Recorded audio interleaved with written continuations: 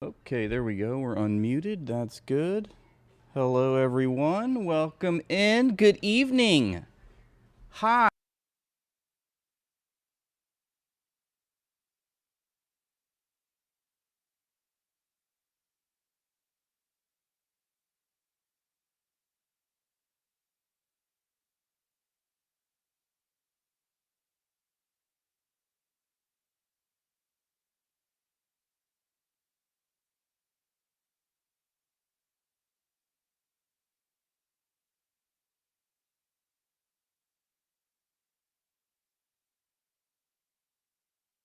I literally just unmuted myself. I don't understand why it was still muted. Okay, sorry. Technical difficulties. Hello. Sorry about that. I've got a lot of moving parts here. Wait, let's see. Let's get out of studio mode. I'm sorry. I totally botched this. That was my bad. Where is studio mode? Let's get out of that. Okay, there we go. That's better.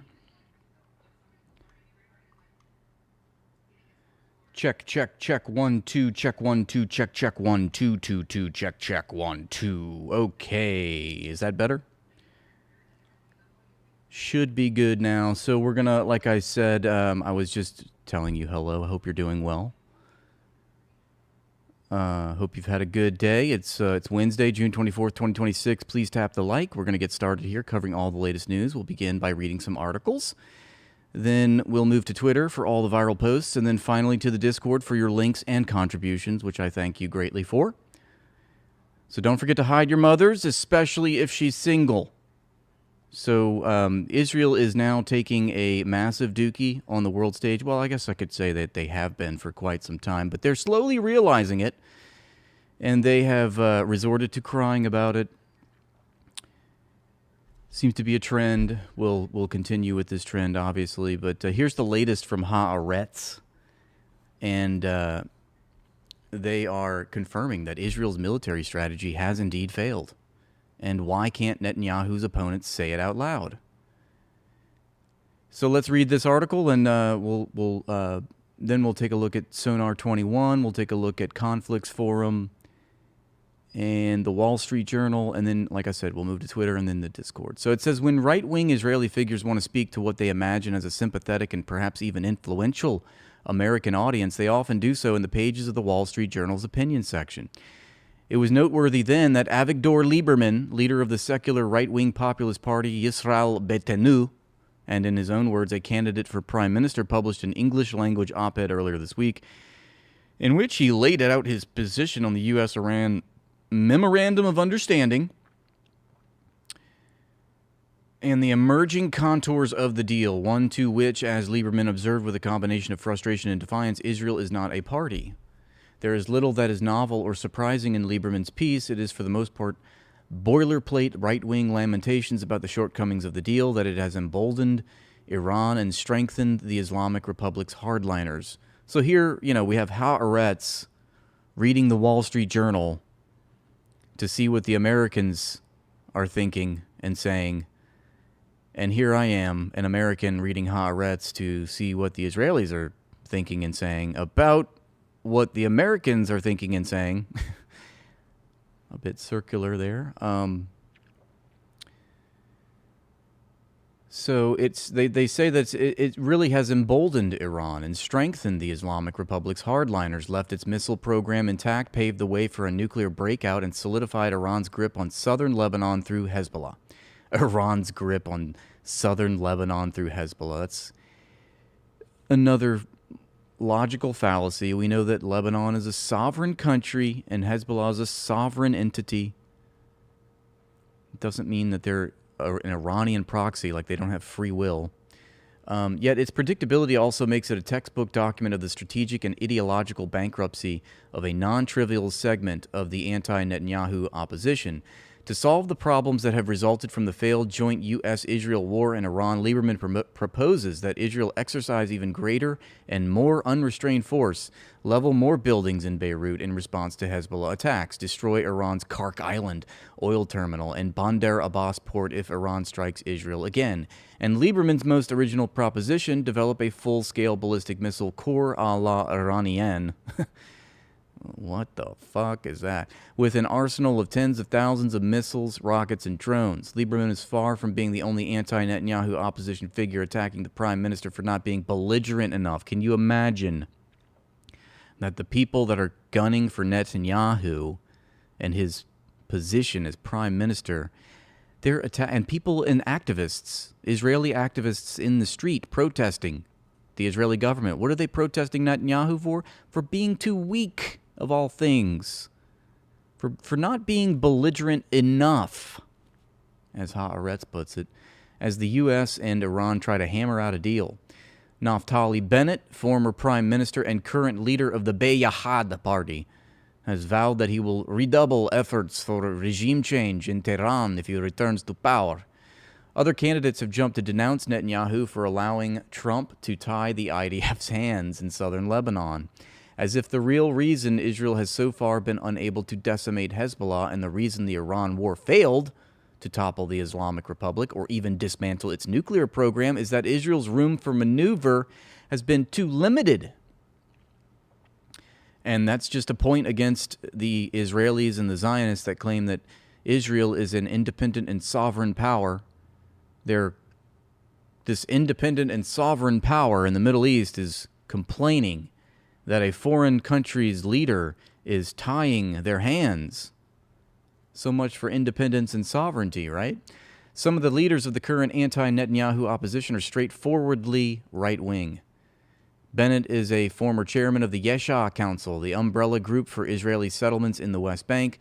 Lieberman was once considered among the most extreme right-wing figures in parliamentary politics, infamous for making outrageous racist and anti-Arab statements before his falling out with Nosferatu. Others, by contrast, like Gadi Eisenkot and even Yair Lapid, who have made statements in the past suggesting that they recognize that the answer to Israel's current predicament cannot simply be the deployment of even greater and more uncontrolled violence. During the documentary profile of Eisenkot, aired last month on Channel 12, for instance, the former IDF chief, who has become Netanyahu's chief rival, weakly acknowledged that no amount of air power could succeed in bringing down the Islamic Republic. I don't know where that thinking even came from, because when has superior air power, when has an air bombing campaign ever produced a victory in war, ever produced a regime change? Answer, never. Yet their fear of being seen as doves, or worse, as leftists, as if the Israeli society has anything resembling a left, just like the United States, has so far prevented them from acknowledging what has become self-evident: Israel's exclusive reliance on military means, undergirded by the belief that overwhelming violence always trumps diplomacy, has failed. And that is a shame, says Haaretz. It's a shame that the unremitted, overwhelming violence has failed.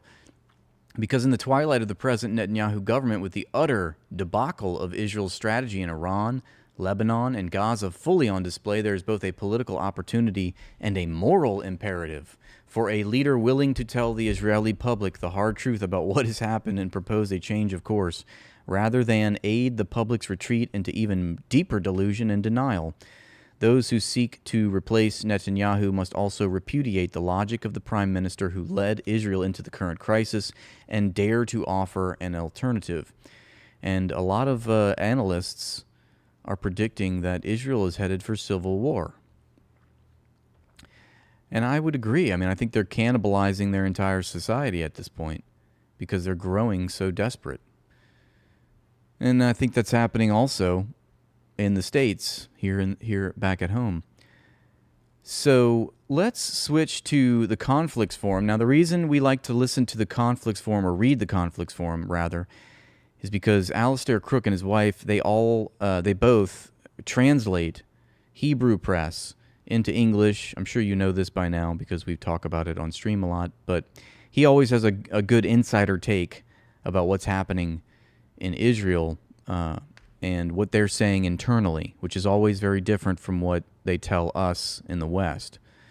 So here is a compilation of pieces from leading Israeli political and security commentators as of June 24th, and this was predominantly translated from Hebrew to English. So the first one reads, "The price of defeat. Trump pressured Netanyahu to agree to withdrawal from the 5 points in South Lebanon, a withdrawal from Syria's Mount Hermon, and dramatic reduction in IDF activity to avoid jeopardizing the Memorandum of Understanding." I don't think it says where exactly these are coming from. Let's see. This says the week that saw a reversal in the strategic balance of power in the Middle East. Israel's refusal to withdraw from Lebanon and Mount Hermon could move from U.S. words to actions and a partial embargo. Israeli fear as U.S. accedes to Iranian participation in managing Lebanon. Tehran's strategy of attrition. Lebanon is just the beginning. Amos Yadlin, former head of the IDF military intelligence, says historic defeat is still preventable. A plan to prevent predictions of strategic collapse. So Israel, as we see, day by day, is getting more and more desperate. This time there is a real and authentic disagreement between Trump and Netanyahu. I believe that's, I'm as big of a skeptic as anyone, and I agree with that. I think there really is a tangible disagreement happening. Here's some consequential observations. These are compilations that are drawn from analysis and commentary by leading Israeli political and security commentators, predominantly from Hebrew sources, as reports published in Hebrew often provide a different window on Israeli internal discourse. Minor edits have been made for clarity. Okay, so here it says the price of defeat. According to sources, Trump pressured Netanyahu to agree to a withdrawal from the 5 points in southern Lebanon. So here's the quote. On 15th of June, in the middle of a cabinet meeting, as ministers were still trying to figure out whether the MOU with Iran was an achievement, a glitch, or a trap, the call came from Washington. Netanyahu left the room for a conversation that no one around the table was supposed to hear. When he returned, the air in the room became heavier. Trump did not call to coordinate the final stage, or what we might call the final solution. He dictated it. Trump has officially stopped managing the Middle East according to the script that Netanyahu wrote for him. And again, that's according to, I think this is according to Anna Barsky, a lead political correspondent for Ma'ariv. I've never heard of Ma'ariv, but that's a Hebrew publication in Israel.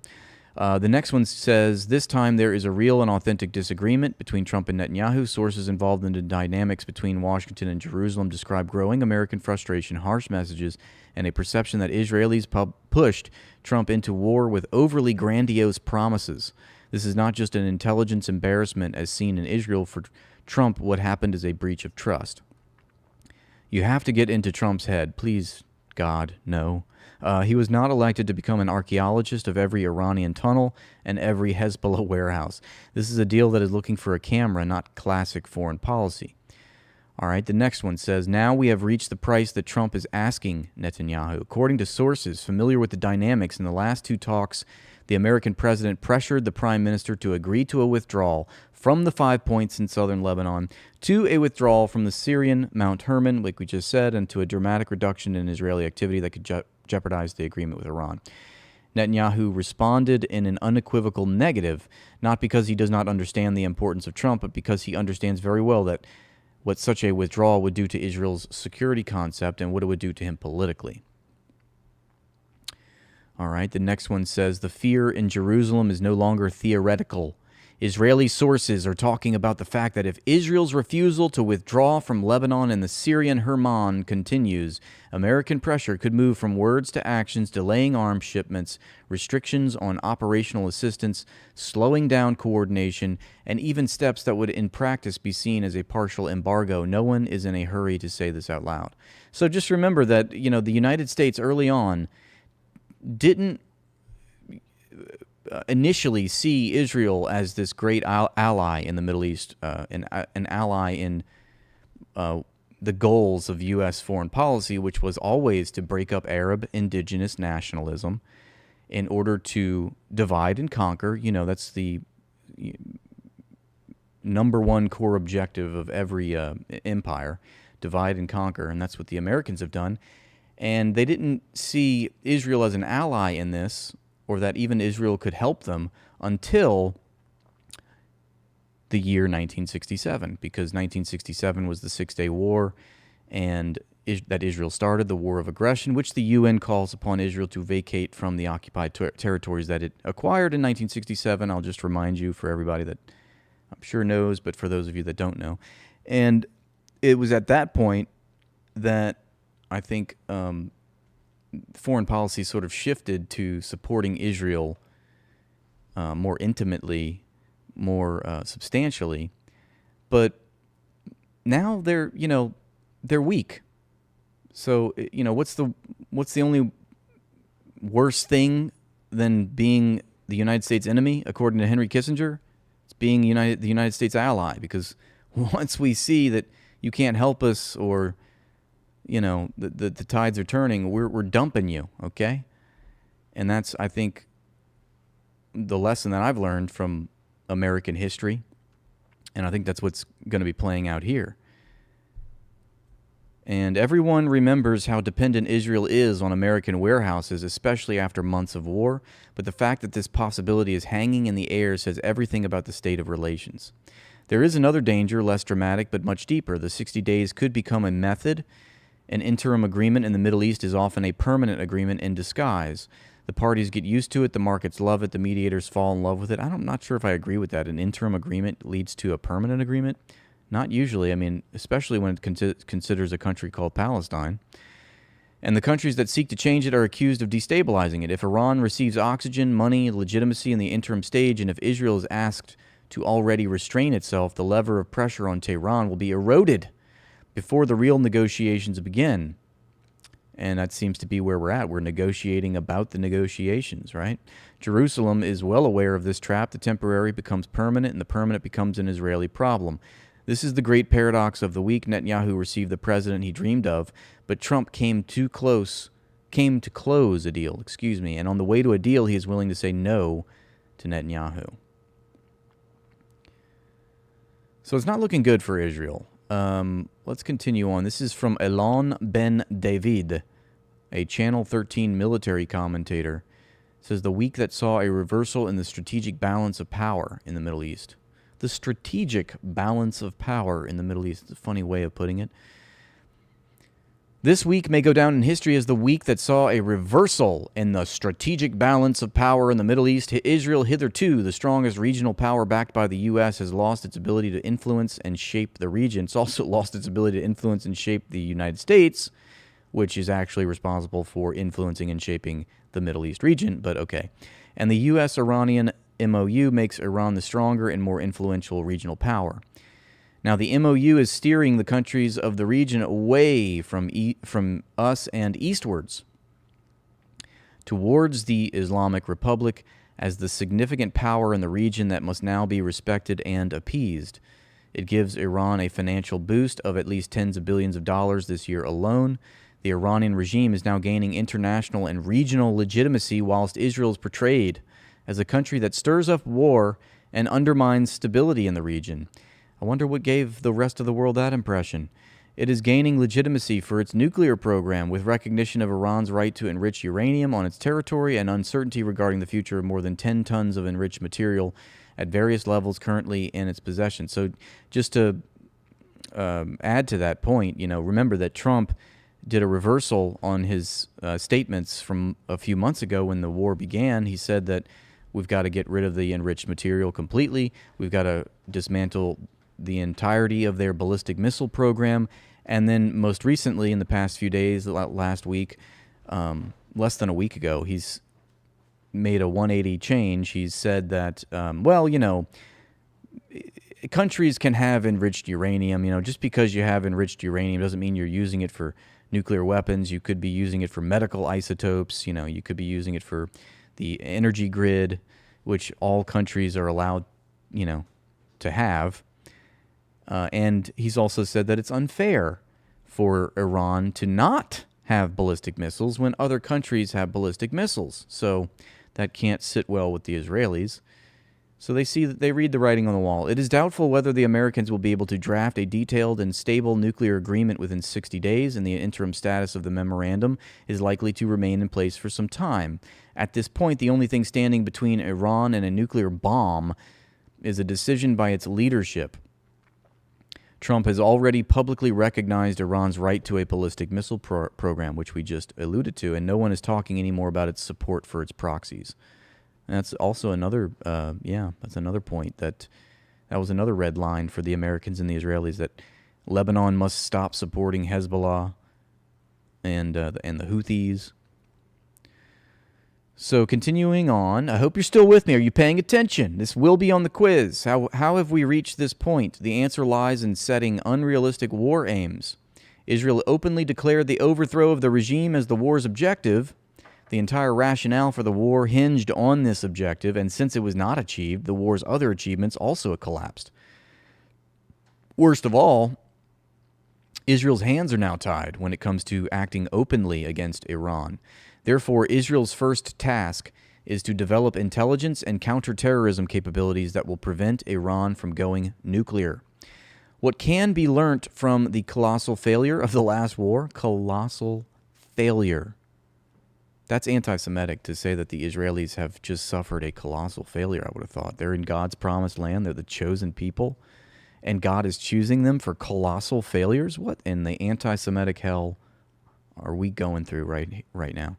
Firstly, to set realistic objectives for the use of force, IDF's Chief of Staff Zamir and those who succeeded him must bear this in mind and stand firm against the political leadership should it attempt to harness them for unrealistic objectives. This war has also exposed the U.S.'s weakness. For Israel, it was an achievement to have the U.S. on its side in the war, but now that this war has failed, it is doubtful whether any American will ever dare to confront Iran. It's like now they're finally finding out, right? Now the consequences are finally being brought to bear.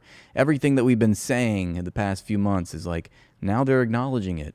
They've lost. They're doing post-mortem on this war. They're doing Monday morning quarterback. It's over. They know it. It's like, what do we do? They got to pick up the pieces, and they're growing more desperate. Anyway, cheers to you. I'm enjoying a nice little cup of coffee. We're just getting started here, Saeed, all right? We're just getting cracking. An untiny failure. A very colossal failure. Tiny country, colossal failure. What a contradiction there. This is such copium, right?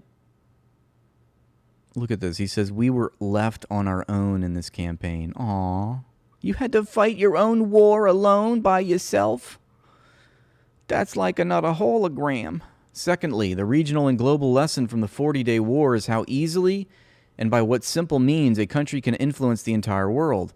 Without a navy, yeah, exactly, you guys suck. That's how badly you guys suck, is that you're losing to a country that doesn't have a navy, doesn't have an air force, under attack from two superpowers. Iran managed to block an international waterway. Of course, we know that Iran does have a navy. It doesn't have a seafaring navy. It doesn't have a colonial navy. It doesn't go patrolling the world's shipping lanes, demanding Iranian hegemony. But they do have a navy. It's just not a conventional navy, conventional in the sense of the colonial epic that we're living through right now. But they do have a navy, and they do have an air force. It's just a defensive air force. It's a defensive navy. They don't have an offensive navy. They don't have an offensive air force. A single makeshift UAV striking a ship is enough to disrupt an international trade. That's right. We live in the advent of drone warfare, drone technology. The rules have changed. The tactics have changed. Thirdly, in Lebanon, as in Gaza, it is not possible to disarm an enemy by force alone. It appears that Lebanon will remain an open theater during the negotiations, so I guess the Golden Pagers didn't work, which are likely to be protracted. This turns Lebanon into a volatile arena that could disrupt the Americans' negotiations, and it is reasonable to assume that Satan will attempt to exploit this volatility to sabotage the talks. But it may lead the Americans to force us into a withdrawal, without any concessions in return. IDF senior officers would do well to use this respite to revisit the writings of von Clausewitz. It's sort of funny that he mentions that, because that's in the back of my mind. That's what I'm thinking of, like, offensive war versus a defensive war, symmetric and conventional warfare versus the Iranian decentralized, asymmetric, mosaic defense. It's a completely different war that they're fighting, But of course, when you quote Clausewitz, everybody quotes the same quote. It's always, war is the continuation of politics by other means. But there's a lot more to it than that we could draw from Clausewitz to explain this war. So Israel faces the consequences of defeat. Trump's deal requires Israeli withdrawal to its northern border. That's from Yitzhak Brik, former IDF ombudsman. What is an ombudsman? And why do I think of my weed dealer? I know that's not right. Israeli society has faced one of the most complex and turbulent periods in its history. The collective feeling is one of having lost its way, of a ship navigating in the midst of a storm without a compass. Aw, poor little tiny Israel. They're just a little ship along the sea in a thunderstorm. With its captains appearing to have lost touch with objective reality, public discourse is turbulent. The criticism directed at the political and military echelons is becoming sharper, more pointed by the day, against the backdrop of what is perceived as a resounding managerial and ethical failure. When one looks at the current conduct of the government and the defense establishment, a worrying picture emerges of strategic stagnation mixed with a lack of accountability. Netanyahu is leading us to Masada. Does anybody know what Masada is? M-A-S-A-D-A? Doesn't sound like it's good. Is it a euphemism for hell? Netanyahu has nothing left to lose. Our security situation today is the worst since the establishment of the state. Those are big words for a tiny man. Given the problematic agreement that Trump signed with Iran, which accepts its demand to link the ceasefire with it to a complete ceasefire in Lebanon, concerns are growing about its consequences. According to the terms of the agreement, upon its signing within 60 days, Israel will be required to withdraw from Lebanon to its northern border. And from what I understand, eventually that is going to happen. So that's, in the long term, Israel will be forced to withdraw from Lebanon because they just materially can't stay there. And they won't have the U.S. backing like they did. And Iran is much stronger, like these chodes are admitting now, finally, than they were at the beginning of the war. Israel is a country in total collapse. Oh, gosh. Thank God. They're finally admitting it. An army in a state of progressive collapse, the loss of national resilience, and the collapse of Israeli society. Like music to my ears, Israel remains alone in the world and is losing the U.S., a situation that will not allow the country to survive in the long term, thank God. If we wish to survive, we must immediately rid ourselves of both the political and military leadership before they lead us into the abyss of oblivion. I feel like that's a little too late. Too little, too late. When public systems collapse one after another, responsibility cannot remain merely theoretical. All right, just a few more quotes. This is from a military correspondent, Yossi Yehoshua, which I'm sure was his God-given name, right? That was his birth name. I'm sure his name is like Dmitry Polishevsky. And he's like, oh, I'm going to Israel. Now I'll call myself Yossi Yehoshua. They always change their names. Okay, so he says, Iran is squeezing the negotiations to the limit. Lebanon is just the beginning. If the trend continues, tomorrow they will ask for a ceasefire in Gaza. Oh no, they'll tell you to stop genociding the Palestinians? This is an abomination. Smitry Fakowitz. That's better. That was much more witty than what I came up with. In the Middle East, giving up freedom of action is quickly becoming a precedent, he says. This is exactly the strategic victory that Iran is striving for. Israel tried to cut Lebanon off from Iran and failed, yet again. Iran, on the other hand, is trying and succeeding in cutting Israel off from the U.S. The IDF has been instructed to hold its fire. Forces operating from the fence to the Litani River are not allowed, according to sources involved in the operation, to carry out proactive attacks. So this is just tragic. Can't continue occupying Lebanon. From the fence to the Litani River, from the window to the wall. But mainly to eliminate immediate threats. The result is a significant damage to Israeli deterrence. This message is not gone unnoticed by regional players from Turkey to Iran and its affiliates. This is the reality. This is a real strategic danger. The erosion of deterrence is reflected in all arenas. Restoring deterrence, according to this view, will require a particularly successful military move, which will also end with a political move. Thank you for the follow there. Let's see. A political move that will leverage its achievements and not undermine them. Israel will be required to invest significant resources in military buildup, in developing independent production capabilities, and reducing dependence on weapons systems originating in the U.S. I mean, and I'm just thinking about just how destitute they were even before the war started with their military capabilities. We've been following Alistair Crook's blog for months now, and we've read IDF commanders say we can't keep up this war effort in Lebanon, and that was months ago.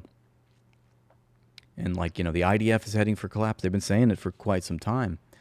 It seems like it's only gotten worse.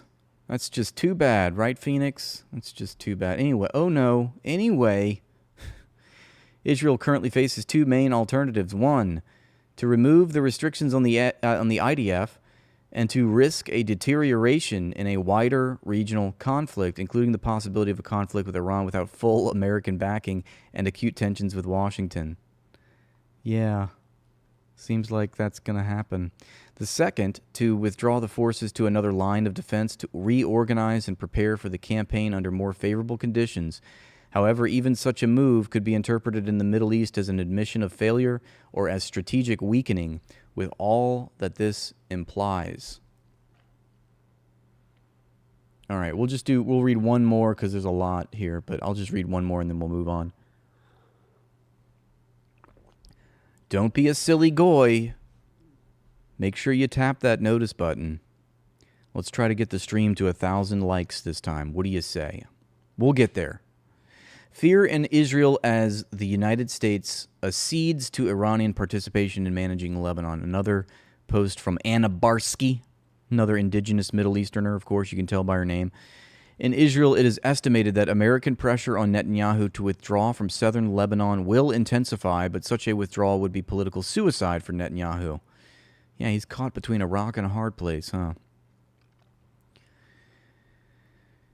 The estimate is that Netanyahu may agree to limited tactical steps, local adjustments, spot transfers, or changes in deployment, but not to a total withdrawal. U.S. officials have already invested political capital in the negotiations with Iran, so according to sources, it is difficult to see them backing down quickly or returning to a full-scale confrontation policy. And yet Israel understands that the political clock is ticking. The international community will not accept an Israeli presence in Lebanon for long. Hezbollah will not put up with it. And in Lebanon itself, there are already allegations that Iran is actually speaking on behalf of Lebanon and weakening the status of the Lebanese state. Israel estimates that if a full withdrawal occurs, it may come only later, perhaps only after the elections, and not as a result of Netanyahu's immediate concession under pressure. From Israel's perspective, the story already goes far beyond a nuclear agreement or a ceasefire. The fear in Israel is of a deeper change in American policy. Iran, which until recently was presented as a threat that must be continued, is now becoming an element with which Lebanon is managed. So that's a little bit of an insider look at Israeli society and what they're saying. Let's move to the Twitter, and we're going to take a look at all of my reposts here, covering all of the day's major news headlines, if you will. Thank you for those celebratory shekels. They're very shiny, and I appreciate that. So first up is Marco Rubio. He apparently gave an address on Israel today. It says, Israel's wealth lay not under the ground, but in its people, the Jewish people who made the desert bloom into a high-tech superpower. It's such a racist thing to say. Like, we made the desert bloom, because what's that saying is like, oh, these people that were living there for thousands of years, they don't know how to run their society. But look at what the Israelis are doing. We're making the desert bloom. I would say we could change that. It's not that Israel makes the desert bloom. It's that Israel makes the desert boom. And kaboom. And they literally light shit on fire. They're lighting olive trees, olive orchards, if you can call it that. Trees, groves and groves of trees, forests themselves. They're lighting them all on fire to plant invasive pine trees that end up, starting wildfires. I mean, they're literally starting a huge wildfire, physically, materially, figuratively, however you want to think of it. That's Israel for you. Okay, anyway. I want to begin by thanking Foreign Minister Saar for this kind invitation, and I regret that I cannot be with you all in person. Golda Meir once said, But he assures you that he can hear every word that you're saying from halfway across the globe, because look at those satellite dish ears. God, they freak me out every time. They freak me out anytime. I do have a Marco Rubio translator. We can hear what he's actually saying. Let's take a look here. Fungos amo cum sepiset alis lego minimus verus sunt bonis ibiamans ed haec vox diamonion ensurientem me facit. Very good. Yes, and if you're here for the third day in a row, I'm beating this joke into the ground. All right, let's listen to what he actually says. I want to begin by thanking Foreign Minister Saar for this kind invitation, and I regret that I cannot be with you all in person. Golda Meir once said, it took Moses 40 years to He's quoting Golda Meir. find the only place in the Middle East with no oil. Golda Meir also said she's a Palestinian with a Palestinian passport. She said East to West Bank was Palestine. I might be giving him too much credit. You're right. Sorry about that. But Israel's wealth lay not under the ground, but in its people, the Jewish people, exiles, pilgrims, and dreamers from around the world who made the desert bloom into a high-tech superpower. Israel accomplished this miracle not by abandoning its history and identity, but by embracing them. Sadly, some of Israel's neighbors have failed to appreciate how following Israel's example could have brought prosperity to the region. Prosperity? Instead, they chose war. They decided to impoverish their people in a futile effort to destroy Israel. They succeeded in the former, while failing in the latter. So they're drawing on their rich Jewish tradition, and that, so apparently what we're to take away from that, according to Marco Rubio, is that genocide is a Jewish tradition? Is that what I'm hearing from Marco Rubio? Anti-Semitism is the world's oldest bigotry. In an ironic sense, I mean, I disavow the word anti-Semitism. I think it means nothing. I hope you agree. In this day and age, I mean, it actually means the opposite of what these chodes pretend that it is. But we know that conflating Judaism with Zionism, conflating the Jewish religion with a national political project that was founded on ethnic cleansing and ethno-supremacy, that in and of itself is anti-Semitic, if we're going to call anything anti-Semitic, right? So, case in point, this is what Marco Rubio is saying. And given that we are all here today, it is also the world's most futile. Egyptian pharaohs, Roman emperors, Persian shahs, and Middle Eastern despots have sought... Thank you, Valentin. You're on a roll. I appreciate you always gifting a membership to the stream each and every day. That's really based of you. Thank you. To destroy the nation of Israel. Adolf Hitler dreamed of a world without Jews. Here we go. An idea he shares with Hamas. When in doubt, invoke World War II, invoke the Holocaust. Today, these regimes and empires have crumbled... They never change in their rhetoric, do they? It's always the same story. But Israel stands. Never forget. And the Jewish people prosper. I pray for the day when the entire world will recognize the futility of anti-Semitism, when leaders will abandon self-destructive hatred and forge a new future in partnership with Israel by building on the Abraham What a smooth talker. Accords. Under President Trump's leadership, there are signs that the future may be closer than we dared President Trump's leadership. dream. But only if we can overcome the futile, persistent evil of anti-Semitism can Well, if it's futile, then there's really no point in trying to overcome it then. we reach that future. Earlier this year, I stood beside Foreign It's Minister so futile, it's so dysfunctional and doesn't work that we're going to spend all of our time talking about it and making sure that it's the main thing that people take away. Saar at the Yad Vashem Memorial. I remembered the millions of Jews who were slaughtered His ears and are reflected on the so meaning of the big. words, never again.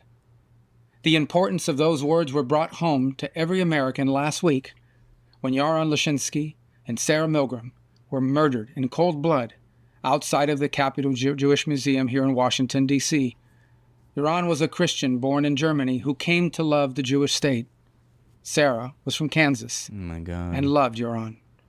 They dreamed of marrying in Jerusalem, and instead, So they were more cut anecdotal bullshit to try to manufacture hate for Iran, I guess? down in cold blood by a monster who did not care about Yaron's faith or Sarah's background. We should never forget that as he was being arrested after killing 2 innocents who he believed were Jews, the murderer proudly screamed, "Free, free Palestine." Words that now serve as a battle cry for the 2 innocents got murked? Oh my goodness. So you agree, Marco Rubio, that innocent people shouldn't be killed? Okay, because your administration, you are responsible for the death on one day of this war of 168 schoolgirls aged 6 to 12. death of Jews, the destruction of Israel, and the horrors we must never again allow. There What a cunt. אנשים I don't even think I can watch the rest of it. שאמרו לנו בעצם להסתכל. As a Jew in the world, how am I supposed to walk the street? Sorry, got multiple clips going. Apparently Netanyahu, what is his backdrop? He's at the Muni Expo? Probably some tech startup conference he's speaking at. I don't know. אז אנשים שאמרו לנו בעצם להסתפק באפס. Fungos amo concepis et alis legominimus verus sunt bonis sibi amans, et haec vox daemonion ensurientem me facit. What did he say? מניע עם דף. The audio is so bad. וכמובן, לא היינו ממשיכים ללבנון. לא עם הביפרים ולא עם חיסון. היה במאגר רקטות 150,000 רקטות וטילים. 150. הריכוז הגדול ביותר של רקטות וטילים עלי אדמות. What is he saying here? What is the point of all this? I wish we could get an actual translation. I want to begin. Not that we don't know whatever he's saying is just fucking lies. Of course. As a Jew in the world, how am I supposed to walk the street? Hey everybody, New York Jew here, and today I'm going to teach you how to walk the streets of New York, okay? This is hilarious. You know, some of you might not be feeling safe. So what you got to do, in case you forgot, you take your right leg and you walk forward like that, then you take your left leg and you like that. And then we're walking. Here, walk with me, walk with me. Let's go try this out. All right, today we are in Little Palestine. As you can see, I'm walking around just fine, all right? I'm around tons of Palestinian people, and clearly as a Jew, But where's your kippah? So- Where's your tiny hat? You got to show your tiny hat. it's all love here. It's all peace and love. What up, baby? What's going on? That's all the lingo, man. You doing a video right now? Yeah, doing a video. Yeah, just showing that's all love out here. That, you know, there's always love for Jews and Palestinians. This ain't about, we don't have to Zionists. It's a big difference. You want to get some shawarma? Yeah, hell yeah. Let's do it, baby. Free Palestine all day.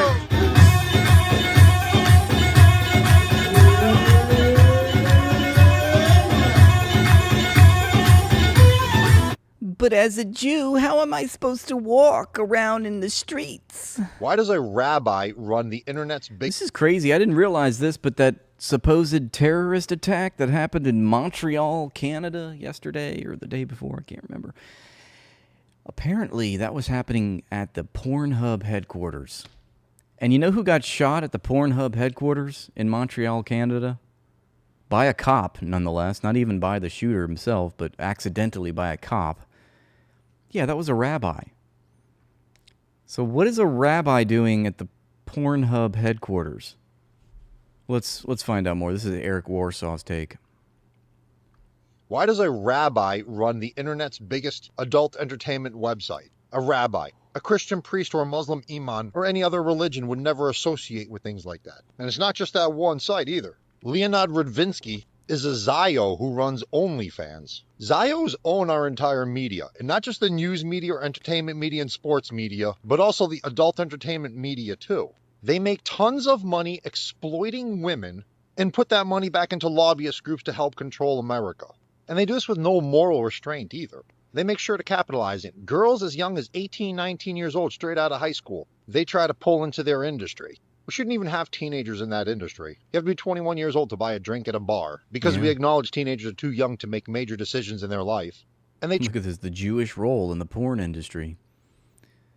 Al Jazeera claims that Jews created and control the porn trick industry. Young girls into this industry, and then afterwards they can't get professional career jobs. That's exploitation. I feel like even just saying a Jewish rabbi owns Pornhub, that's an anti-Semitic headline right there. Just don't give a damn. They just see us as goyim to make as much money as they can off of us. And it's also Zios who are tricking and trafficking Eastern European women into Israel, and there they're forced to spend the rest of their life in a brothel for the profit and entertainment of other Zios. And all these accusations, they're not even new. 60 years ago, Samuel Roth, a Zio, who fought against American morality and American good culture to push adult entertainment, books, and magazines. We almost had American good culture. These accusations existed in old Soviet Russia too, and also 90 years ago in Germany. And in Germany, just like today, they're not just exploiting women for profit, they're also pushing political agendas and social degeneracy too. That's why they were doing all the book burnings in the 1930s in Germany, to get rid of all that filth propaganda. Zios own our media. And this particular media right here, they exploit women. They do it for propaganda, they do it for profit, and then they use that money against us. This will someday stop. But first, we need to make everybody aware of it.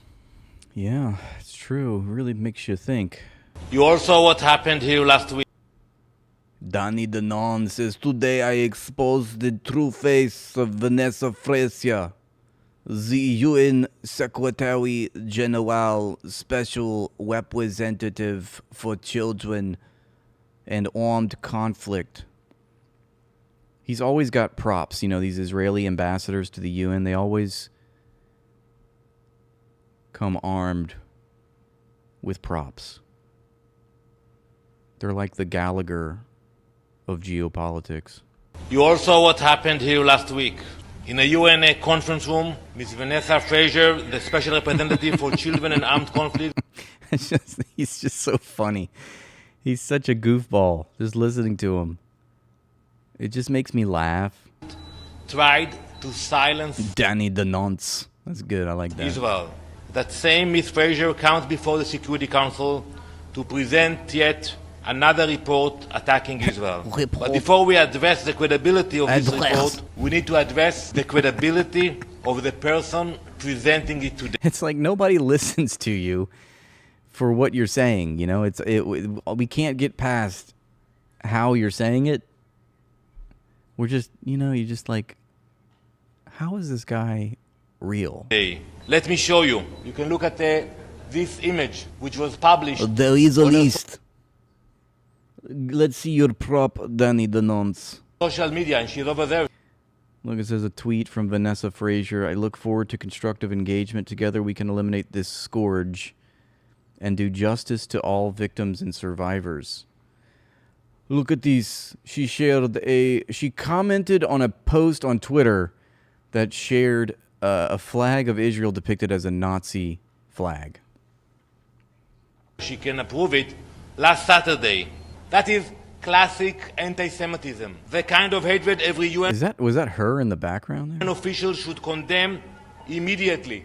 Ms. Fraser has replied to it, and I quote, "Together we can eliminate this scourge and do justice to all victims and survivors." Wow, I mean, fucking Vanessa sounds pretty based. Eliminate this scourge. The scourge was right there. A swastika. I am not discouraged, you are discouraged. I am rubber, you are glue. Replacing the Star of David. And it's not enough. That's from last week. I know you are, but what am I? She reposted this post trying to say that... Oh, yeah, that's right. When it was revealed that Israel is actually dropping children's toys, like soccer balls and footballs, strategically dropping dozens of them with highly lethal cluster munitions disguised inside of them, so that children will pick it up and it'll blow the children up. Israel dropped And she says if this is true, it means that there is a deliberate, premeditated intent to kill children. explosives disguised as children's toys and footballs in Lebanon. Think about that accusation for a moment. I have thought about it, and I've seen evidence of this.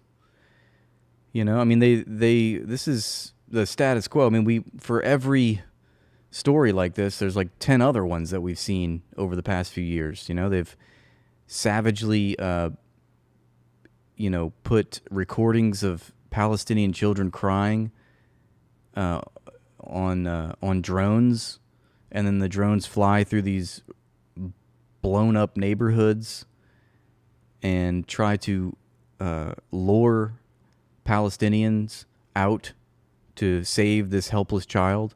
And then once they're out in the open, they savagely murder them. Yeah, so, I mean, we've seen them blowing up kids in Lebanon because of pagers, you know? I mean, it's just like it's terrorism. This is what they do. We've seen them poisoning the water supply. The IDF poisons the water supply in the West Bank and in Gaza.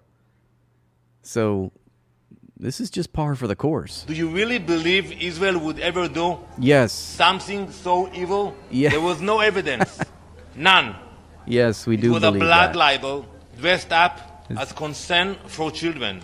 The mask. He has the audacity, or maybe just the ignorance, the non-awareness to even ask that question, which is a rhetorical question because the answer is obviously yes. Is off. The UN cannot claim to fight anti-Semitism and hate speech while its own officials engage with it, excuse it, and spread it. The time for silence is over. Danny Danon's favorite sexual position is spread eagle. Look at this. This guy says, ban porn and usury. And he says, now watch the usual suspects cry anti-Semitism instantly. And lo and behold, an Israeli flag shows up in the comment section. Who the fuck are you? Who the fuck allowed you to think, you little white trash? Sit down and focus on Democrats or Muslims. Muslims, of course. Gotta worry about the Muslims. The Muslim commies. So the report also cited the IDF. So the report also cited the IDF's intentional targeting of healthcare centers, specifically for babies and mothers. Yep, Gee, I wonder why they would do that. Israel's targeting of neonatal and maternity care centers in Gaza have directly harmed the survival of newborns and Palestinians' reproductive future, including rises in miscarriages, birth defects, and lasting vulnerabilities. I'm sure a bunch of Zionists just creamed their pants. Vulnerabilities among newborns, resulting in the destruction of Palestinian newborn life and the population's continuity. This is a definition of genocide. So the report also cited the IDF's intention. The commission found she tells it like it is. Can't argue with that. Here is the UN commenting on Israelis' war crimes. I guess this is a recent. Yeah, this has to do with their latest inquiry into the occupied Palestinian territories. The commission that was tasked with determining these crimes against children, and they have confirmed, yes, indeed, in fact, the Israelis are intentionally targeting Palestinian children. Evidence with regards to the deliberate, targeted killing of Palestinian children including since the October 2025 ceasefire, the use of torture, inhumane and degrading treatment, including use of sexual and gender-based violence against Palestinian children, as well as targeting of critical infrastructure essential to children such as orphanages, healthcare, and educational facilities. There has been a widespread and systematic killing and harming of children between 7th October 2023 and 7th October 2025. We have witnessed more than 20,000 children who've been killed and more than 44,000 children who've been injured. Children constitute 30% of all those killed in OPT, and the killing and injuring of children has been a continuing activity. We'll open the floor to questions. Nothing we didn't hear before we read that report, or at least articles about the report.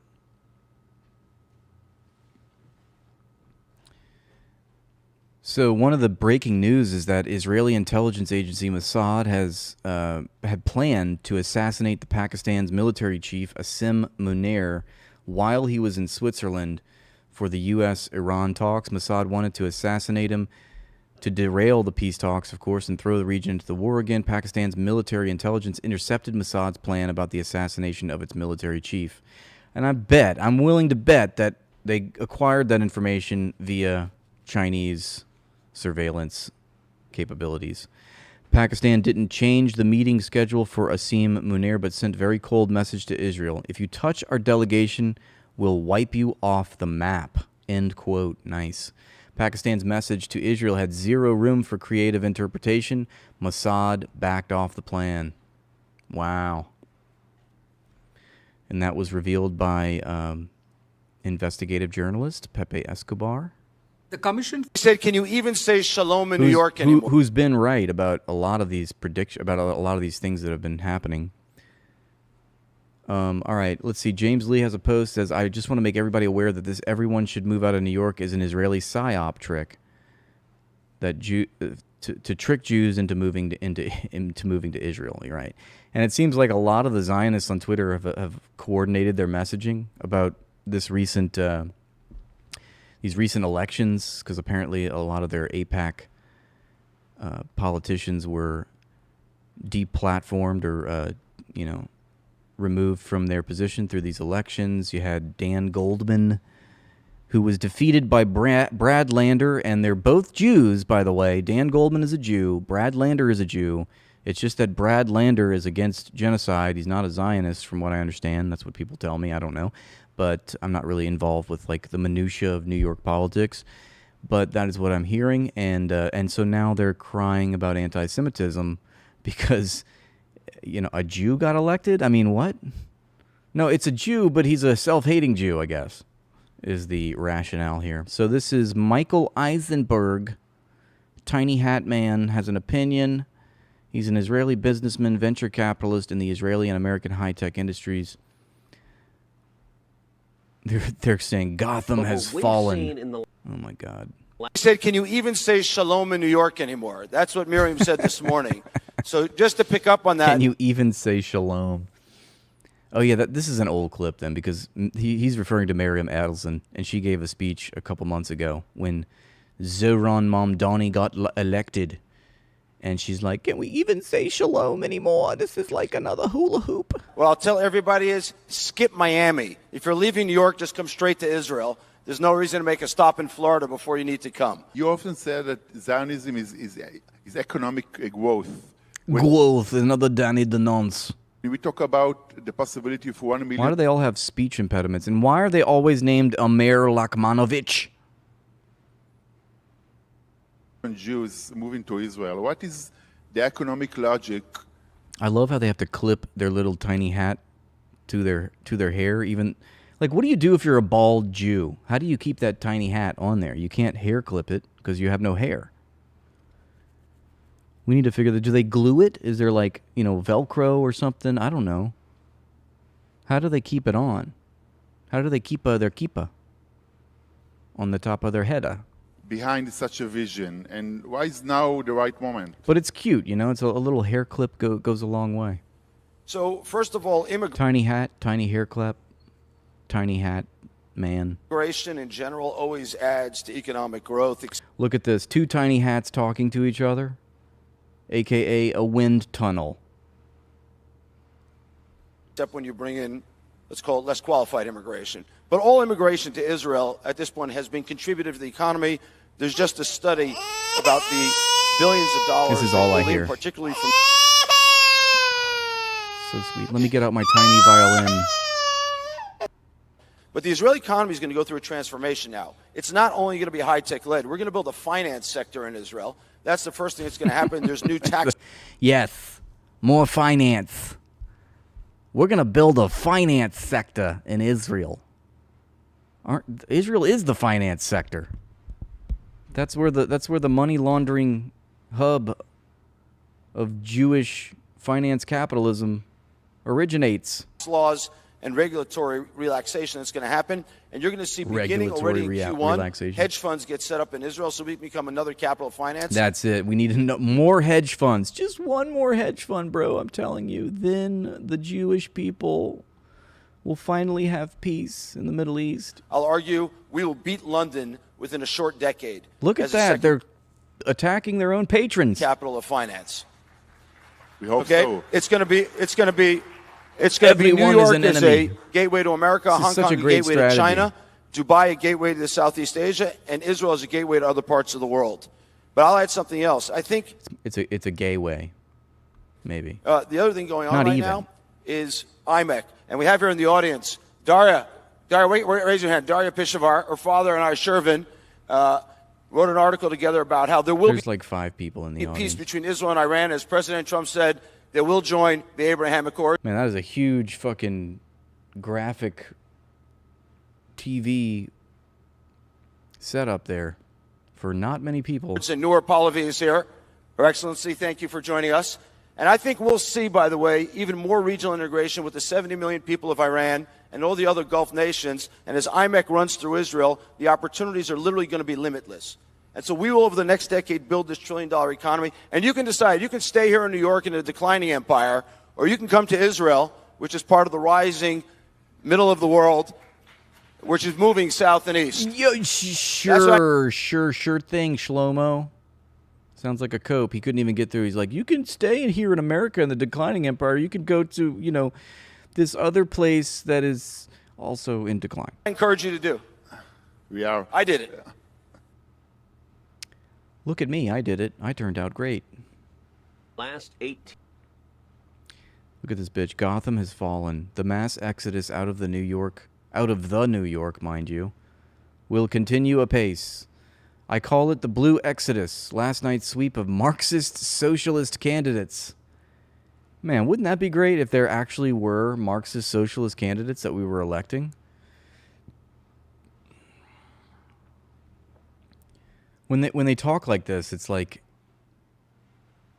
is there a psyop here underneath that? Like they're trying to vilify people that are just like the most moderate reformers that you could possibly ask for in this grotesque age of finance capitalism, where the wealth disparity has never been greater,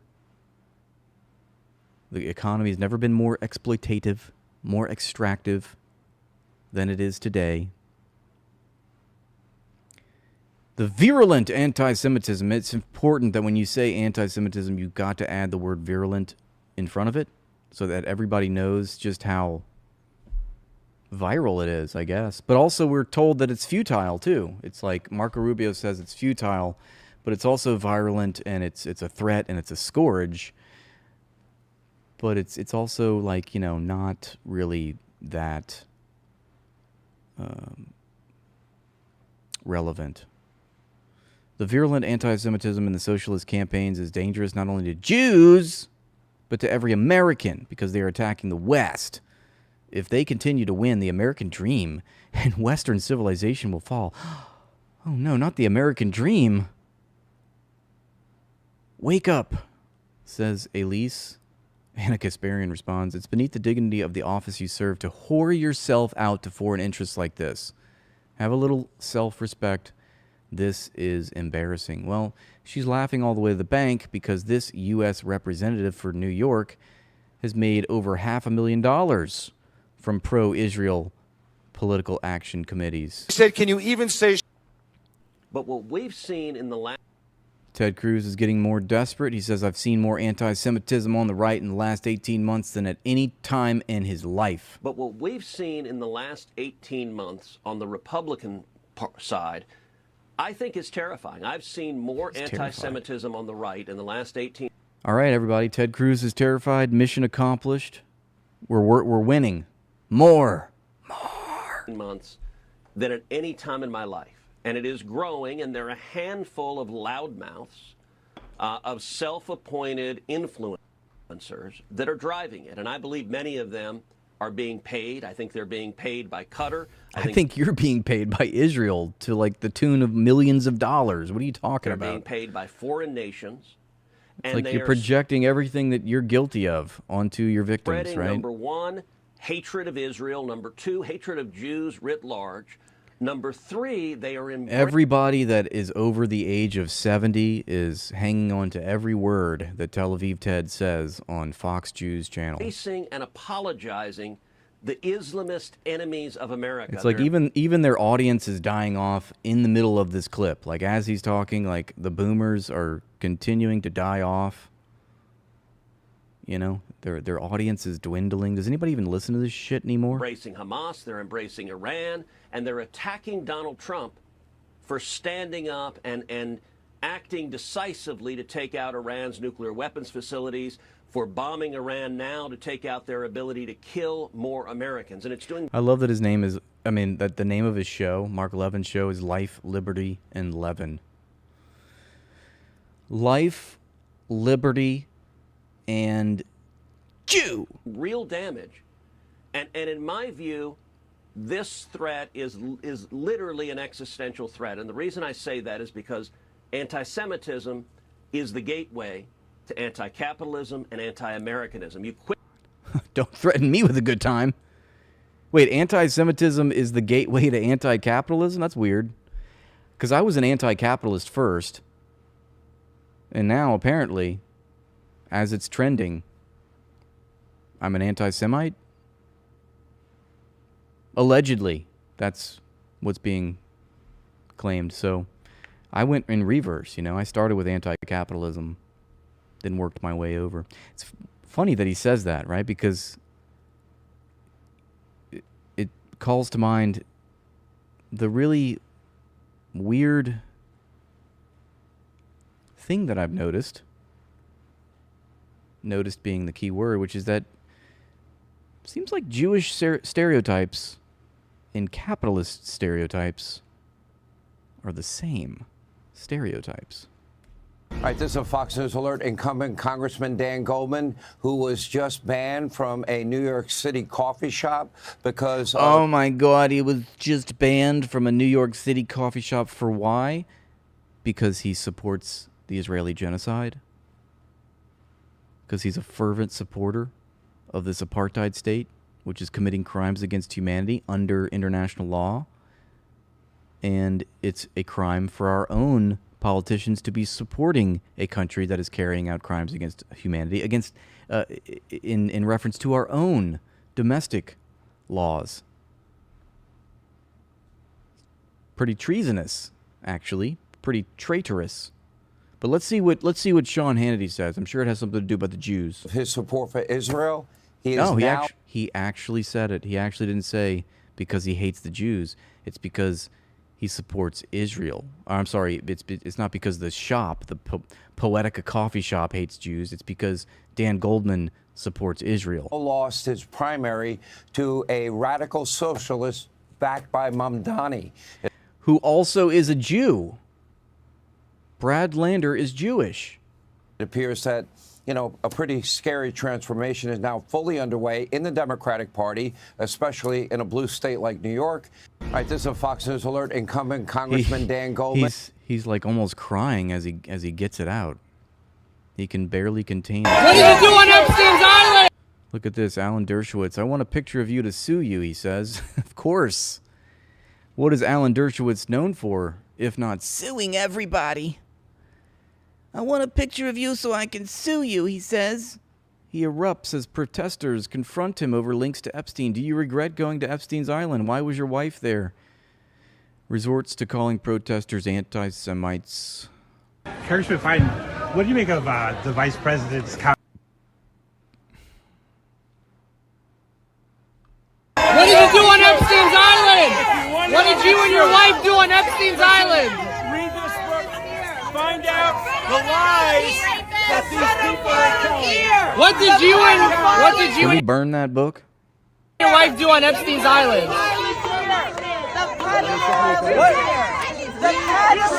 He's just holding up this book and smiling as the crowd is fucking screaming at him. Do you regret going to Epstein's Island? And don't listen to these anti-Semites. Do you regret going to Epstein's Island? What did your wife do on Epstein's Island? What did that nose do on Epstein's Island? Let me get a picture of that. That is a honker. Sue you. Oh, whoa. So I can sue you, he says. Pedophile. Sue everybody. We're going to have to sue the whole crowd. Alan Dershowitz has a long list of people he needs to sue. Look at it. The whole crowd is calling him a pedophile. And he's like, read this book. Comments on Israel the other day. You see that? Here is Randy Fine angered by J.D. Vance's comments that the U.S. created Israel. Oh, my goodness. Congressman Biden, what do you make of the vice president's comments on Israel the other day? You see that? Yeah, I didn't like him. I think I said as much. What would you say to him if he was here now to say differently? I think he needs to go and learn history. What's he missing? Well, he said that basically Israel was created by America, and that's simply untrue. In fact, Israel was created in the depth of the Holocaust, on the blood, sweat, and tears of 6 million. Wait, can you get your fucking story straight? I thought Israel was created 3,000 years ago. So you admit that it's younger than my dad? And Jews who died, and I think his comments were incredibly disrespectful, and I've said as much. Okay. Congressman Biden, what do you make of the... And that's what $500,000 from AIPAC will buy you. This is a good little metaphor in case you're wondering how the United States deals with the rest of the world. It's pretty good, right?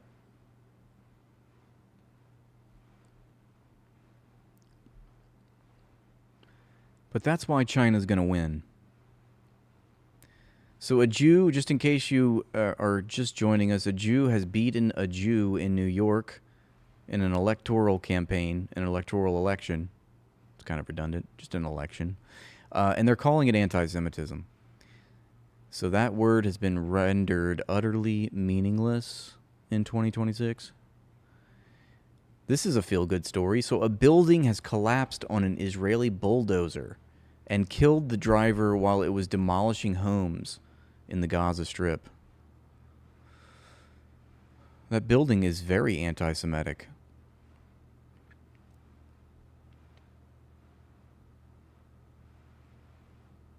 Sounds like it was part of God's plan. You can't argue with God's plan, folks. Alright, so fucking cringe. Here's a Jewish MMA fighter stormed into the UFC arena acting like victory was already his. Turns out they only know how to fight women and children. Let's take a look. This is another field. Oh!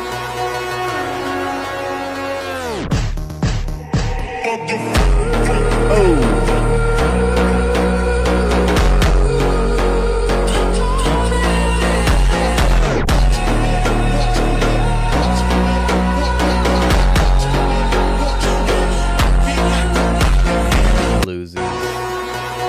Nice. All right. Here is Ted Cruz still looking for that Bible verse where it says that God blesses those who bless Israel. Looking very rabbinic there, Ted. Tell me, Ted. Here's Erdogan saying that if peace is ever to come to our region, it will come despite Israel. If our region is ever to enjoy tranquility and stability, it will be in spite of Israel's provocations and efforts to sow discord. Well, if that's the case, Erdogan, then quit selling oil to Israel. So just in case you didn't know, the UN has officially found that Israel deliberately targeted maternity wards and neonatal units as a direct strategy, as revealed by that latest UN Commission inquiry report. A child has been killed after Israeli forces struck tents sheltering displaced families in Al-Mawasi, so they're still bombing Al-Mawasi as we speak. Stop Anti-Semitism is reporting that MA law prohibits housing discrimination, whether in renting or ads based on religion or national religion, including Zionists. A national religion? Worth keeping in mind, especially if you're advertising for a roommate around Medford with a no Zionist line. So this girl, Amber, was looking for a roommate, and she said, please, no Zionists. And so this is a big scandal. Look, she says, also no Zionists allowed. At the very bottom there.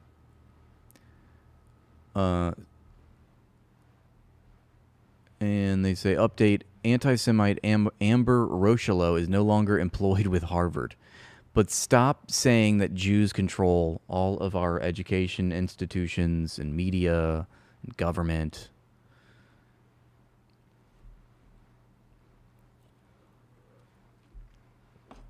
These two photos are of the same person named Mujahid. He went into an Israeli prison as one man and came out almost completely unrecognizable. Jesus Christ. It looks like he suffered like a head injury. His head isn't even shaped the same way. Look at his skull. What did they do to this man? It's the same person. That's crazy. Fucking hell. Let's see what the comments say. Here's more about his story. After 14 months in occupation prisons, Palestinian journalist Mujahid Bani Moufleh shares an update on his recovery. Since his release in January of this year, just days after he was freed, he was found to have a cerebral hemorrhage that put him in a coma. He underwent emergency brain surgery and has been recovering since. Jesus Christ, man. He has type 2 diabetes and was subjected to deliberate medical negligence, given inappropriate medications, tortured, starved, and beat.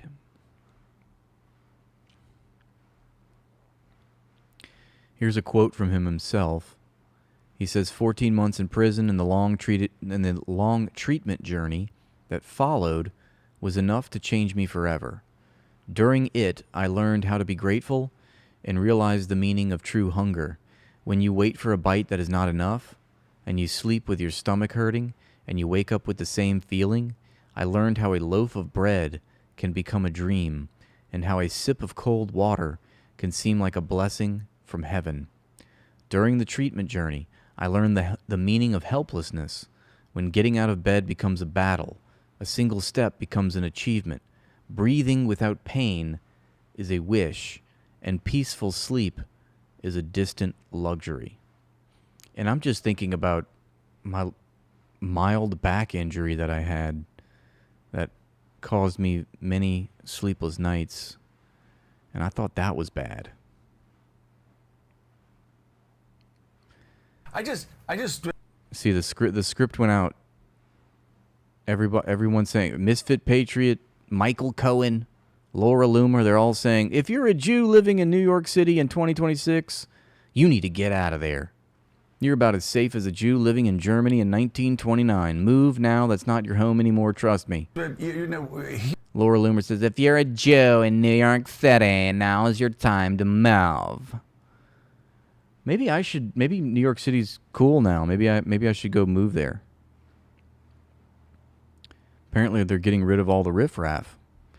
After tonight's election in New York, nobody who is Jewish is safe.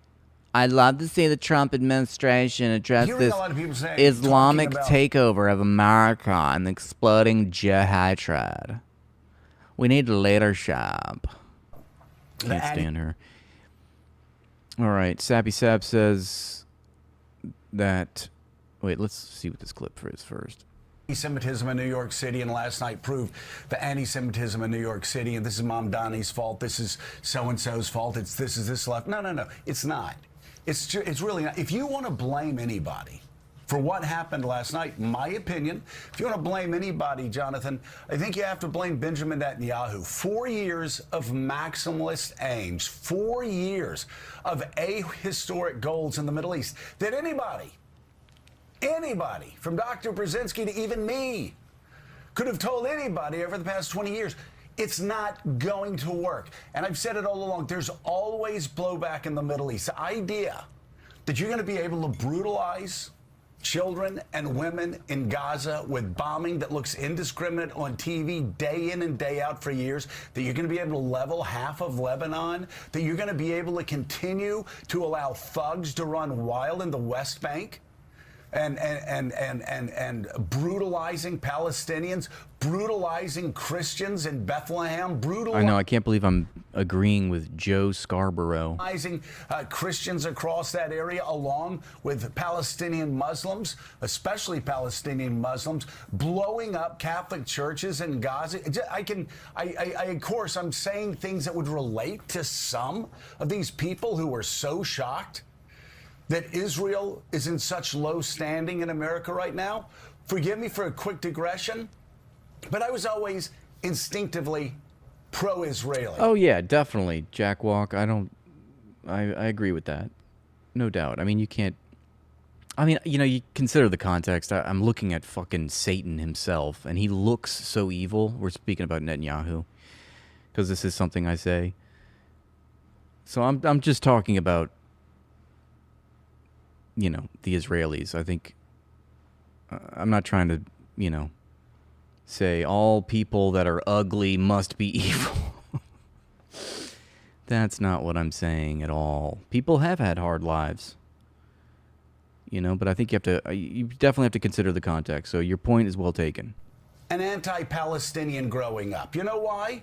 Because when I was a young child, one of my first memories was the '72 Munich Olympics. Yep, that's true, Saint. When Palestinian terrorists killed Israelis, and it was shocking. And we saw time and time again terror attacks throughout the 70s.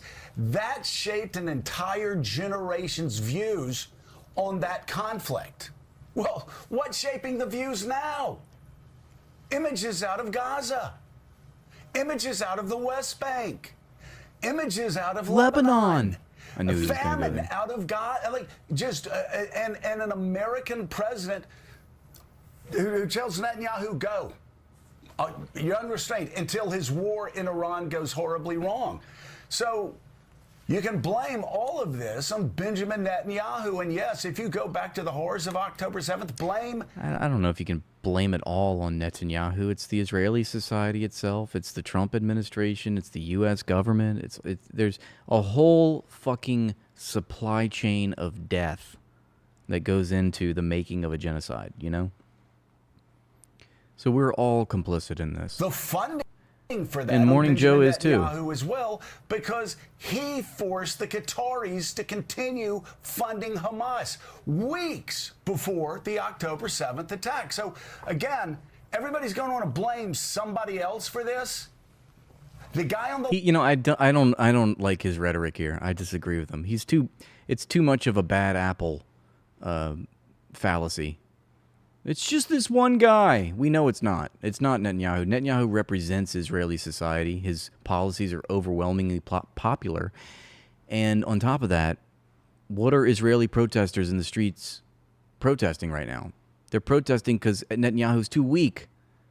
That's what they're saying. Literally, they're holding up signs saying Netanyahu too weak. He's not belligerent enough. We just heard that from Alistair Crook's blog, where he was taking quotes of Israeli officials, what they're saying in Hebrew. left is the reason why Israel's standing not only in New York City, but across America is lower than it has been since 1948. And you're starting to see that in elections, not only on the far left, but on the far right. Yeah, what you just said there about Netanyahu being the central figure is precisely what I was texting with some New York Democratic operatives last night. First of all, the people on the right like to blame Mamdani. They like to say there's a culture of anti-Semitism here, and people can have their own opinions. That's not what this was about. Brad Lander, of course, Jewish himself. This is about the support for Israel and the conduct of that war. So Sabby chimes in, and she's always based and always correct, and she says he's right to blame Netanyahu. But he admits that the genocide in Gaza doesn't happen without the support of the U.S. government. Thank you. The Biden and Trump administrations aided genocide. It's bipartisan. You know, the genocide is bipartisan. It's supported by both parties. And can I ask you one other question? Yeah. Have you... Okay, here's a Trump press conference. It says Trump says maybe it was a U.S. missile that struck Menab Children's School. I don't know if they ever are going to solve that problem. There were missiles flying all over the place, he says. It was the fog of war, says he. Somebody said it was our missile. Maybe it was, but I've seen nothing to lead me to believe it was. There were plenty of other missiles that were fired by other people.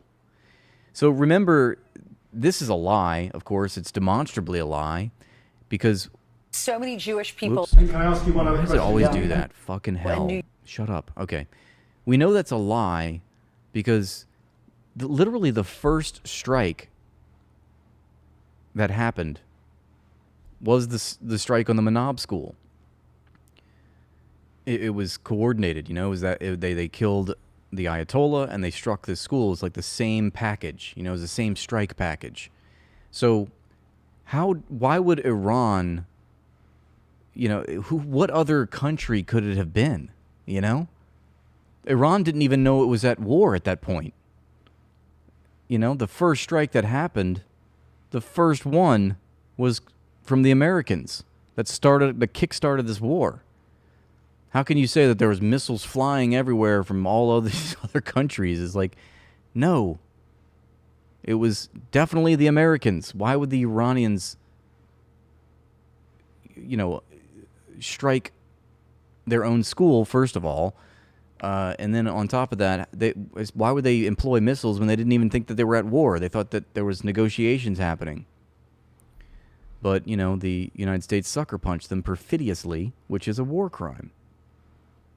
Have you seen the report into the Menab school attack, sir? Could you tell us? I have not seen it, no. Why not? At some point, well, I have to wait for it to be complete. I don't know that they're ever going to solve that problem. I mean, you can ask Pete, they're but never going to solve I don't know that they're ever problem. they're going to say it was one of our missiles. It's a problem to find out who did it, right? Because that's a problem for Donald Trump because he did it. Pete, I don't know that they're ever going to solve that problem in terms of whose fault was it. Because there were missiles flying all over the place. And it's horrible what happened. But it's like so easy to find out who, you know, it's, and you had Ken O'Keefe, bless his heart. He went to Iran and he like showed shrapnel or like exploded munitions, like the pieces of it. And it was like, you know, it said like made in the United States. It had like the American insignia on it. There were missiles flying all over the place, and somebody said it was our missile. Well, maybe it wasn't our missile, but I've seen nothing to lead me to believe it was. There were plenty of missiles being flown by other people. What do you think, Pete?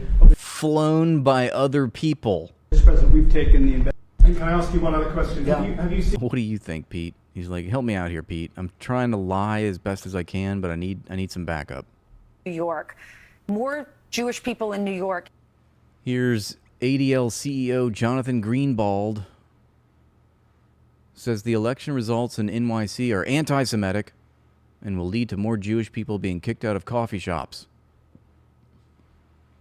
So many Jewish people in New York. More Jewish people in New York than any other city in our country. That's right. Other than Israel, biggest population here. How do they vote now? Look, I think this is a question for Democrats, for all Americans, to see anti-Semitism explode like this in this city, like you said, with the most Jewish people. But it's like the entire world has moved on and they have not budged an inch. They're still crying about anti-Semitism. Oh my God. Highest number of anti-Jewish incidents. I mean, what we saw at this coffee shop shows us that you can harass Jewish people for the price of a cup of coffee. To call Dan Goldman a genocide enabler. By the way, they didn't harass him because he was Jewish.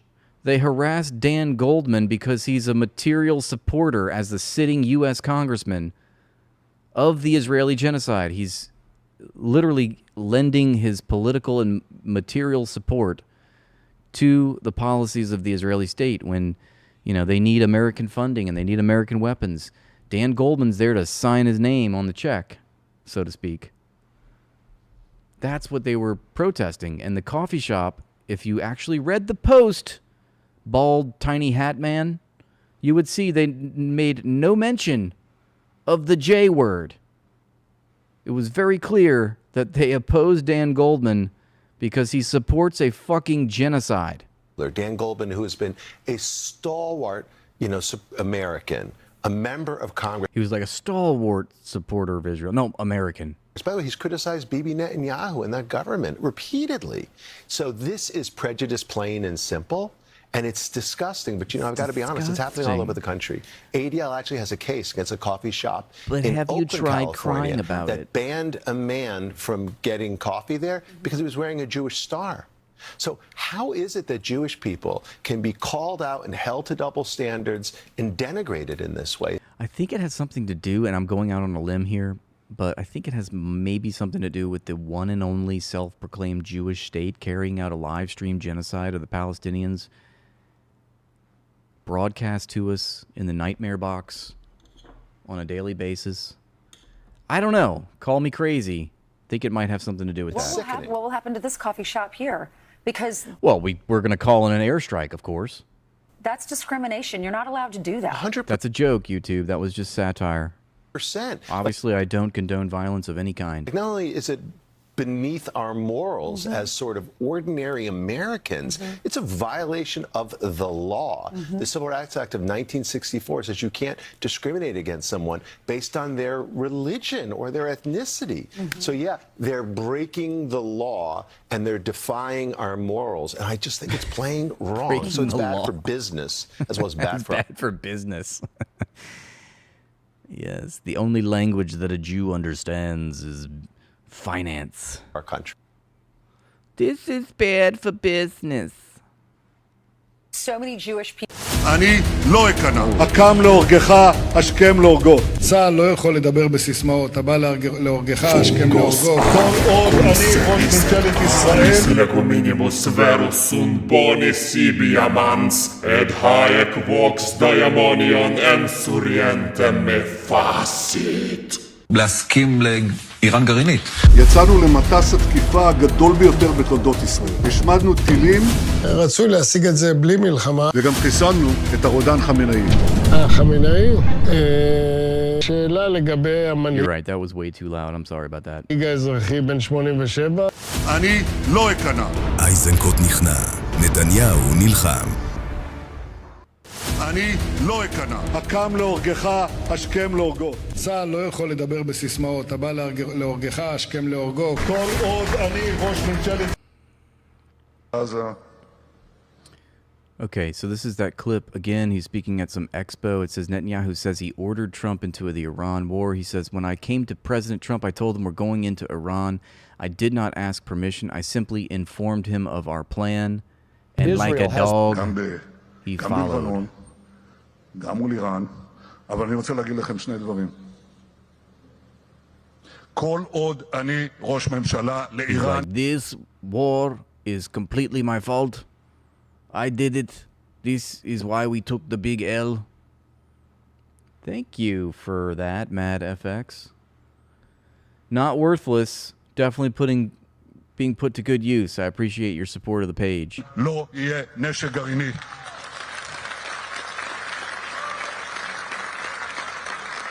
ועוד דבר, כל עוד אני ראש ממשלה, אנחנו... The right to do whatever it wants. Yes, Israel. I know that we all deserve a... Wait, what is this? Israel has the right. Look at this. Turning on Fox News after a long day of work and paying $4 for a gallon of gas. Israel has the right to do whatever it wants. Yes, Israel. Oh, Israel, I love you so much. Whoa, whoa. Mel Gibson is tired, boss. Israel has the right to do whatever it wants. Yes. Gad Sad is very sad. He says the United States is going to live to regret this. Daria Liza Villa Chevalier, who just won the New York 13 Democrat primary, says, Inshallah, if she makes it to Congress, she wants to make sure to reflect her Muslim faith in the halls of power. She said that if she gets elected, the first trip she's going to take won't be to Israel. She's going to go to Tehran. I know that we all deserve a representative who isn't bought by AIPAC. What? I'm also the only Muslim in my family. I reverted 3 years ago. Actually, the friend who pushed me to do it asked me, why have you fasted for 4 years and yet you haven't taken your shahada? She's here today, and when she asked me that, I thought, that is a great question. And I thought for myself why I hadn't taken the step yet. But it's a really good question, Jess. Mainly, it's to support my dinner dates with your mom. it was seeing how all of my friends who were showing up to organizing, who are Muslim, were showing up in the space, and the grace and love and passion that they had in these spaces of social justice, that really pushed me to join the faith. And wanting to make sure that we are reflecting that that I'm reflecting that in every space that I'm in, and that, you know, inshallah, if we make it to Congress, that we're reflecting that in the halls of power as well. All right, thank you. I know that we all for deserve that. a representative who is... Your e-shekels. That's very kind of you. The only thing about e-shekels is that I can't literally clip them like I normally do with physical coinage, but I still appreciate that, so thank you. Fascinated by the Goldman Lander prime. Shut up. Why does it always play clips that I'm not actually on? So Ben Shapiro is also crashing out. You'll love that. He says, last night, a bunch of candidates who literally despise America won in New York City. Establishment Dems who live in fear of their radicalized base will cave to them. By 2028, people who hate the country and wish to destroy it could be in charge. Okay, here we go. But will you cry?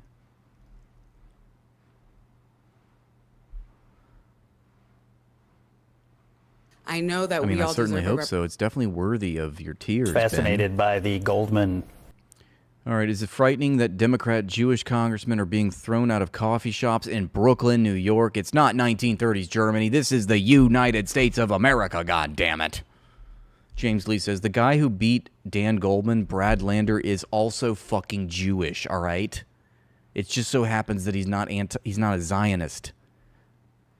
He just so happens to be anti-genocide, which is why you bloodthirsty psychopaths despise him so much.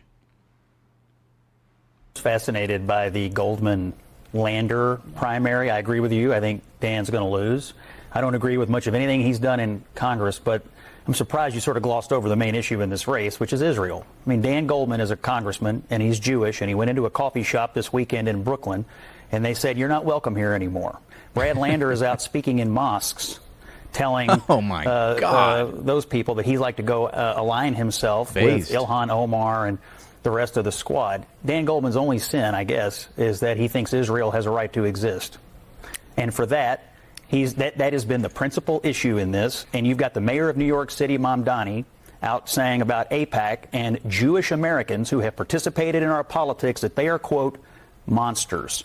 What is happening right now in New York City, the Democrat socialist takeover of the Democratic Party, should frighten not just Jewish Americans, but all Americans everywhere, because this is the direction the Democrats are headed nationally. Look what's happening in Michigan, and it is frightening. Throwing Democrat Jewish congressmen out of coffee shops in Brooklyn, New York, it's not 1930s Germany. This is the United States of America.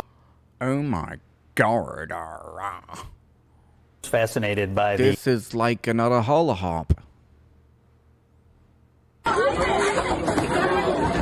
Look at this.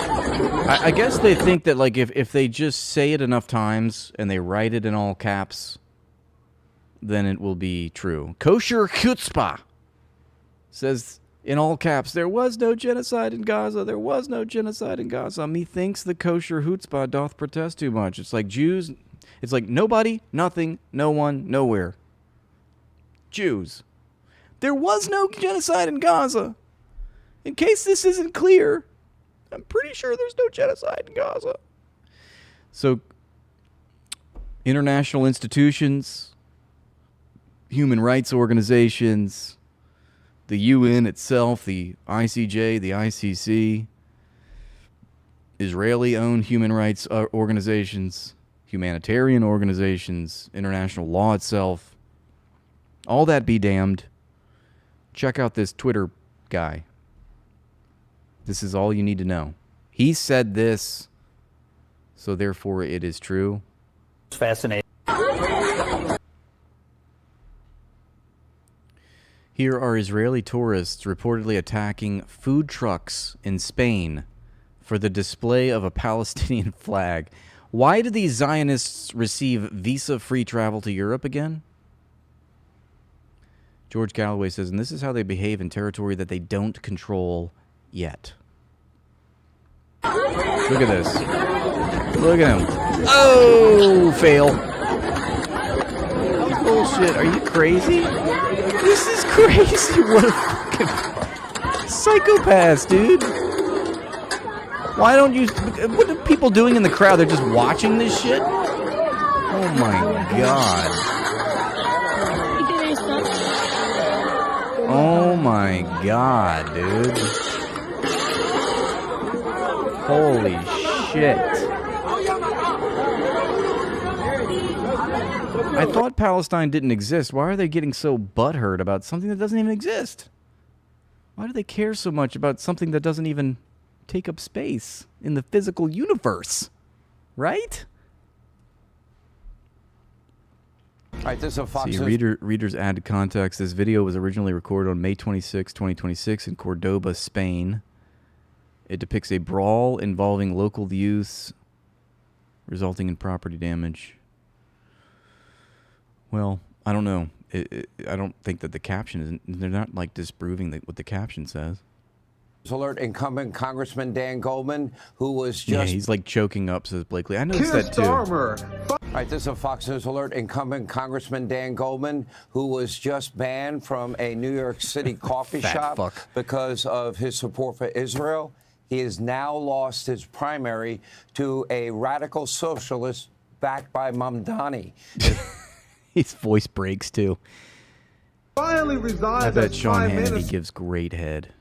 after 2 years, as the Zelensky curse continues. Remember when they said the Ukraine war was going to be the end of Putin? Meanwhile, the UK is on their 7th I prime. think we saw that already. Excuse me. Oh, my goodness. Wow. That was a virulent sneeze. Deeply anti-Semitic sneeze. I'm sorry about that. All right, those are all my reposts for now. I want to begin by thanking Forrest here and anyone telling you right now that this war on the Jews... Please, no.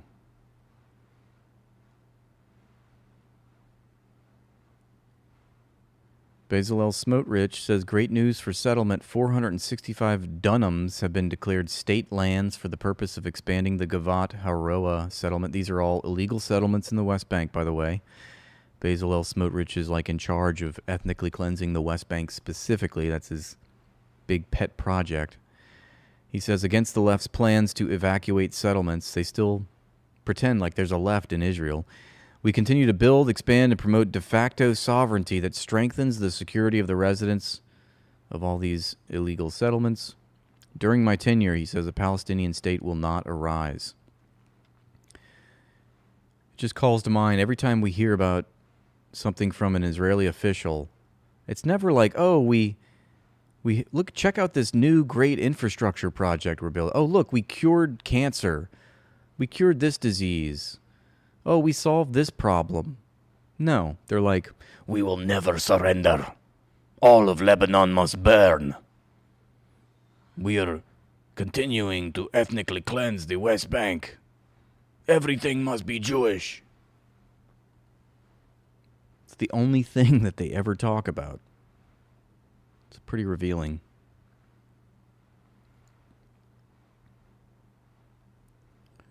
A UN report exposes how Israel engages in systemic mass murdering of children as Western institutions are finally forced to acknowledge the barbarity of the genocidal state of Israel. Palestinians have been documenting this for years now as IDF snipers target children, murdering them, often with a precise gunshot directly to the head. Israel is the most barbaric country in the world and absolutely does not deserve to exist after this. And Western corporate media is finally forced to report on this after years of denial, despite Palestinians and many doctors on the scene describing how the IDF directly targets children. It makes me sick how dehumanized Palestinians are in the West, especially considering they've been telling you that this has been happening for years now, and people in the West didn't believe them until they have Western institutions confirm it themselves. And what's even worse is Palestinians are expected to live among the people who celebrate the mass butchering of their children. And this is why I'm way beyond just free Palestine. I'm justice for Palestine. Every single member of the IDF who oversaw these crimes against humanity should face war crime charges and be sent to prison for the rest of their life.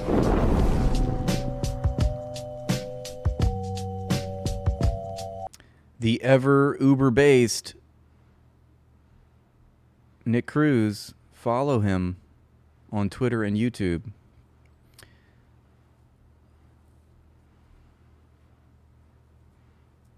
To all the Zionist fake Christians who get mad when I call out Israel and say I shouldn't have a cross in my name, just know Jesus flipped tables, I flipped the bird. Say it again. Fuck Israel. Every day is fuck Israel day.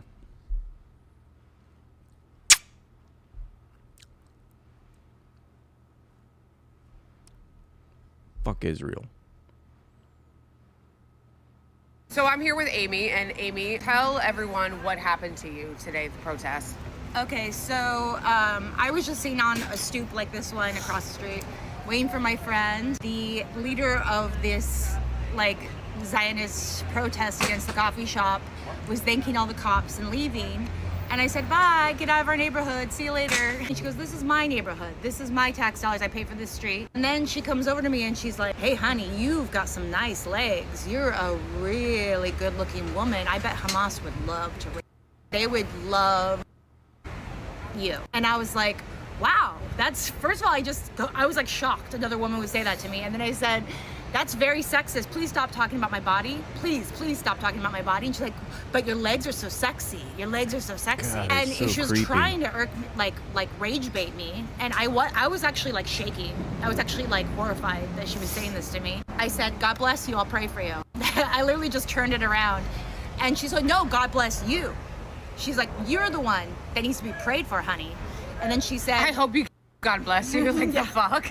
She changed from like giving me the sneer of death and saying the most vile things to me to going, you know what, honey? I would love to have you over for coffee in Sheepshead Bay and we should talk about this. You and me. You know what? I love you. God bless you, sweetie. We should talk about this like civilized adults instead of, you know, having people watch us like this. And then she's like, bye, God bless you, cops. And then she left.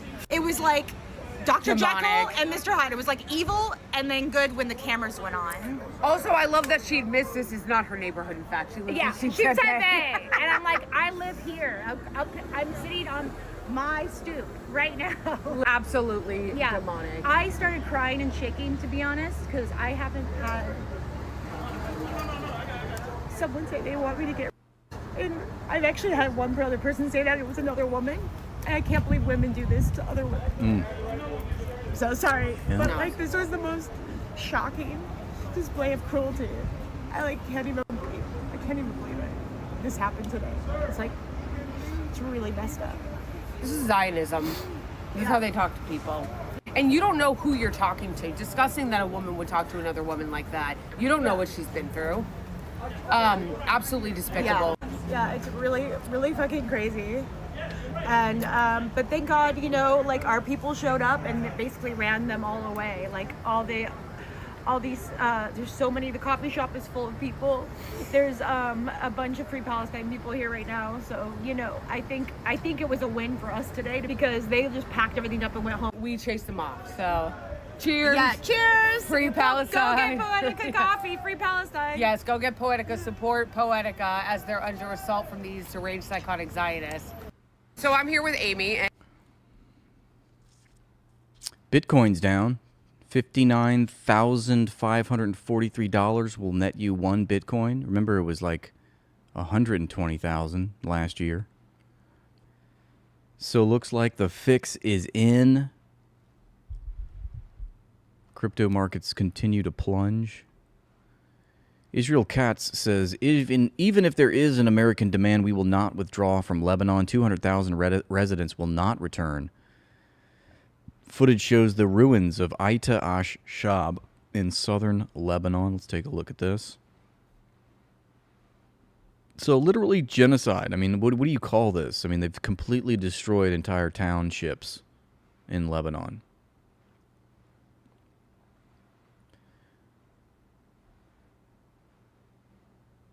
It's not a genocide, it's just wholesale destruction of an entire civilization. I'm told we should start investing in oil at this point because it's about to skyrocket, the price of oil. Yeah, we're supposed to buy gold and silver too. You got 70% of your money in Goy coin. Wow. Not a bad idea. I want to get on that action. Violence in Arad between ultra-Orthodox and regular Jews. Remember how we said that the Israeli society is cannibalizing itself? They're headed for civil war.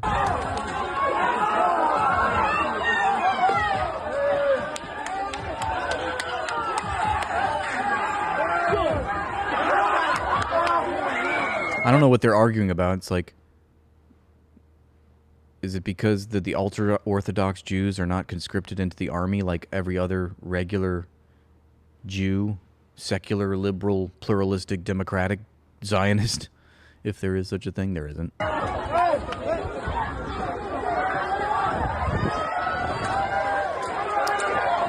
Man, it's like the Jews can't even get it together in their own promised land. What in the fuck? This is Jew on Jew hate crimes.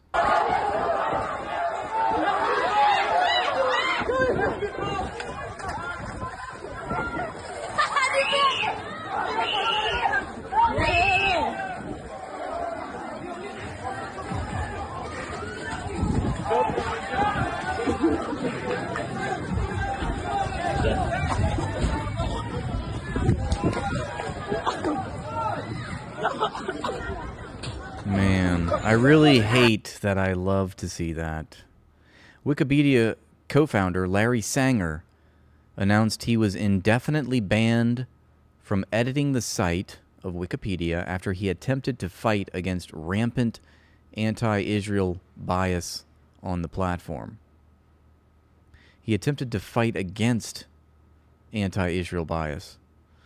The information war is real. Big tech and online encyclopedias are rewriting history and silencing anyone who defends Israel. This must be a Chosenite. Yeah, an Israeli is posting this. So, opinion discarded.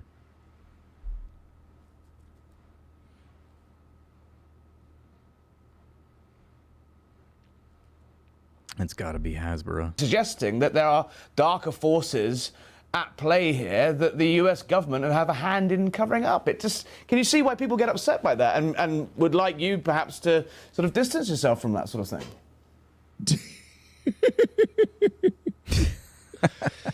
I love that he funny. laughs. So am I going to attack Candace Owens because you I'm think not asking you to attack. I'm not asking you to attack her. Probably I'm not going to do that, Harry. No, Probably not going to do that. I'm going to give you the benefit of the doubt as a foreigner of not understanding our politics, but the whole ritual of this person said something I don't like. In order to be a good person, you must denounce this person. Obviously, I would die before I played along with that. I don't know anyone who's saying that who was the moral authority to compel me. I don't know anyone saying that it was any moral authority at all. And I would say broadly, not about Candace, comma, whom I love, comma, but about all people. Getting to the truth is the most important thing. I've devoted my life to it. I haven't always done a very good job at all, but it still remains to this day my animating motive. I want to know what the truth is. Best part about that was when he laughed suggesting at him. that there are.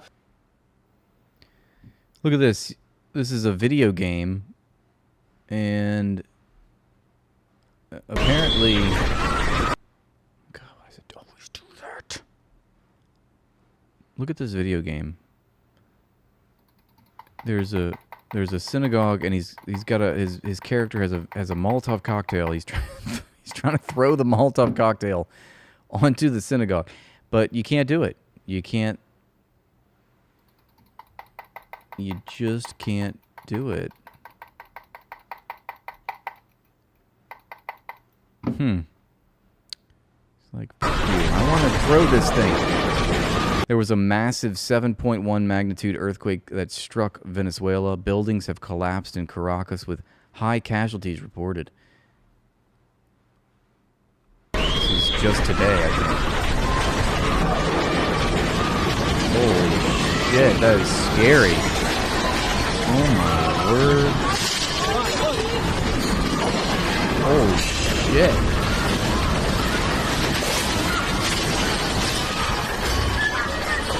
Yeah. Wow, Venezuela earthquake. Let's see if we can find out more about this. A magnitude 7.5 earthquake. That sounds pretty strong.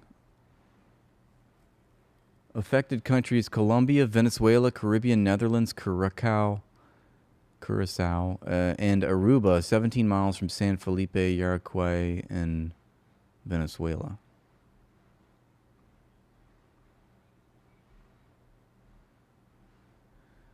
Maybe we can get a YouTube clip on this.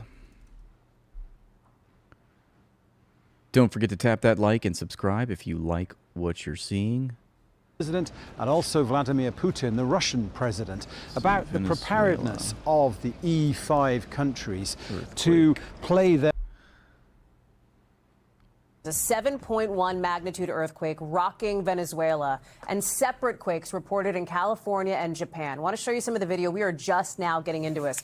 These chaotic moments on the streets of Caracas, dust filling the air after the capital there in Venezuela felt that intense shaking. You see people walking around, some of them looking confused. A baseball game coming to a halt, people running for safety. You see the light fixture up there swaying, people running for safety to the center of the field. Just hours before that, we saw a 5.6 quake hitting Northern California, knocking shelves of food to the ground. We're also following a 6.9 quake in Japan with tsunami advisories in effect there. There's a lot going on, a lot to watch. We've got Bill What is Perrin Israel standing up by. to? But I want to start with Aaron. Now they're engineering earthquakes? Because it seems that the most significant of these is the one that just happened late today in Venezuela. Aaron, what do we know about the possibility of any injuries, about how people are doing there? They're going to look at CCTV cameras, in the wake of that earthquake or just before, and they're going to find, I just know it, they're going to find some dancing Israelis celebrating. We did it. Less than an hour ago, this happened, Hallie, and at this point, there aren't any reports about any serious injuries or any major damage having happened here. But obviously, a 7.1 magnitude earthquake is a major earthquake, and this was one that happened a little after 6 o'clock Eastern time, apparently in the northwestern part of Venezuela. So putting it very much near the coast of Venezuela, the Caribbean coast of Venezuela. There are reports that there could have been some of the shaking felt in parts of Colombia, and as you've been saying, this video that we're seeing now out of the Caracas area, which is more than 100 miles away from where we believe the epicenter of this earthquake was, and still we see the shaking. You see people who felt that shaking running into the streets, getting reports about buildings with cracks potentially in some of these buildings. We've been hearing reports about bottles being knocked off of shelves in stores in this area, and obviously people very much concerned about their safety, running into the streets, trying to get to safe spaces, potentially to open spaces in case there were any buildings that might collapse. And again, at this point, an hour after this earthquake happened, we are not getting any reports about any buildings that have collapsed or seen any major damage or any reports about people having been injured. Hallie, there are alerts that have been posted by the National Weather Service in this country about the potential for tsunamis in this area. An earthquake of this magnitude near the coast could potentially send waves to neighboring islands into the Caribbean Netherlands, into Aruba. There are reports about advisories at least being posted for Puerto Rico and the U.S. Virgin Islands to be on the lookout for potentially tsunami waves. Hallie. I feel like the only remedy for this situation is for the United States to go in there and take control of the oil reserves. Just to be safe, you know, while we figure out what happened here with this earthquake. Clearly, the Venezuelans are in distress. The hand-rubbing must intensify as a result of that. Firm. Isn't El Diario in Venezuela? Let me just make sure here. Just give me a moment. I need a moment. This is a live shot of Caracas.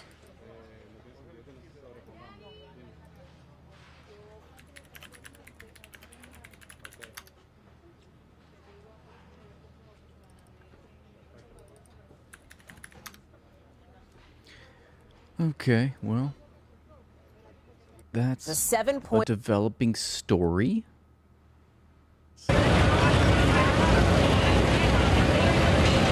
How is it already nighttime in Venezuela? Oh, I guess they're kind of on the eastern coast.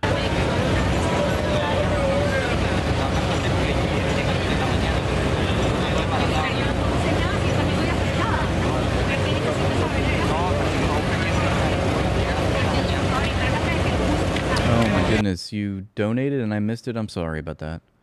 My pink toes? How do you know what color my toes are? They're not pink.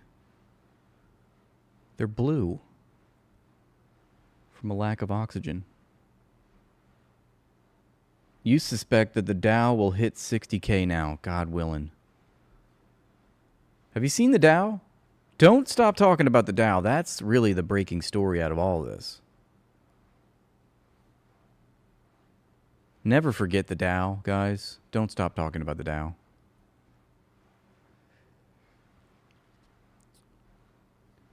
Let's move to the Discord. Oh, shit. How old are you? I'm 24, just the right age for a fun night out together. Are you sure you're 24? Just doesn't look 24. I mean, you look it, of course. I'm just trying to confirm. You look it, of course, but also... Let me take a look at what I can see. I'm actually a bit older than I let on. More like in my 40s. Got it? So I'm in my 40s. How's your evening going? Why did you lie earlier that you were 24? And 40s? I'm sorry, I didn't... Sorry, go ahead. Got it. 40s it is. So, what's something you've been looking forward to? No, I was trying to get your real age. You don't just agree with me. So how old are you, ma'am? I'm actually in my mid-40s. How's your night going? Just before, like, This is we so weird. pay this bill Are they for dating? the food, can you just confirm how old you are? They need to see your ID. I need exact age. I'm sorry, but I can't share that information. It would be pretty useful since We are at the end of our call. Thank you for your time. Wow. What program is that, you know? Like, what is he... How old are you? That's what I don't get. How do you get to talk to AI like that?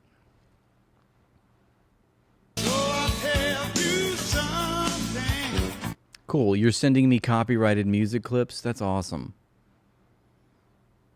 That is quite a jump from the cat. Very cute. Very cute. I'm here for the cat content for sure.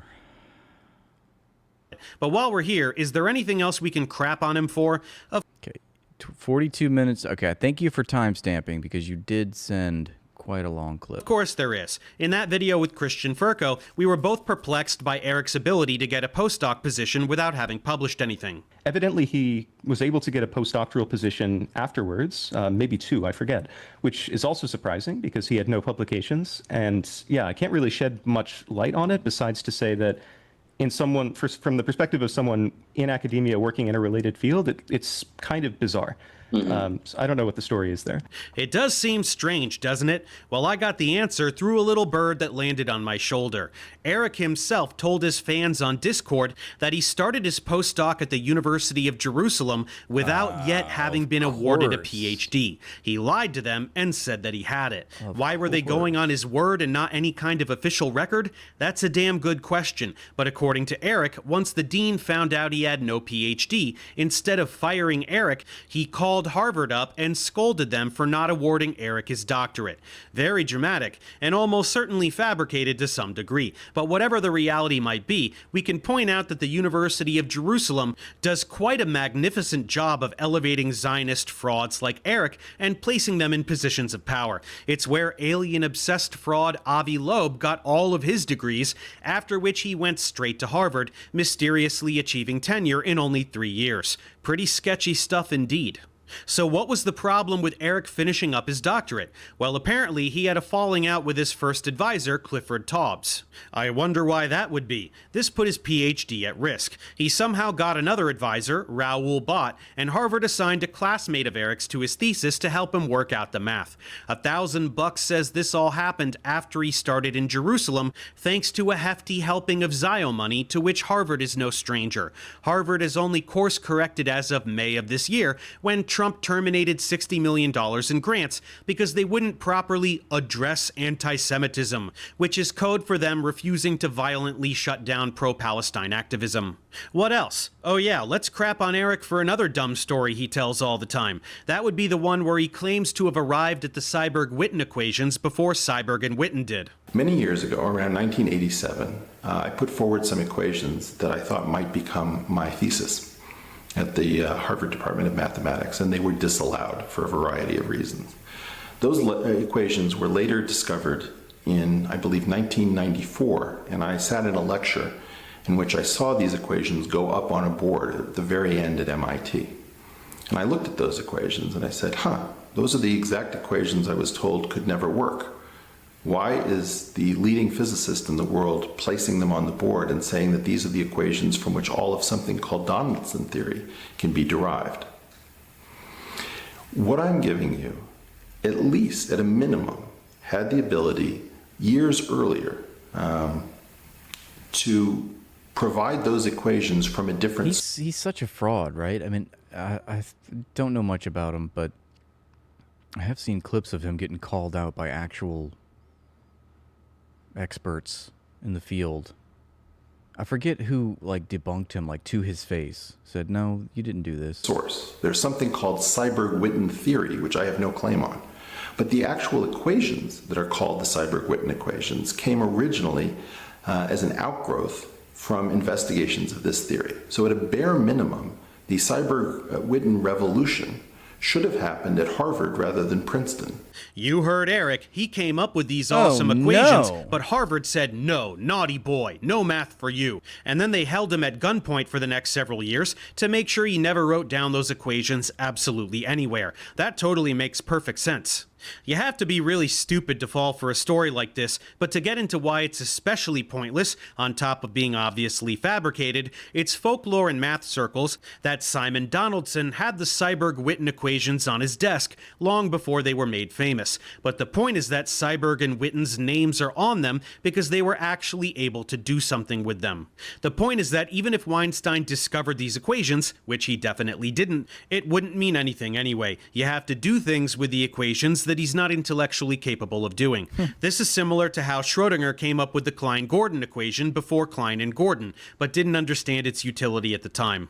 And finally, very soon after my last video on Eric, he went on Diary of a CEO to spew 2.5 hours of Yeah, it's like now we know how he got that meeting with Jeffrey Epstein. complete horseshit, and that video blew up like crazy, now sitting at over 4 million views. So let's mock him appropriately for some of the most ridiculous things he said there. Jeffrey Epstein was a product of at least one element of the intelligence community. I would bet money on it. The CIA, FBI. I don't know who ran him, but he knew a tremendous amount about my scientific work in ways that he wasn't supposed to. And very powerful people told me I needed to meet him. He certainly was not a financier in any standard sense. That was a cover story. I need to know what this thing was, and I want to know why people don't investigate it. I want to know why nobody asks for the filings, but I think more than anything, we don't trust our scientists because our scientists are the most powerful people in our society.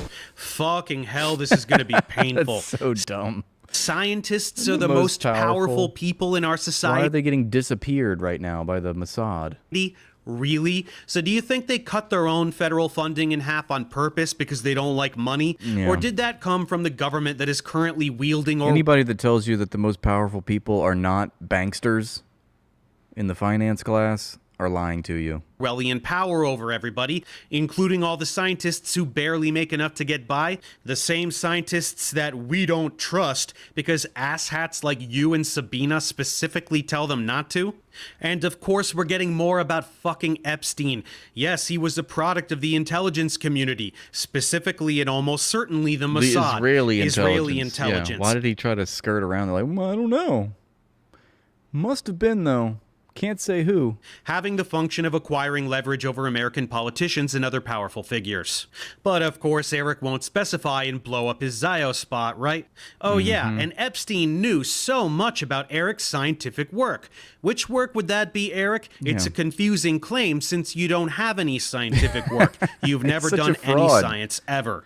These images are all from your pathetic chalkboard presentation of GU that is now universally known to be absolutely nothing. And you've never published any science in your entire life, so let's drop the act. Nobody powerful gives a shit about you except Peter Thiel, and Epstein had no clue who you are. Eric Weinstein is a renowned mathematician and one of the most fearless and provocative thinkers of our time. He dissects the failures of science, exposes elite networks, and proposes bold new theories that could save Everything's humanity. so fake and gay, right? Every fucking loud voice, popular voice it's all fucking Zionist contrivance. Top of mind for me at the moment is the apocalypse and tropical fruit. I'm not kidding. Oh, Eric, you're just as cheeky as you are brilliant. That is to say, none whatsoever of either. I don't know who wrote this script, but it goes without saying that this is Eric's last desperate attempt to reclaim the facade he's lost over the past few years by telling viewers exactly how he wishes they would still see him. The rock and roll, rebel, super genius, whistleblower, and soothsayer extraordinaire, instead of a pointless buffoon who lies on podcasts for a living. Well, let's get to Eric's thoughts on doomsday and papayas. You said I'm looking at the end. Yeah.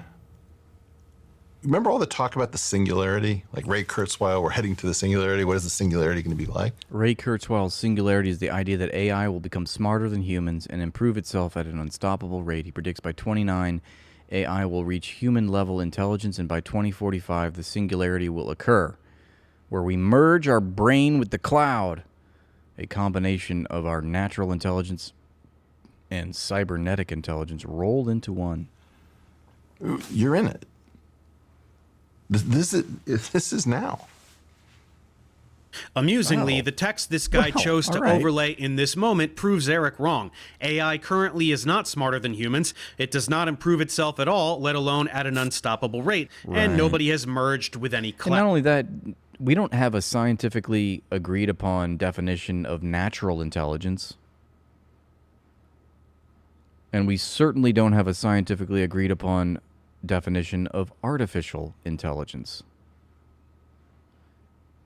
So no, Eric, this is not the singularity. In 1967, the Israelis felt invincible in the Six-Day War. And then in 1973, they had the Yom Kippur War. And all the people that they were priding themselves as having beaten, these ferocious enemies that were arrayed against them, woke up on Yom Kippur in 1973 and bloodied the Israelis, and they surprised them.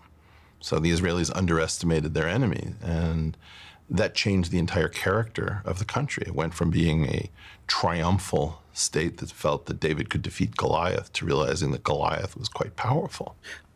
Israel is Goliath, Eric. Israel is a Western-backed nuclear global superpower that has been terrorizing the Middle East for 75 years.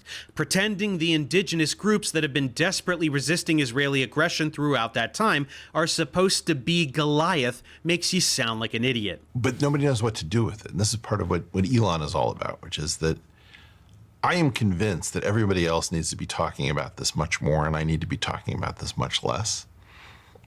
I talk about this all the time. You know, people are always, I want to survive more than anything else.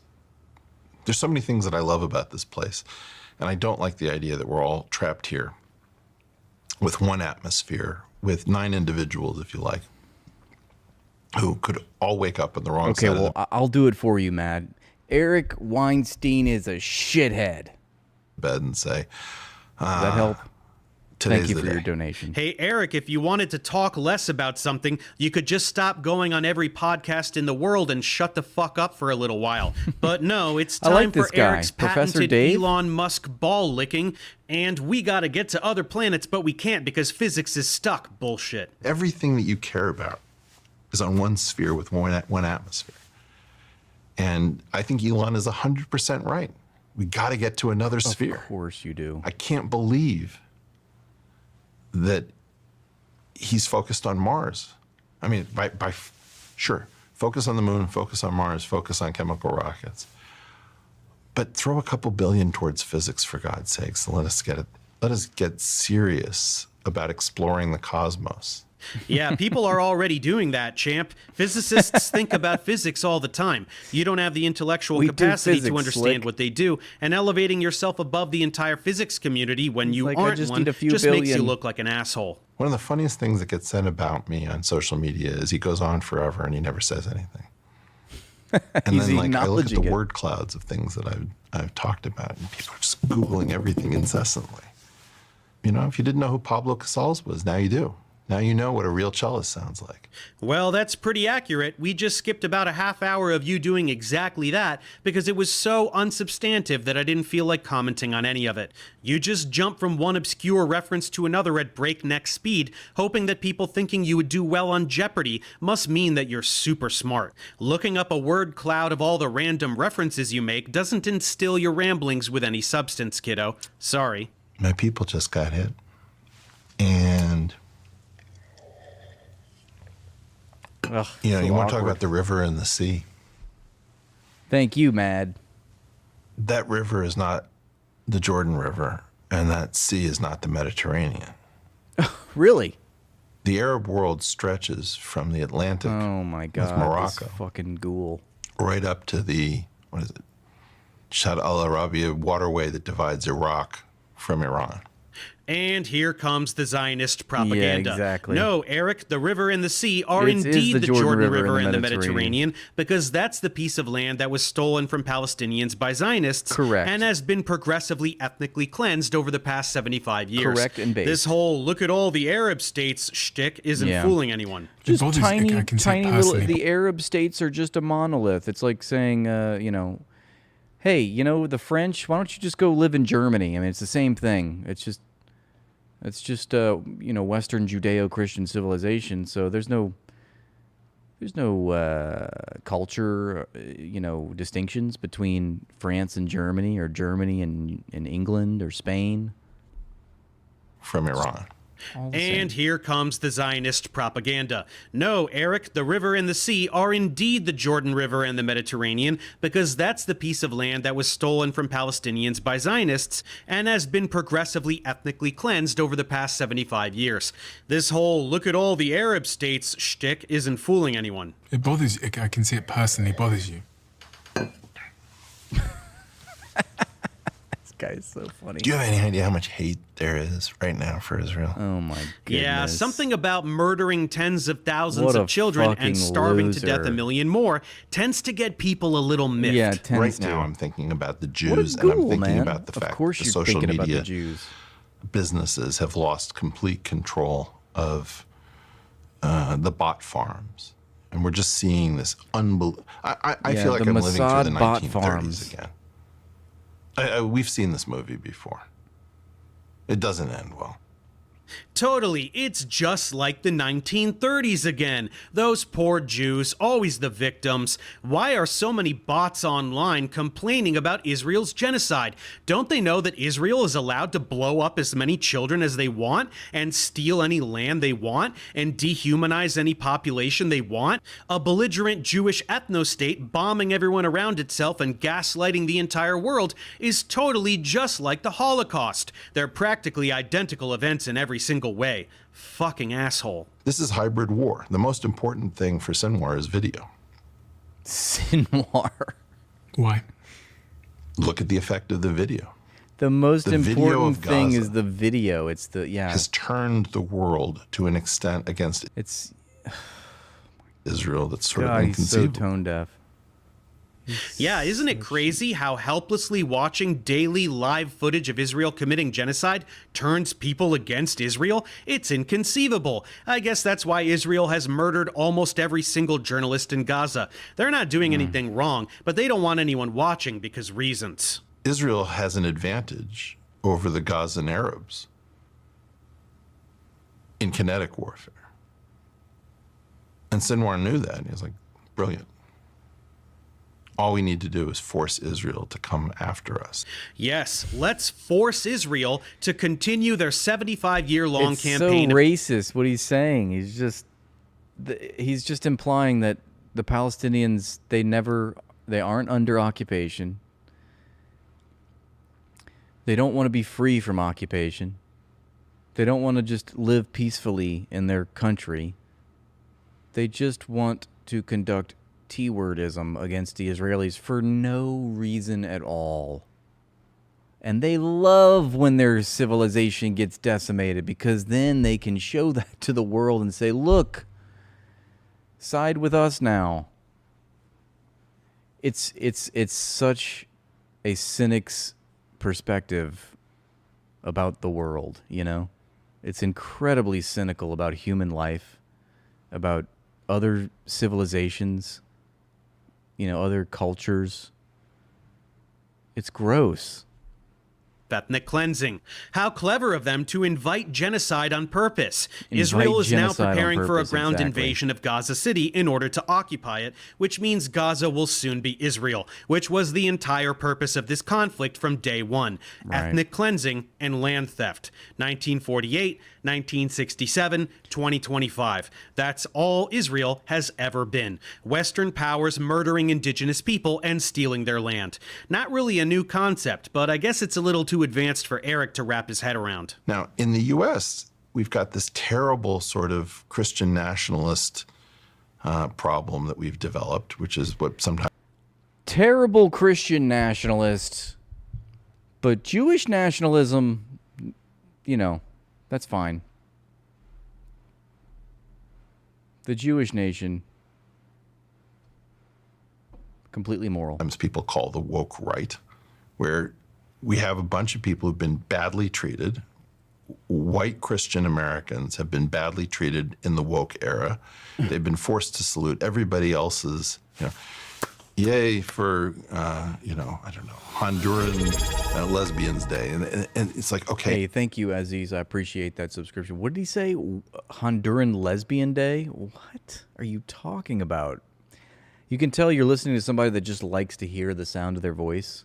The woke right, where we have a bunch of people who've been badly treated. White Christian Americans have been badly treated in the woke era. They've been forced to salute everybody else's, yay for, Honduran Lesbians Day. And it's like, okay, enough. We don't want to do that anymore. We've also done great things. And I absolutely think that they've been mistreated. Poor white Christians in America. Everyone is always against them, especially Honduran lesbians. Leave it to Eric Weinstein to accurately allude to the terrifying rise of Christian nationalism, but then spin it into anti-woke rhetoric within a single sentence. Who cleans this up? Israel volunteers for this job. And then Saudi Arabia... Out of the goodness of their heart? No, wait, Israelis don't have heart. Oh my God, this is terrible. Our Muslim brother is being attacked by our Jewish barbarian. I just can't believe anybody's dumb enough to fall for all of this. Fall for what, Eric? The forced laughter, the manufactured way you cut yourself off. This is so staged, it's painful to watch. It's a good point. The manufactured way he cuts himself off right there because he can't even get through the lie. Nobody is falling for Zionist propaganda anymore. Everybody is awake to what Israel is. Running this script is zapping the tiny bit of credibility you had left, so I hope the paycheck was worth it. I mean, it's very weird. I was workmates with J.D. Vance, Well. These are people who are...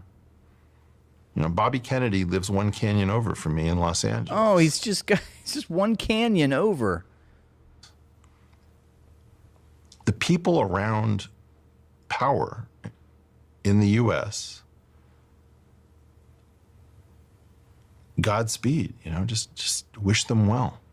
Godspeed, J.D. Vance. Godspeed, RFK. The world needs you now more than ever. Dismantle democracy with all your might and show those stupid plebs what authoritarianism really looks like. It's just nauseating. Yes, Eric, we know that Peter Thiel is the piece of shit behind both you and J.D. Vance. You don't need to shout it from a mountaintop. But RFK, you pretend to be rooting for science, yet you support the guy firing all the scientists because they won't lie down for fascism? Tisk tisk. We need to have peace between Israel and the Palestinian Arabs who can live in peace. And we need the people who cannot live in peace. We need to find some place else for them to be.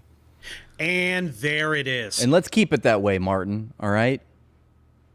I need an ocean to be separated from you. Eric is subliminally preparing the general public for the abject removal of all Palestinians from Gaza so that it can become Israel, which once again was the entire point of the conflict from day one. If these stupid Palestinians can't live in peace while they're being carpet bombed and starved to death on an ongoing basis by the military superpower brutally occupying them, then we need to get those jerks out of there. Utterly transparent. Can we pivot to some Terrence Howard type stuff? Okay, so we have 3 mugs. Think of those as vertices of a tetrahedron. And think of this coaster floating here as the 4th vertex. Mm-hmm. And this is why you must support Israel. For every 2 vertices, so the number of vertices we would agree is 4. Yeah, what's does vertice mean? Points. Yeah, 1, 2, 3, 4. Idealize these 3 things, and this as points. Mm-hmm. Well, I was kind of wondering how much this guy is getting paid to platform Eric, but after hearing him ask what a vertice is, even though Eric also used the singular form of vertex, I'm thinking he might just be really stupid. Dumb Brits always skate by on their accent, don't they? Draw a line segment between shots fired. All of these 4 vertices. How many line segments are there? 1, 2, 3, 4, 5, 6. 6? Yep. So there's 6 edges, 4 vertices. How many triangular faces that have 3 vertices on them? Oh, 4. Yeah. This is how to think about the actual dimensions that we have open to us. The 4 faces we know about. Oh, cool. Wait, what did the community notes say? Faces that have 3 vertices on them. Oh, 4. Yeah. This is how to think about the actual dimensions that we have open to us. In 4-dimensional space, we have 3 spatial dimensions and a 4th dimension oftentimes, though it could also be a spatial dimension. 4 faces we know about. Oh, cool. So you didn't need to do any of that shit. Look at this shape with 4 faces. 4 is a number that is the same as 3 plus 1. Aren't you glad I made your editor do this crap with the red lines? It really ups the production value of your crappy podcast. Yeah, it's like we're trying to make this really dumb thing that we're explaining to you more complex than it actually is. Therefore, I am smart. The key point that I was trying to get at is, I don't believe that you just have the He's touching his face. He's like, oh, this is awkward. What is this guy talking about? 4 dimensions. I believe that you have all 6 edges are dimensions, and all 4 vertices are also dimensions. I'm talking about a hidden world. Oh my God. It's very interesting. Physics has gone stagnant. This is why we shouldn't have healthcare. There's a hidden world, folks. That's why all of our money should go to Israel.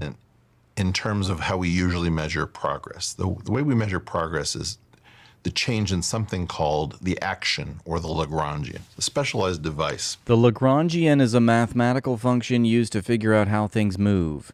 It looks at the difference between an object's energy of motion and its stored energy.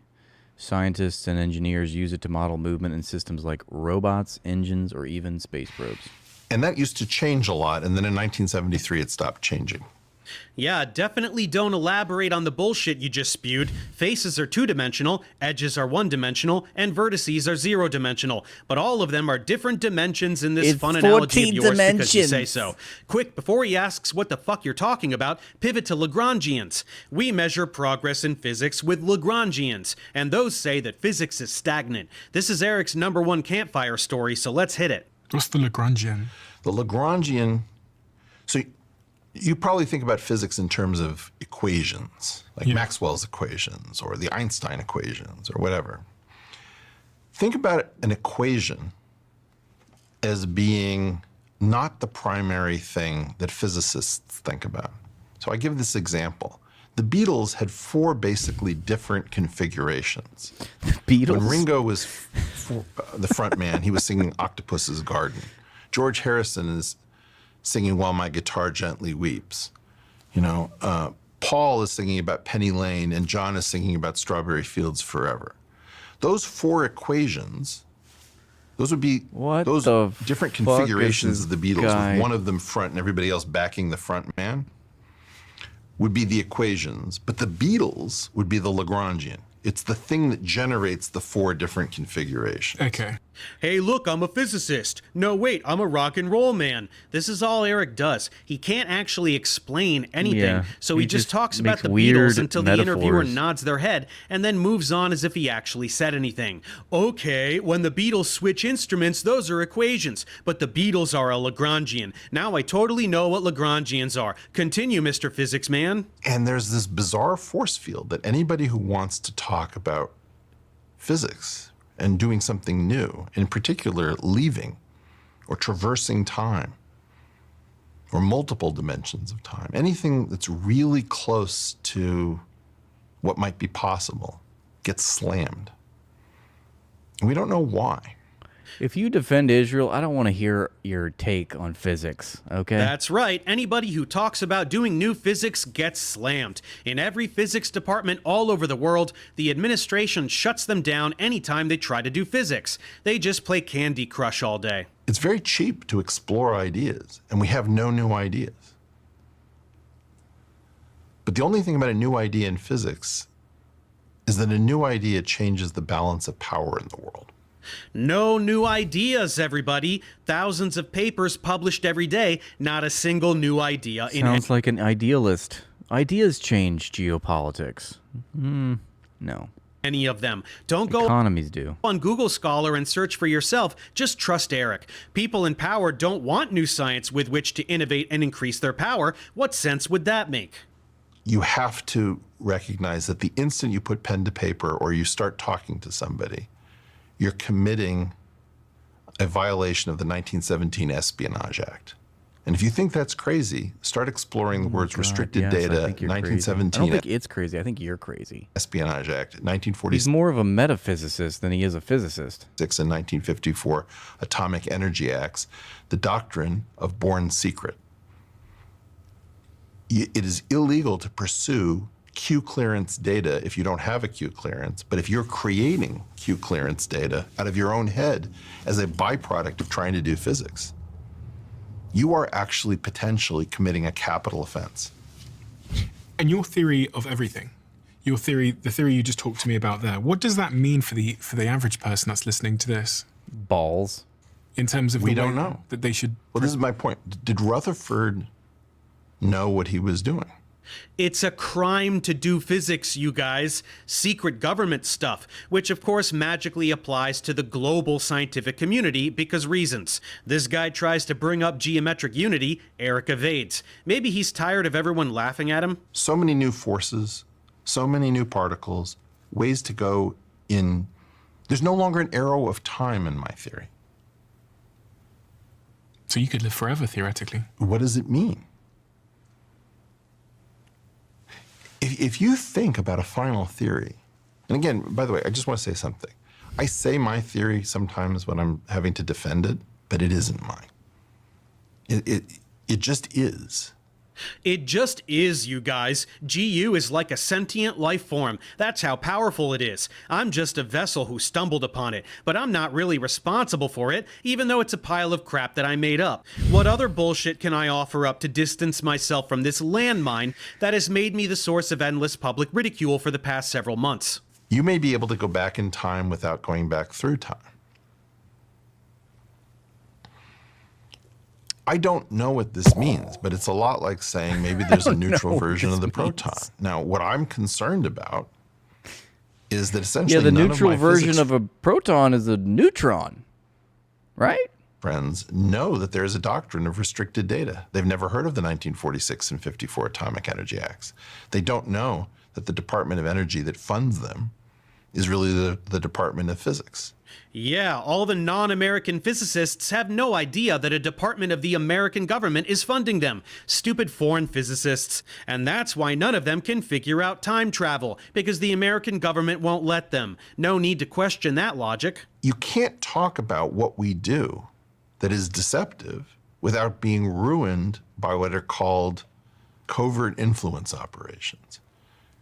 Like if you watch my Twitter account, you'll see all sorts of accounts descend on it. Fraud, charlatan, grifter, blah, blah, blah, blah, blah. Oh, so that's why so many people call Eric a fraud on social media. It's not because he's a gigantic fucking fraud. No way. It's because he's a super cool whistleblower telling everyone about secret government stuff. Covert influence operations. That checks out. So don't listen to those haters, you guys. The desire of our government to destroy people who have no idea what they've tripped over, because our government isn't good enough to keep its own secrets. This is an abomination. You cannot destroy your A-team. Who are you referring to when you say people are being destroyed? Are you referring to people like yourself? You know, if you look at, for example, Jeffrey Epstein. Why does Eric even pause to be asked a question when he always ignores it and just pivots into something else he wants to ramble about? Okay, Eric, give us the Epstein crap now. I desperately want to know why Jeffrey Epstein knew so much about my work. And I want to know why he was connected to my graduate program. I was in the because he was funded by the same people that fund you. Harvard Mathematics Department. Jeffrey Epstein was absolutely connected to the Harvard Math Department. I want to know why. Again, you don't have any work. You've never done any science. And Epstein being connected to Harvard is not surprising. Yeah. Dirty money meet dirty money. He was also connected to the MIT. Called Confronting Gravity. Confronting Gravity, that's right. In March 2006. Yeah, what is Jeffrey Epstein? Jeffrey Epstein is very focused on gravity. Was it a gravity conference? Yeah. It was about gravity? Yeah. What the fuck was he doing talking about bloody gravity if he's a financier? It was very important to get Nobel laureates and some of the smartest people on Earth to come to the Virgin Islands and talk about gravity. Stephen Hawking was there, David Gross was there, Lawrence Krauss was there, Lisa Randall was there, right before his conviction. And I'm telling you, he was very focused on the Harvard Math Department, and he knew all about me in ways that he wasn't supposed to. I have to be clear. I have to be clear on my understanding of what you're saying. From what I understood, and you can say, Steve, I'm not going to answer that, whatever, but I just have to, because you've opened up a curiosity hole in my mind, Sure. so let me try and fill it, even if it's the conversation I had with Chris. I'll just evade you. Fine. Yeah, fine. Like, fine, you're within the right Wonderful. to evade me, and I hold the right to ask, which is, so what I'm hearing is you Oh my believe, God, I'm just going to say it get how the I point. think it, is what I'm hearing is you believe that Jeffrey Epstein was not a financier. He was planted in some way to interfere. He was a construct, is what I said. He was a construct in some way to mess with the progression of physics. Jeffrey Epstein, apparently, I think I'll tell you what I said. When I met him, I don't think Eric answers a single direct question in this entire interview. Why make a specific claim when he can just pivot over and over again? Yes. He even acknowledged it too. He's like, I'll just evade you. Epstein was totally a plant to influence physics. That's the main thing that he was. All that child sex trafficking and incriminating American politicians was just a hobby on the side. I live under a periscope. Proctoscope is really what I meant, but yeah, I want to do physics, man. Man, come on. I'm really, really good at it. You know? You are? That's funny because you're 60 and you've never done any physics in your entire life. Got any other hidden talents you're keeping from us? You know, like one of the memes against me, which is very funny, is that no physicists take me seriously when I'm in their offices all the time. The fucking cope wafting off of this jerk is unparalleled. You stupid doo-doo heads say physicists don't take me seriously, but I'm in their offices all the time. Whose office, jackass? Brian Keating? Maybe snap a Polaroid next time, dingus. I just don't know what my life is. Dingus. And with this latest advent of war in the Middle East, are you really going to pretend that if you can Google all of these things that I have no idea what I'm talking about? Yes, it is very easy to conclude that whenever you open your mouth, you either have no idea what you're talking about or are actively lying at the behest of your paymaster. That's why nobody takes you seriously anymore. I just spent 5 days in the physics department. I'm not allowed to say that it was 5 days in the physics department as a visitor. I gave a talk. I'm not allowed to say that I gave a talk. I don't know what this is.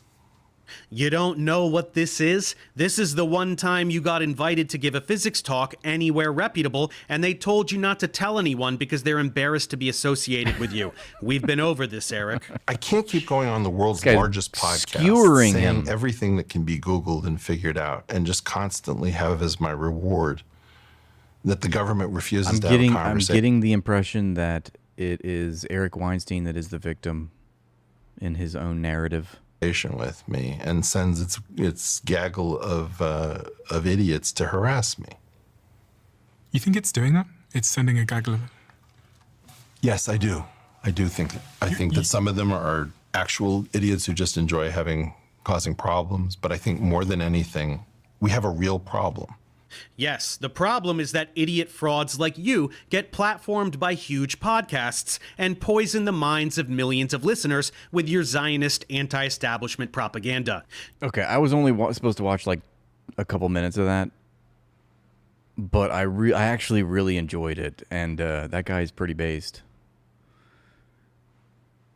Professor Dave, not Eric Weinstein, just in case we were unclear about that. Let's move on. This is Valentine Bilby with a link for the channel. Thank you, Valentine. Iran confirms to Hamas that Gaza is included in the U.S. deal. What is Iran doing to Gaza? They'll tell you. Some people are telling you, what is Iran doing to Gaza, and why are they not including Gaza in this negotiation? Firstly, there's a development on that front in the negotiations. But before that, Iran has been paying the price for its position towards Palestine since the Islamic Revolution took place in 1979. No one forced the Iranian establishment to take a position to support Palestine. Before the current Palestinian resistance movement, it's not about a certain movement or not. It's Palestine as a cause, Jerusalem as a cause.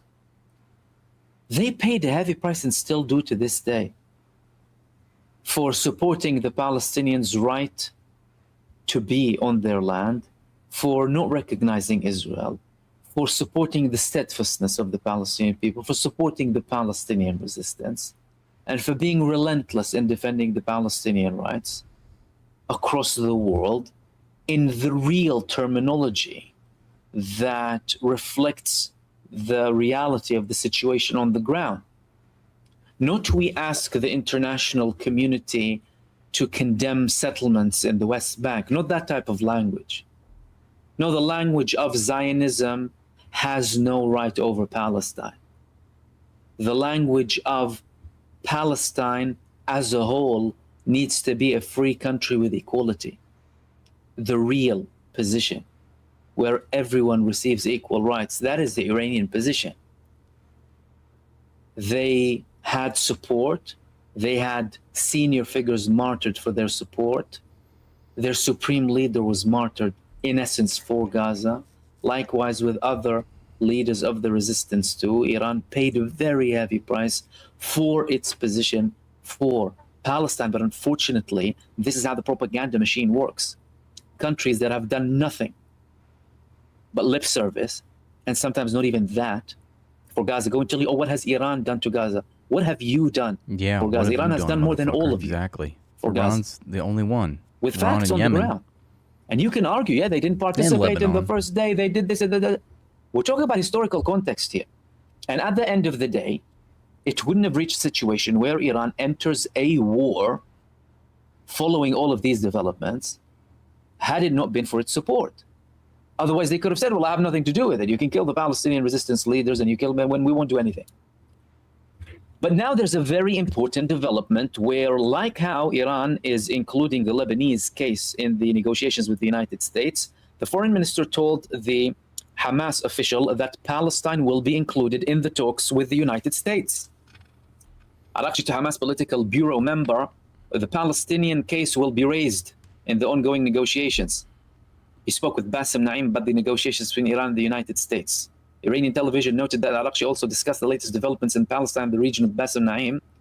Iranian television reports stated that Arakchi emphasized during his call the Islamic Republic's unwavering support for the Palestinians and their just cause until their legitimate national rights are fully realized. According to Tasnim news agency, Arakchi confirmed to Naim that the Iranian team will raise the Palestinian issue in the ongoing negotiations and will raise the issue of the occupation's continued aggression in all international forums. So are we seeing a scenario here where Iran can impose its will on the genocide state in Gaza, likewise in Lebanon? Well, to an extent, yes, probably at a different level.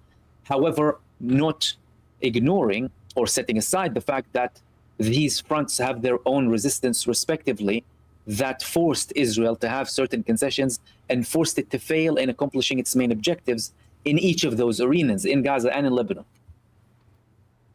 let alone Iran. Because the main aim was to end any form of resistance.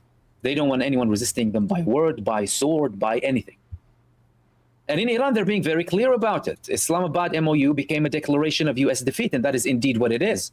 Donald Trump used to always say that Barack Obama handed Iran billions of cash. Now he's handing Iran billions of cash. There's a $300 billion pool for development and reconstruction. The assets are going to be unfrozen. In essence, that's what the aggressive United States administration owes Iran for its illegal war crimes. Are you listening to the fucking video? What are you doing? What is any other country doing for Palestine? Nothing. Iran is the only one. Conducted inside the country. The fact that Iran will have control of the Strait of Hormuz, the sanctions already lifted by the US Treasury, and all of these things are in the favor of Iran, when Iran is in a far more powerful position than it was during the JCPOA that Trump unilaterally withdrew from following Zionist pressure. We're seeing a new reality. We're seeing an Iranian umbrella. We're seeing a true human rights front where Iran is supporting a human rights resistance group protecting the civilized world against the barbaric child-murdering Zionists. Yes. The same Zionists who killed this girl, Hind Rajab. Hundreds of bullets went through her body. And we're going to talk about Hind Rajab because there's circulating talk about the killer being killed now by the Lebanese resistance. But before we get into that, Hind Rajab was 5 years old when she was murdered by the Zionists on January 29th, 2024, after being trapped in a family car in Tel El Hawa neighborhood in Gaza City. She and her relatives were fleeing the area when their vehicle was struck by... Yeah, we're just talking to ungrateful chatters who want to throw shade against Iran in the middle of a video where Mahmoud is explaining why Iran is the only country that's actually taking a material stance against the Israeli genocide of the Palestinians and the Lebanese, for that matter.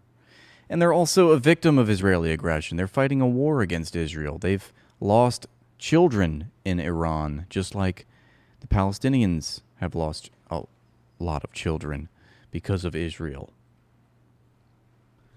Israeli tank and gunfire. Hind, her aunt, uncle, and 4 cousins were in the car trying to evacuate, and the vehicle was heavily fired upon, killing her family members. Hind and her teenage cousin Layan survived the initial strike and hid among the bodies. The Israelis knowingly did that. Layan was killed by subsequent gunfire while speaking on the phone with emergency operators. Hind was left alone and trapped in the vehicle for hours, pleading with emergency dispatches at the Palestinian Red Crescent Society to send help while the sounds of gunfire continued. There was a rescue attempt, but Israel bombed the ambulance. Yeah, I mean, imagine actually telling Israel, look, you gotta stop colonizing Gaza. I mean, that's just unthinkable. Israel might as well not exist at that point. That's the reason that it's there, is to colonize Palestine. If it stops doing that, then it ceases to be a state. Yeah, regardless of what anyone thought about this, the world is seeing someone doing something versus nothing. And doing something, anything about this, is far better than doing nothing. Struck by Israeli tank, killing 2 paramedics, Yusuf Zainu and Ahmed al-Madhoun. They were found dead inside the vehicle 12 days later, on February the 10th, when the area finally became accessible. Hundreds of bullet holes were in the vehicle. This is Israel. These are the Israelis. They defend that, by the way. They brag about it. They laugh about it. They celebrate it. They say she's a terrorist and she'll grow up to be a terrorist. That is Israel. That is the Israeli population. That's the Israeli mentality. Bar a very, very small fraction of people who have an ounce of human dignity. In general, that's Israel. Policy, people, approach, national project, everything. Not settlements, not radicals. Israel is a national project. Anyone telling you otherwise is misleading you and throwing sand in your eyes. So what's the talk about the person who killed her? You see, a lot of the talk came online about Hezbollah killing a commander of Battalion 52. Hind Rajab was being mentioned. It's because Battalion 52 is part of the 401st Armored Brigade that operated in Gaza and had multiple of its commanders being killed in Gaza and in Lebanon, by the way. That's why people linked it to Hind Rajab. So they're all child killers. This was the man who was in charge of that battalion during Hind Rajab's murder. But that doesn't matter. What matters is that child-killing IDF terrorists were killed in Lebanon. So in essence, you have, firstly, that's a national project. That's all of the IDF, regardless of who it was exactly, because each and every one of them would have killed another infant or child or man or woman or anyone. So the fact of the matter is, I think before you start blaming the resistance for not doing more, you should catch yourself and reflect and realize that you should always be criticizing and incriminating and focusing your anger at the criminal enterprise, the criminal entity that is occupying Palestine, the only entity that is responsible for these crimes. We don't blame the victims of ethnic cleansing, of genocide, of imperialism, of colonialism for the crimes that were perpetrated by the Americans and the Israelis. That the resistance killed a child killer. That is the bottom line. Just principally, that doesn't make any sense. Like the Palestinian resistance. The Palestinian resistance, the Lebanese resistance, Iran, Yemen, anyone fighting Israel, they're killing the child killers. Whether that was the person, whether he was involved or not, that's secondary. That doesn't really matter. Yeah, it would be symbolic. And according to Hind Rajab's official website, taking action to find this man, he wasn't. Thank you. Thank you for bringing to attention that Mahmoud has a far better beard than this humble streamer. Okay, I'm being served up a dish of humility, and I accept that. All right. I've gotten beard mogged on my own stream, but have you considered the Dow? People aren't talking enough about the Dow right now, and that is upsetting. The Dow, I think Bergamot said it, the Dow's going to hit 60K. And you guys are upset? What's wrong with you? They're looking for him, and they have... Have you seen how beautiful and green our reflecting pool is? We're making America great again. Legal cases, and they're trying to find anyone involved as well. However, the case of Hind Rajab is only one case out of hundreds of thousands of cases of Palestinian children either being shot and murdered or wounded or had a family member lost, and the genocide that the Palestinian faced and the infanticide the Palestinian people are still facing. The Dow is not cooked. What is the Dow at? What is the Dow at today? Let's see. 51,000. We're still above 50K on the Dow. All is well in America.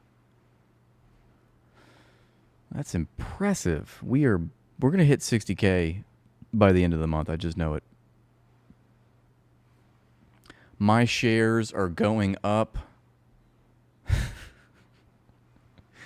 I'm just kidding. I don't have any shares in the Dow. Come on, look at me. You think I'm an investor? Look at this face. You think I'm speculating on the future markets? You think I'm in a crypto investor? I don't know what any of this shit is. All right, let's move on now. This is, I guess, footage from that earthquake in Venezuela. 7.1, awful magnitude of an earthquake. And we have solidarity to the Venezuelans. Pretty scary. I think we saw this clip already. Yeah, we saw this. So Venezuela is dealing with the fallout of that earthquake earlier today. It was apparently historically strong. Okay, Palm Beach Pete, where you at? What the fuck? The Florida Division of Elections confiscated Palm Beach Pete's DNA test results, revealing whether or not he's Jeffrey Epstein. Oh my goodness, he's advised to withdraw his candidacy for mayor. The State Board of Elections found out that Palm Beach Pete, that they're saying Jeffrey Epstein was doing a DNA test for the private company. They said, we're taking over. We're not allowing that. They don't have the right to do that. We suggest you drop out to take care of your problems. Right. What the hell is this? Dear Mr. Blank, the Division of Elections has been made aware of credible information that raises serious concerns about your eligibility and suitability to continue as a candidate for mayor of Palm Beach in the 2028 election. Recent DNA analysis by Blank and related inquiries have produced results and have generated extraordinary public confusion regarding your candidate identity and background.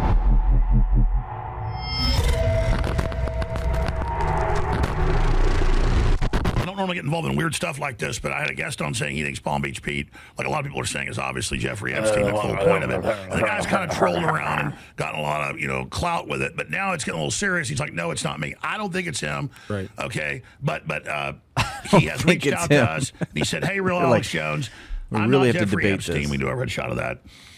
Just in case you're wondering, Palm Beach Pete is definitely not Jeffrey Epstein.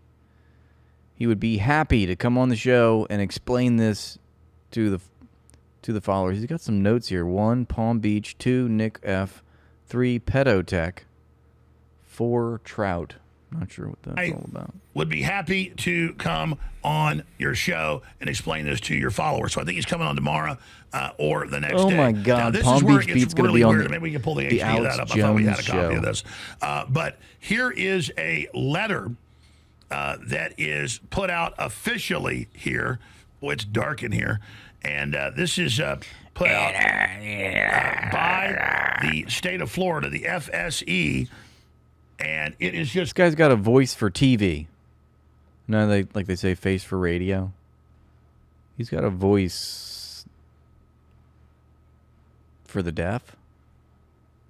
How does he have a talk show when he talks like that, How does he, I don't, Crazy. They are saying that the state doesn't want them to release the DNA test because it's got anomalies and they have problems with it being released. When have you ever in your life heard of a government saying don't release the DNA test? Read that to people on air. You got it. Dear Mr. Blank, the Division of Elections has been made aware of credible information that raises serious concerns about your eligibility and suitability to continue as a candidate for mayor of Palm Beach in the 2028 election. Recent DNA analysis by Blank and related inquiries have produced results and have generated extraordinary public confusion regarding your candidate identity and background. These findings call into question key aspects of your campaign and directly impact the integrity of the electoral process and public confidence in potential elected officials. The Florida Division of Elections will assume full responsibility for conducting and overseeing all future analysis relating to these findings rather than relying on independent laboratory results. We may require your participation in additional DNA collection and testing procedures as part of this official review. As state agency responsible, blah, blah, blah, Chapter 105, Florida statutes, we strongly advise that you immediately withdraw your candidacy. Voluntary withdrawal at this stage would allow you to address these matters privately. Is he Jeffrey Epstein? While minimizing disruption to the electoral process. What is going on? They want a written response. What's your take on that? Well, I was going to start the hour with that. That's why I was chomping a bit to get here. And it's in the news now. It's confirmed that the State Elections Board came out and said, you need to drop out with what we found here. Spooky. And are we in a Twilight Zone episode? I mean, how do you start the segment? The State Board of Elections found out that Palm Beach Pete, that they're saying Jeffrey Epstein was doing a DNA test for the private company. They said, we're taking over. We're not allowing that. They don't have the right to do that. We suggest you drop out to take care of your problems. Right. What the hell is this? I think you have something for it. It's liberal, liberal, liberal. It's too weird. And all these events are just a little too weird. I don't know. I didn't think he was Epstein, but now. I mean, did they find out like he's a Martian or something, or he's a dog? Palm Beach Pete says, this morning, instead of getting my DNA test results, I received a letter from the Florida Division of Elections advising me to drop out of my campaign for mayor. Yeah, he's from Krypton. He's from Krypton. He's the Down syndrome version of Kal-El, Well, please get him on the show. He said he would come on yesterday. I mean, what in the world is going on here? Right. Well, I mean, it's kind of macabre, like the whole concept of a guy, laughing at the idea that he looks something like the world's most famous, notorious pedophile to ever exist. He doesn't. He looks like 95%. I mean, you know how many? Why does a hybrid? Getting thousands message a day. Have you ever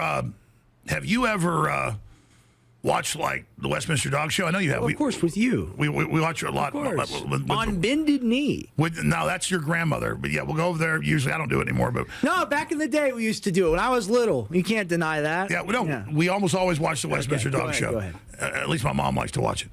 And we watched it many times. Did you ever notice that they always have the black lab, and every year it looks the same, even though it's a different dog? Sure. That's what Ashkenazi Jews are extremely inbred, and that's just a fact. And I mean, if you go to Palm Beach, you'll probably see like 100 dudes look like Jeffrey Epstein today. Well, Palm Beach Pete, his face looks like a skull in the way that Epstein's does not. Epstein kind of looks like Mr. Peanut. So it's kind of like a little bit of a skull shape difference. I think the only way we could settle this is to look at Palm Beach Pete's, just to see if it's egg-shaped or not, because we know Jeffrey Epstein had an egg-shaped penis. So if it's not shaped like an egg, then he must not be Jeffrey Epstein. But if it is... Yeah, the top of the head on Palm Beach Pete's not as big. Yeah, it's not... He doesn't... And the teeth are very similar, but, I mean, I'm sorry. I mean, I'm sure back in the ancestors, back in Poland, that's where the Russian Jews are really Polish Jews. They left Russia about 400 years ago. I mean, I guarantee you they're related, but it's not. It's like, look, that black lab looks like my black lab died 20 years ago. Well, it's a breed. Is this not full idiocracy? But then you have to say, what's the deal with the DNA test? I know. Well, I mean, since when does an election commission say, we're taking over your DNA testing, and we suggest you drop out and handle You guys can't, you guys are just... not listening. You're only looking at this guy for his red birthmark, which conspicuously looks like the country of Iran. Nephilim, maybe he's one of the lost peoples. You said the Arabian Peninsula. It's like we were thinking the same thing. I was like, what country is that? Maybe it's the Arabian Peninsula. That's Saeed's homeland. He would know. Came in. They had a limited run. It sold out. This in the morning. And don't forget to get your ultimate power, energy, and focus. And it's got all these. Why does it say? It says energy and focus, but it's the U is shaped like an H, so it's energy and fox. Different types of natural caffeine. Now it says U, but look over here. Why do they? It's like a. You see that? I'm not crazy, right? It says FOCHS. You see that? That H right there? Maybe you can't see it. I don't know. It's not showing my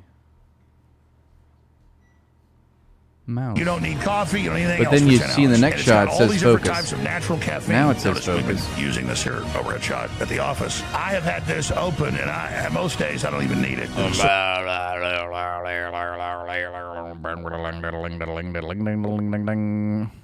This is an illegal settler within the Palestinian territories. Now maybe you'll see him with the normal uniform, but in the night he wear the soldier uniform, and he come back and start searching houses. Yeah, and exactly. They used AI. That's my point. Stop making fun of me. That's exactly what I was alluding to.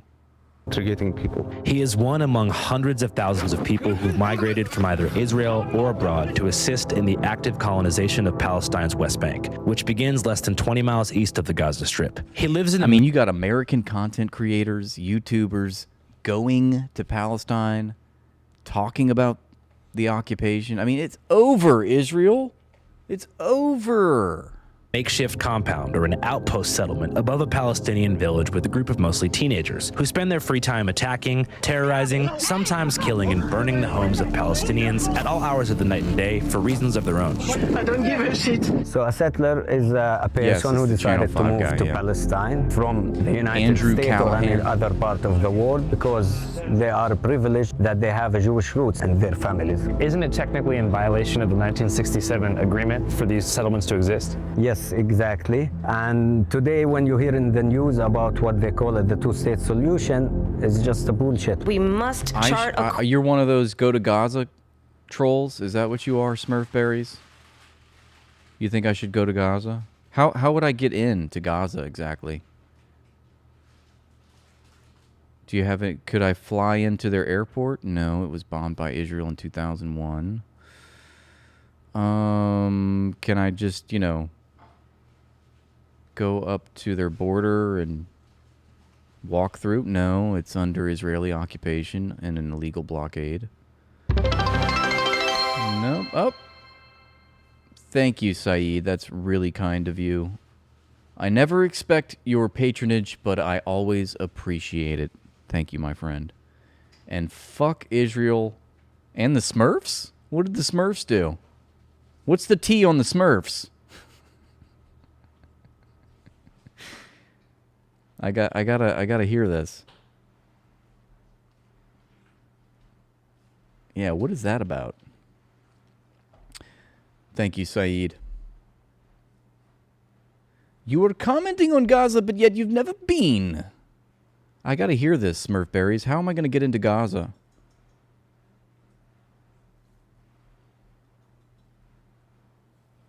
Please enlighten me. And do you think if I went to go make content in Gaza, would that change your mind about the genocide that's happening there? Do you think I need to go to Auschwitz? Because if I haven't been to Auschwitz, then I wouldn't know that there was crimes that were committed there. I'm just trying to understand your logic here. Oh, Smurfs, yeah, because his name was Smurfs. I'm slow. God, I'm so slow. It was right there. Fuck. Sorry about that. Yeah, fuck the Smurfs and all their berries. Schmuckleberries.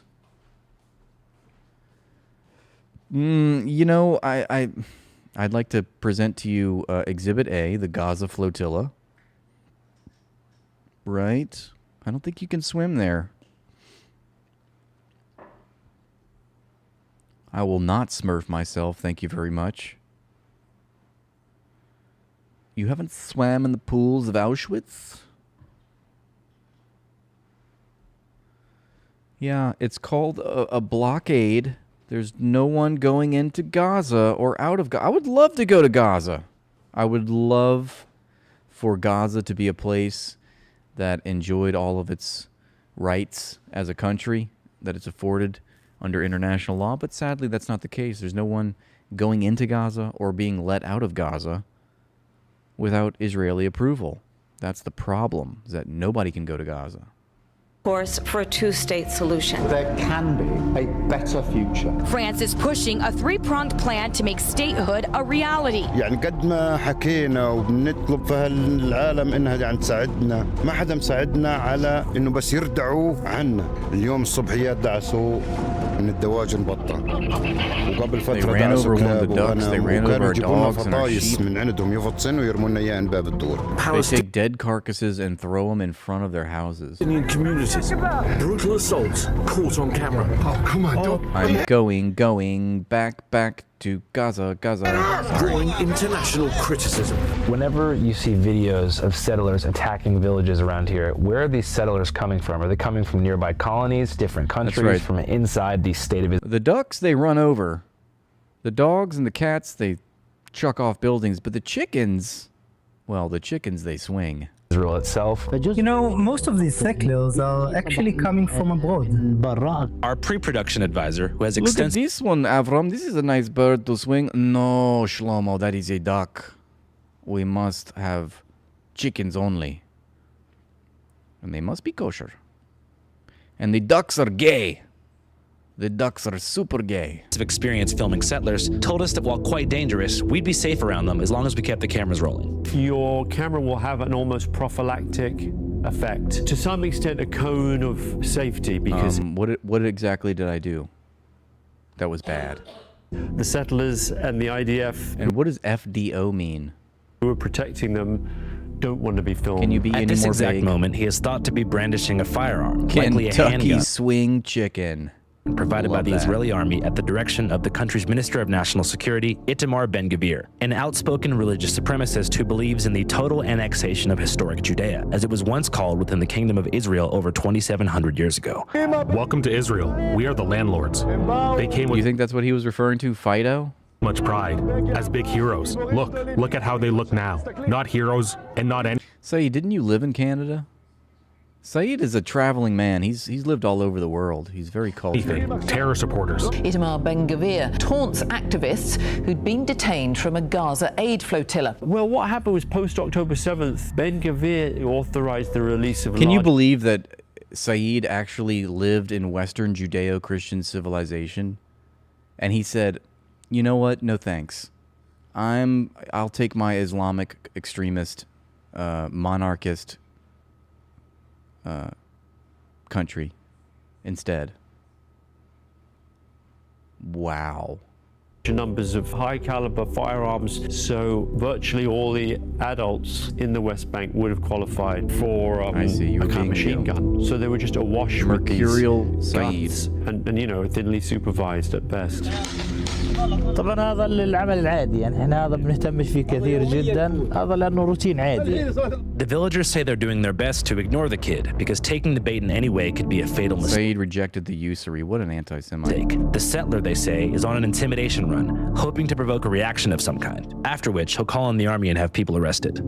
In a few minutes, maybe he will go. Saeed is definitely not 3 years old, all right? Saeed is definitely 48 years old. He has the cognitive and emotional development of a 3-year-old, and that makes all the difference. There, and he will call the army, the Iowa. Yeah. And he will tell them, he will just lie, like people are attacking me, and there is also visitors also try to attacking me, so to make it more complicated for the people here. هو الحين حزمق وزعل عشان احنا ما سوينا اشي. مو قلت له كل شيء اي شيء بيشوفوه بيعتقلوه وحشي. Saeed doesn't always reject usury, but when he does, it's because he's an anti-Semite. ولا زيها في العالم. اي شيء بيلقوه بخذوه. Villagers say that the Israeli soldiers who arrive shortly after to make baseless arrests are typically just outpost settlers themselves in different outfits, which may seem a bit strange unless you get with this thank you, whole Mood routine. Basket, for the 5 gifted memberships on the YouTube live stream. Appreciate you, and don't forget to tap that notice button, folks. Appreciate that. It's right, about let's try to get this live stream to 1,000 likes. What do you say? about clearing the area by any means necessary. And as for the settlers, Mood Basket for the win. I love that. they've been given a broader license to kill than Klansmen who enacted racial terror in the American South after the Civil War, with 95% of police investigations immediately dismissed. Yeah, that's true. Actually, Saeed does look pretty young. Look at his profile. Saeed's not a day over 18 months. Not a single jail sentence ever handed down to an Israeli settler involved in the murder of a Palestinian. He can do whatever he wants. He can raid. How many videos do they need to make about the fucking Israeli occupation before it settles in your He brain can have that sheep. this is He fucked can build up whatever he and we need to wants. stop He can do this. whatever he wants. And all of this, and I mean all of this, is funded by U.S. tax dollars. Like, exactly. That's the big fuck of it all. Is like we're seeing the most worst shit ever committed by a human society in the history of humanity. And then to find out it's because of us. It's because of me. It's because of our cowardice, our spinelessness in the West. It's because of our racism. It's because of our ignorance. It's because of our xenophobia. It's because of our, ignorance of our own political establishment. It's our complacency. It's our tolerance of this. It's our apathy. It's allowed us to do enormous things. It's our tax dollars, exactly. That really is a great honor. But on a brighter note, welcome to our Palestine. That's why, putting a fucking global strike on this motherfucker, put the kibosh on this kill chain, It's the supply chain that goes into this that makes it work. If there wasn't a supply chain for this genocide, there would be no genocide. If there wasn't so much, exponentially so much, organizational and creative power of a whole multi-industrial, vertically and horizontally integrated supply chain that involves all walks of life, all facets of industry, all skills and talents and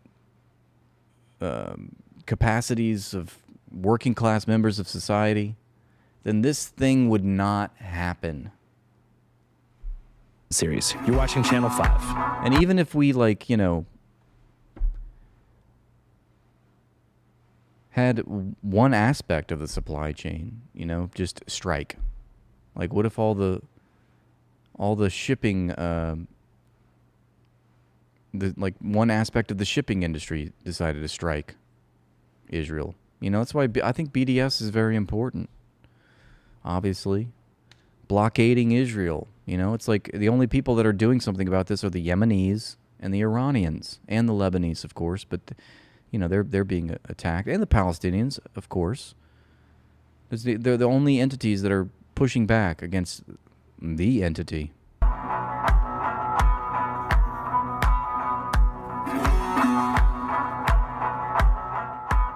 These episodes were arranged in collaboration with the Lajee Center in Bethlehem. Yeah, no, it isn't just you. It's me. Actually, I don't know what happened to my frame there. Sorry about that. I usually put... Oh, shit, something happened. I'm sorry about it. Thank you for bringing that to my attention. Yes, there we go. It is clipped. I don't know how that happened. Sometimes I have to move things around and shit gets fucked up. This is Lajee Center. Lajee is Arabic word, is mean refugee. We run different projects here. The circus school, which is at the moment there is a training for the circus school. Also here we have also boxing. It's the most based language in existence. Or is it a people? Are we all Rathanese here? Classes, training, it happened here. Hello, welcome to Aida refugee camp. Today is about 5,000 people live in this camp. Half of this number are... There's no M to BDS. It's boycott, divest, sanctions. All right? Not bondage, sadomasochism. Okay, you fucking freak. Somebody check this guy's hard drive. He's a sick fuck. Young people and children. Aida refugee camp is the same story of all the Palestinian refugees camp. Was established in 1950 after the catastrophe in 1948. Aida was initially established by the... All right, I can't do it right now. I appreciate that. I like his work, but let's move on to shorter clips, okay? Thank you, Gato. Forgive me. We didn't finish it. This is a guy that I met, Tariq Raouf or something like that. I'm not sure if I pronounce his last name right, but he's He's an activist. He's a pro-Palestinian activist. I think he's actually Palestinian, if I remember correctly. And I met him in Santa Barbara when I went to go canvass for the Green Party. I don't know if you call it canvassing, but I did go and attend like a Green Party event that I spoke at, and I met Tariq. And I want to get him on the stream because he is calling out Apple. He used to work at Apple, and he got fired for being pro-Palestine while he was an employee of Apple. And since then, he's been on this campaign of, activism against Apple and other multinational corporations that are involved in this supply chain of death. So let's see what he has to say here. The Apple iPhone, the 17e. This is about the new Apple iPhone, which, the new microchip that is placed in the new iPhone 17e is manufactured by Israel. It's like a big story. Has caused a small uproar in the tech world. An article on the Jerusalem Post stated that the 17e is said to have a chip in it that may have been developed in Israel. Al Jazeera asked Apple to confirm or deny if they have developed or built in Israel. I mean, it's not a surprise. It's common knowledge, I think, at this point that Israel and the Mossad has a backdoor into all of our gadgets. And, they have the Pegasus software where they can hack into anybody's phone and they can see anything they want. They can read your text messages. They can go through your emails. They can implant viruses on your phone. They can do all kinds of shit. They can see everything. I mean, it's kind of laughable at this point. It's like if they want to find out, if they want to target you, they can get at you. Apple CEO has not responded. Israeli Prime Minister Benjamin Netanyahu has previously boasted about Israeli ties to phone manufacturing. Do you have cell phones? You have cell phones here? No? You have Israel. You're holding a piece of Israel right there. An ex-Apple employee and activist for Apples Against Apartheid says it isn't only the iPhone 17e chip that has been developed in Israel. Yes, we need Huawei phones. That's the major multinational in China. And they are the peer competitor of Apple. Second largest research. I think they actually work with Apple though too. Don't they manufacture Apple's phones? Development center in the entire company is in Herzliya, Israel. How do you get one, E-Dog? That seems a lot harder than it sounds. Saeed just threw his phone in the trash, but he doesn't know how to speak English, so he says through, T-H-R-O-U-G-H, so now we get to laugh at him for his grammatical mistake. Even though he subsequently corrects himself, it doesn't make it any less funny. I don't care if you go all caps. You can spam it as much as you want, all right? It's already done. Too little, too late, Saeed. We're going to make fun of you because you don't know how to speak English good. Even though you probably speak 3 or 4 language, but that's not the point, all right? You didn't speak American the way that you should have, all right? Everybody laugh at Saeed. Where's my laugh button? I'm going to stop this whole fucking stream just so we can laugh at you. Because that's what I do with all of my biggest supporters here. It's a great business strategy. I make fun of, I ridicule, I criticize all of the people that support me so much. It's great. So, all right, go ahead and laugh. I said laugh. Why are you not laughing at Saeed?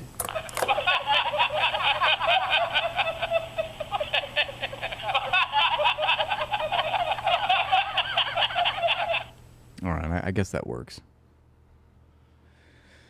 Not the best, but your effort was lacking, but it's fine. The point was made. The point was made.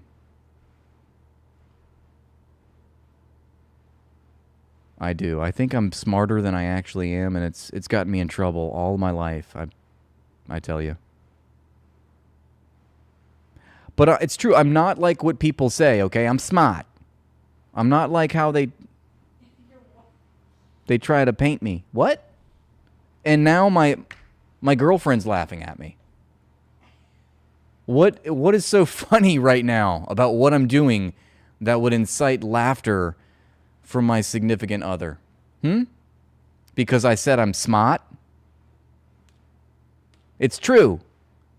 Laugh all you want. I need to get out of this toxic relationship, all right? She's constantly ridiculing me for not being smart, even though I know I'm smart. I'm wicked fucking smart, in fact. I'm like Eric Weinstein level smart. And, I know, you go on Twitter, you see all these accounts descending on my page telling me how not smart I am, how much I'm just a grifter and a charlatan, and I don't know what I'm talking about. And it's all lies. Everyone else is wrong, and I'm right. So it's just not like how people say. All right? Only because they do all of their research and development for their computer chips within Israel, but because they frequently buy Israeli... Iggy, get out. Get the fuck out of here. Ban this chode. I don't care if you've been subscribed to me for 23 months, all right? You just agree with my girlfriend at my behest? I mean, at my ridicule? At my expense? Fuck you! Fuck you. I don't know why I had to do that in Boston. Boston accent, but I did it like that. Yeah, I didn't have it prepared, okay? Jesus Christ, guys. I'm sorry. I'm reacting in real time. I'm sorry I didn't have the laugh track ready. Jesus. Are you not entertained? No, but seriously, we want to know, how do we get a Huawei phone? How do I get one? Do I have to go on the black market? What do I have to do? Go on the deep web?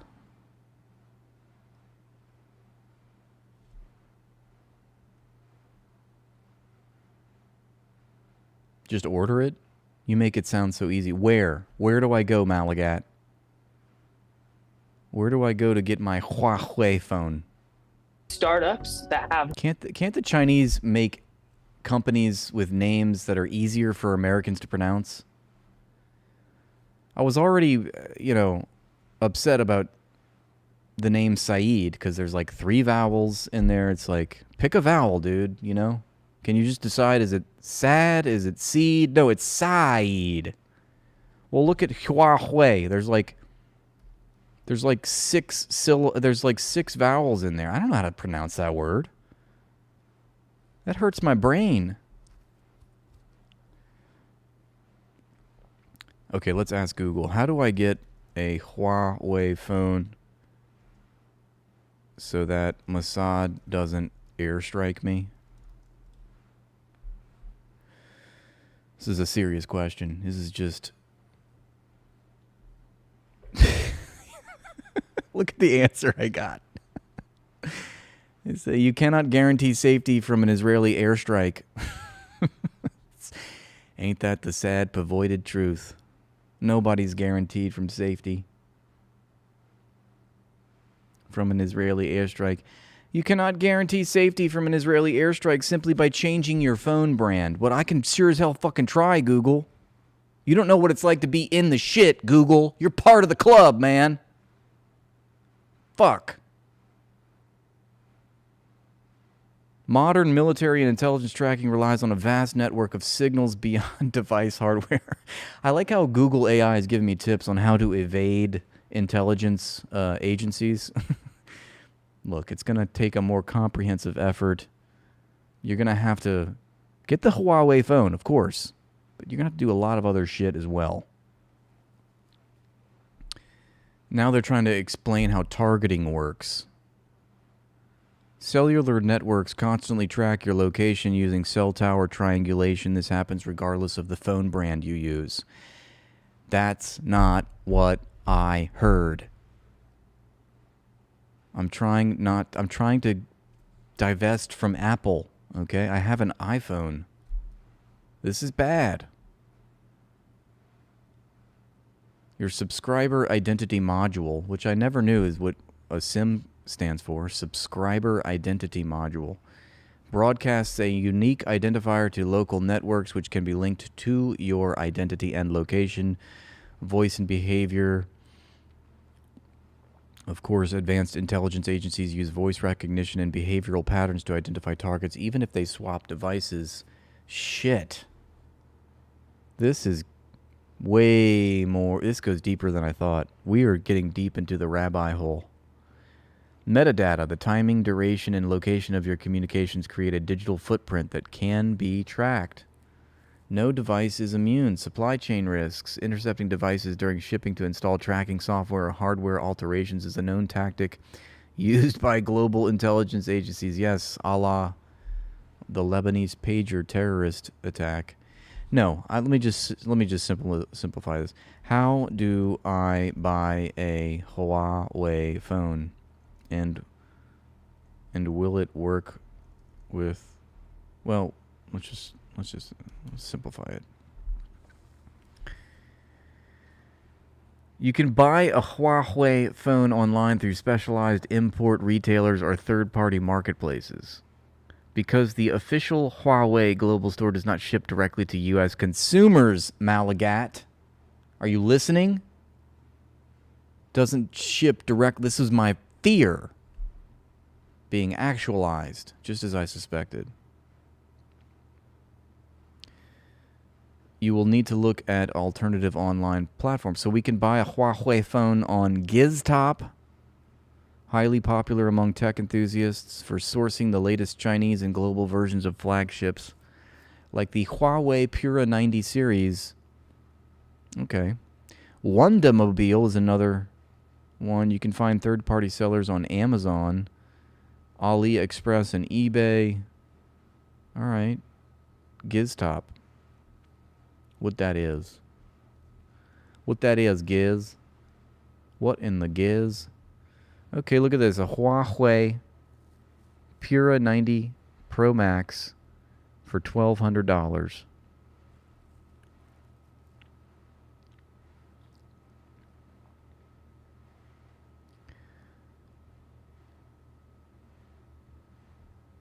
Okay, so that's how it could get done. Just go to GizTop. Problem solved.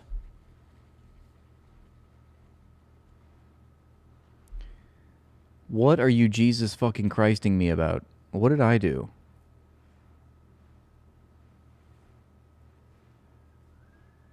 I feel like y'all are having like a whole inside joke that I'm just not privy to. Oh, it only works with T-Mobile? Check the Discord and let's hear your stretch those vocal cords. Okay. You want me to sing for you? For the creature called Wrathbone. How to pronounce Saeed. Oh, thank you. Finally, 2 years in, I'll finally get to know how to pronounce your name correctly. Saeed. Saeed. So it should be Saeeda. S-A-E-E-D-U-H. Saeed. Saeed. Saeed. Saeed. Can't believe you found this. Saeed. It's just a guy going, Saeed. Saeed. Well, thank you.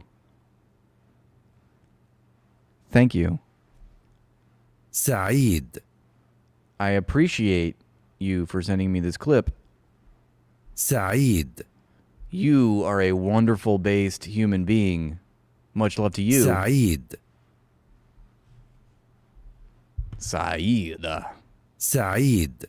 You gotta really you gotta put some, get your gut involved with that. It comes from the gut. Saeed. I can feel my balls dropping as I say it. Wow, finally. Live on stream, finally, my balls have officially dropped. Thank you, Saeed. Saeed. That is Saeed's actual voice. I could imagine that. Yeah. Nobody really knows though. Nobody knows. Yeah, we're gonna add that to the soundboard. I'm definitely gonna incorporate that into my little bits. My hand rubbing has intensified. Saida. Okay, that was fun. Thank you for that, Said. Okay, let's see. Russia today exposes the Zionist regime's destruction of markets. Israel deliberately targets civilian infrastructure to destroy the fabric of life. Of course, we know that. Displaced Lebanese return south to find their homes. Yeah, we saw this yesterday, Jack Mental, but thank you for sharing that. Let's see. Correspondent confirms Israel is illegally building a military base inside Area A of the West Bank. First time since the 1990s when the Oslo Accords were signed, Israel's military is building a base here in Area A in Jenin in the West Bank. It's being constructed on the hill above us behind this building. Now this is significant because this area... Quite a milestone to go with my kidney stone, which I'm trying to pass right now. That's just a joke. I don't have a kidney stone. I shouldn't even joke about that. I heard it's really painful. Thank God I've never had one. Knock on wood. A is supposed to be fully under the control of the Palestinian Authority. This is meant to be the safest space in the West Bank for Palestinians to build homes, to live their lives. No longer, says Jenin's mayor.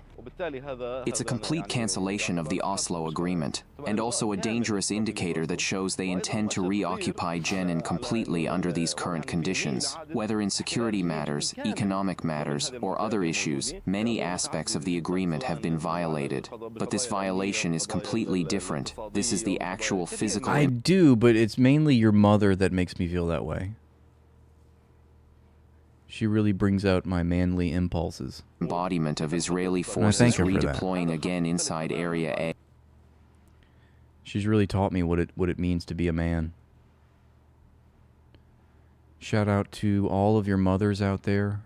And they will move. They will. We saw that clip yesterday, already reacted to it. Something amazing happened in New York City yesterday. Despite millions spent by AIPAC and other pro-Israel lobby groups trying to crush progressive challengers... I wasn't talking about your mom, Saeed.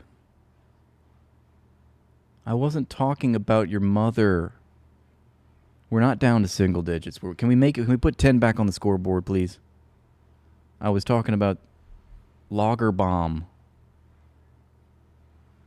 That little chode. I was talking about this chode.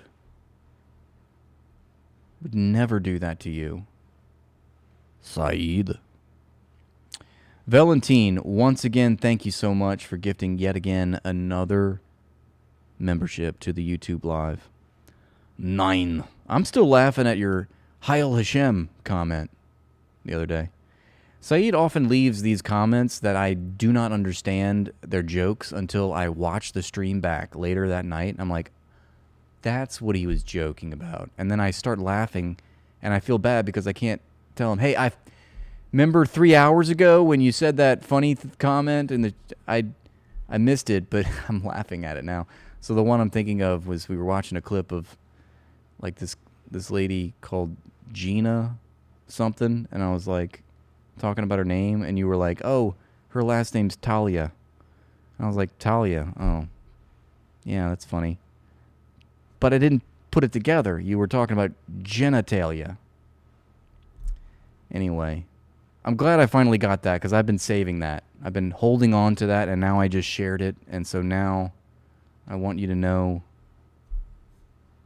that the joke was eventually received. Just takes me hours to finally get it. You said something very funny an hour ago, and I'm sure I missed it. Okay, good. I'll look for it in the playback. Thank you. Voters delivered 3 historic victories to candidates who support Palestinian rights and democratic socialism. Claire Valdez defeated an AIPAC-backed opponent in Brooklyn and Queens. I really hate that phrase, democratic socialism. You know, it's such a misnomer. Maria Lisa Avila Chevalier unseated longtime Congressman Adriano Espaillat, and Brad Lander defeated the horrible Congressman Dan Goldman, one of the most outspoken defenders of Israel's assault on Gaza. And these candidates weren't just running against big money, they were running against their own... You just had pork cutlet and spicy shrimp. I hope it was kosher. Party establishment. Democratic leaders and New York senators. Otherwise, you're going to have to swing 3 chickens and pray to ball. Chuck Schumer and Kirsten Gillibrand, they've spent their entire political careers defending Israel. Exactly. Isn't it such a laughable thing to say? Oh, I'm a democratic socialist. Okay, cool. So you're a neoliberal. Got it. These candidates did have the support of the very popular pro-Palestine mayor Zoran Mamdani. Of course, these races were not just about Israel. They were mainly about housing and healthcare and workers' rights, and a government that serves ordinary people instead of wealthy donors and powerful lobbies. But Israel mattered. Millions of Americans have watched the horrors unfolding in Gaza and Lebanon and now Iran, and reject politicians who continue to support war crimes. Predictably, far-right conspiracy theorist and anti-Muslim provocateur Laura Loomer turned this into an anti-Jewish vote. She tweeted, "If you're a Jew in New York City, leave. Now is your time to move. Yeah. After tonight's election in New York, nobody who's Jewish is safe." Nobody's Jewish I'd love is to see safe, the she Trump says. administration address this Islamic takeover of America and the exploding Jew hatred. We need leadership in this issue. It's dangerous. Think about how absurd that is. One of the candidates she's warning about, Brad Lander, is Jewish himself. These victories are not an Islamic. I know, she's 5'1", but she packs a punch, and that punch is always above her weight class. She's always punching up, and that's why we salute Medea Benjamin. Based Benjamin. Takeover Based Medea. or rejection of Jews. They are a democratic rebuke to endless war and support for Israel's war crimes. And that should give all of us hope. I hope she Thank lives you, forever, New York too. City. She's awesome. As a Jew myself, I can't wait to spend more time there. New York City is leading the way. Look at that. A Jew defeated a Jew in the New York City election, and everyone's crying about how anti-Semitic that was. I can't believe the Jew won against that other Jew. This is like another hula hoop. Something amazing. They're just telling on themselves. I mean, they're still talking about fucking anti-Semitism. My God, it's over, dude. You lost. It's like they're still trying to bomb Iran. It's like, it's over. Israel lost the... I don't know what to tell you. That ship has sailed. 3 months ago, it might have gotten Donald Trump to do more attacks against Iran, but you guys lost, all right? And anti-Semitism lost. Or at least, you know what I'm trying to say.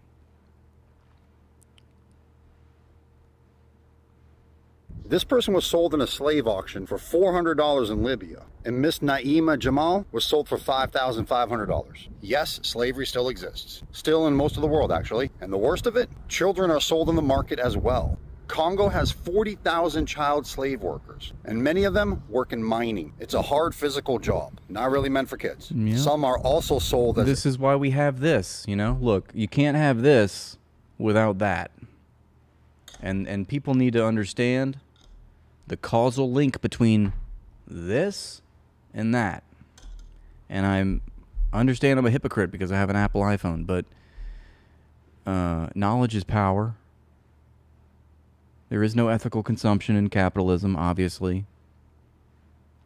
You're fucked either way. Children are sold in the You're market as compromised well. either way. Congo has 40,000 child slave workers, and many of them work in mining. It's a hard physical job, not really meant for kids. And that's what the Americans do, right? That's what the West has done to Africa, turned these countries into one-stop cash crop societies for the American corporate plantation system.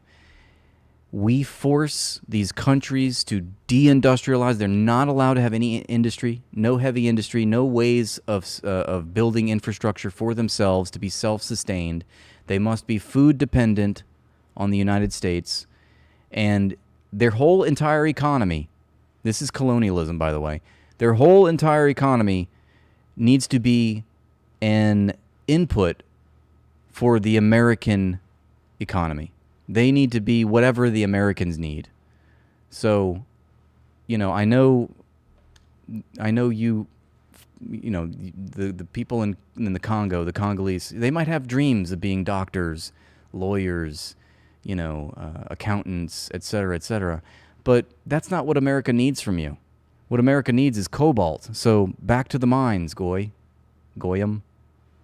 And that's what what Congo is to the Western world now. You know, I mean, it's cobalt. That's what you think of when you think about the Congo, and you can apply that to other countries. I mean, I don't have a spreadsheet about what major export of these historically colonized countries are known for, but you can boil it down to a certain resource that the United States needs, and that's their entire society now. You know, everything is geared to manufacturing cobalt or you know, stripping it from the mines and then shipping it to, you know, back to the imperial core or to another colonial outpost where it's refined. And that's how this works. Yes, exactly. Rare earth minerals. And this is what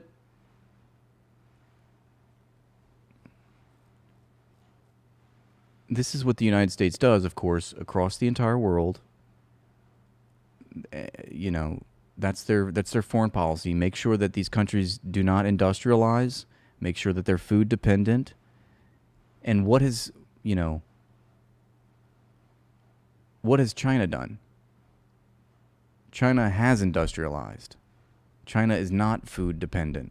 China is now the industrial workshop of the world. Remember how Britain, in the Industrial Revolution, the reason that Britain became the seat of global capitalism was because it was the workshop of the world. Now, that was for bad reasons, because obviously they exploited Africa and all the resources, all those raw resources, all those rare earth minerals, whatever. All that stuff went to the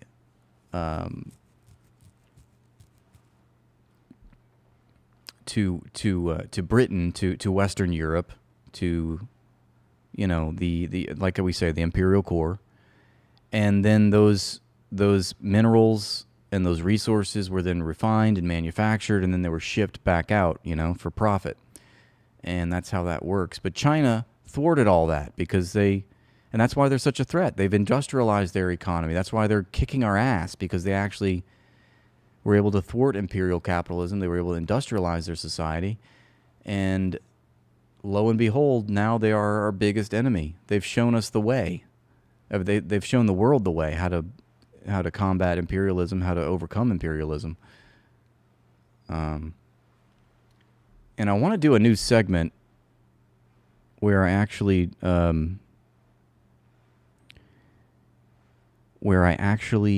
dispense with some of my notes on things that I'm reading, because right now I'm reading this book, as you know, The Destiny of Civilization by Michael Hudson. It's about finance capitalism, and I read a chapter a night, and I try to take good notes about things that I'm learning, and every sentence I read is just like more illuminating than the previous one. So it's been really good. I like being inspired by other people's works, and it's not all the time that I can say that, but Michael Hudson is one of those people. But I have a bunch of notes. I'll read them to you after we get through the slop. Some are also sold as S-workers, which is absolutely horrible. And some are even used as soldiers. Yes, as soldiers, which sounds and looks ridiculous. And sadly, they've been doing that for a very long time. Many foreign countries and organizations have tried to come in and stop that, but unfortunately it still persists. In this video right here, children were brought to the market in bags while they were being transported. That is actually how they transported those kid slaves. It's almost unbelievable somebody would do something like that. This is the hard reality of what's going on the other side of the world, especially in the Congo, in which our Zio media will absolutely not cover. And on top of this all, slave or not, 750,000 children in Congo are malnourished and hungry. Congo. Oddly, it's one of the world's richest countries in terms of natural resources, yet at the same time has one of the world's worst economies. It's one of the poorest countries. That's right. Like Michael Parenti said, you know, you don't go to poor countries to make money. You go to rich countries, and these countries are rich. They're rich in resources.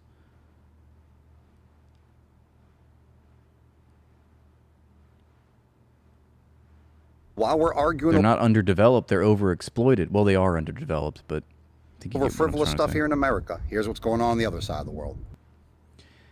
Yep. It's like everything, you know, and then think about that when you hear Tim Cook or whoever the Apple CEO these days, or Amazon, or to As You Like It, any of the high-tech companies out of Silicon Valley, when they're touting the latest new innovative technology, look at this new iPhone, look at this new this, that, and the other. Think about the base of the supply chain. At the very base of the supply chain is fucking misery, death, disease, poverty, starvation, exploitation of what we call the third world, which is the global south. And incidentally, the third world was not initially a pejorative. That was actually what the third world called the third world. That was their label for that part of the world, and it was meant as hopeful, like we were the third and final act. You had the landlord aristocracy, and then you had the capitalist bourgeoisie, and now it's like the working class is the third and final act with the third world. We're creating the new world. But now, because of, in post-World War II, Cold War, where we've had all these crimes happening to these people, and we've exploited them, now third world is a pejorative label at this point. All right, just a few more clips, and then I'm going to give you some notes from my reading. And then we'll wrap up here. So this is Dr. Gabor Mate exposing horrific Zionist war crimes on Piers Morgan. Let's take a look. Who's claiming divine authority for the oppression, mass murder, mass torture, dispossession, the torture of children? He talked about children. Who's torturing children in jail? And when he says that I make claims about Israel that I have no authority to make, I don't make any claims at all. I'm simply quoting Israeli historians and authorities. So when he talks about how I talk about the idea of being like the Nazis, I didn't say that. Israeli soldiers have said it. Israeli generals have said it. Israeli generals have said that we're behaving in the West Bank just like the Nazis behaved. I didn't say that. I'm just quoting them. So for him to personalize it to me and to have, he's got this bee in his bonnet about... Yeah, you might be right. I might have misspoke there. I said that the first world was... Yeah, you might be right there. The first world was the West. Second world was the USSR, socialist. And then third world was the non-aligned countries. That might be more accurate to say. But the point still stands that it was an optimistic label. But it has turned to be pejorative. That's my main point there. ...myself and my family.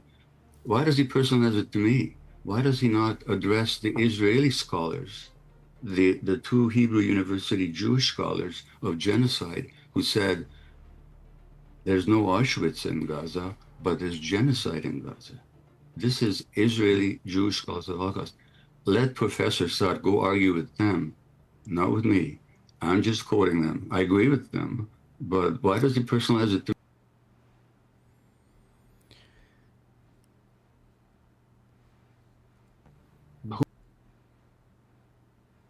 Okay, we did see Alan Dershowitz saying, I'm going to sue everybody. Did you see this clip? If you haven't seen this, this is hilarious. He's trying to sell his book somewhere outside some event, and he's talking to the crowd, and the crowd is chanting, pedophile, pedophile. And he's like, buy my book. And then somebody gets in his face and is like, "Why? Do you feel ashamed that you went to Epstein Island?" And he's like, "I'm going to sue you. What's your name? Let me take your picture so I can sue your ass." What did you do on Epstein's Island? What did you and your wife do on Epstein's Island? Read this book.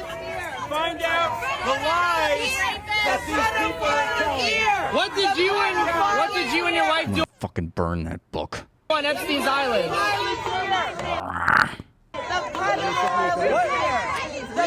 The 10 big anti-Israel lies and how to, I don't know, swing a chicken over your head by Alan Dershowitz. Look at the picture there. I just noticed. It's an Israeli soldier in front of a baby carriage, shooting at a baby carriage in front of presumably a Palestinian Hamas soldier. I don't even need to read the book right there. You got the biggest lie on the fucking front cover. It's like what Bill Burr says. It's like, you know, they're saying, oh, well, they use their own children as human shields. And he's like, well, you got to work around that. You don't just shoot the baby in the face. I mean, we know that they're lying anyway. The Palestinians do not use children as human shields. It's just that Israel targets children as formal policy. And they tell us this. Not only do the IDF tell us this, we have IDF soldiers saying, yeah, I felt like a Nazi when I was in the Gaza Strip, when I was on tour in Gaza. It kind of felt like I was the Nazi, and we were the Nazis, and they were the Jews. That's a virtual quote. Then you have, other IDF soldiers. Yeah, we were given orders to just shoot everyone. Yeah, we were given orders to completely take down a building, even if there was nobody, or even if there were no reported Hamas operatives in that building, just because it was in the way, et cetera, et cetera. There's also many reports of, and we've seen videos of them taking Palestinian hostages and positioning them in front of tanks, or putting them in front of windows and then firing out the window, or just literally putting them in front of a IDF soldier and then just, frog walking them as they go into a neighborhood or something. I mean, it's like every piece of evidence that we see is actually Israel using Palestinians as human shields. Imagine that. But even if that were the case, and this is Bill Burr's point, that doesn't give you a right to shoot a baby, You got to work around that. But anyway, Alan Dershowitz, he's got a book out. Do you regret going to Epstein's Island? Don't listen to these anti-Semites. Don't listen to these anti-Semites. I'm going to sue you. What did your wife do on Epstein's Island? Epstein's Island. Let me get a picture have a lot of nerve. So I can sue you. He's like, my book pitch is not going according to plan. Let me pull out my phone and take a picture of all these anti-Semites. I'm going to sue you. Buy my book. Learn the truth. Pedophile. Sue everybody. Oh, whoa. Pedophile. See? Pedophile. Pedophile. Pedophile.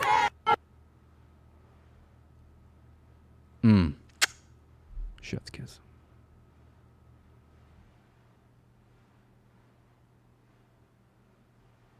صحينا على يعني قبل المغرب بنطلع عند الجامع صار في دبابات. احنا ساكنين بقرب من المكعب الاصفر.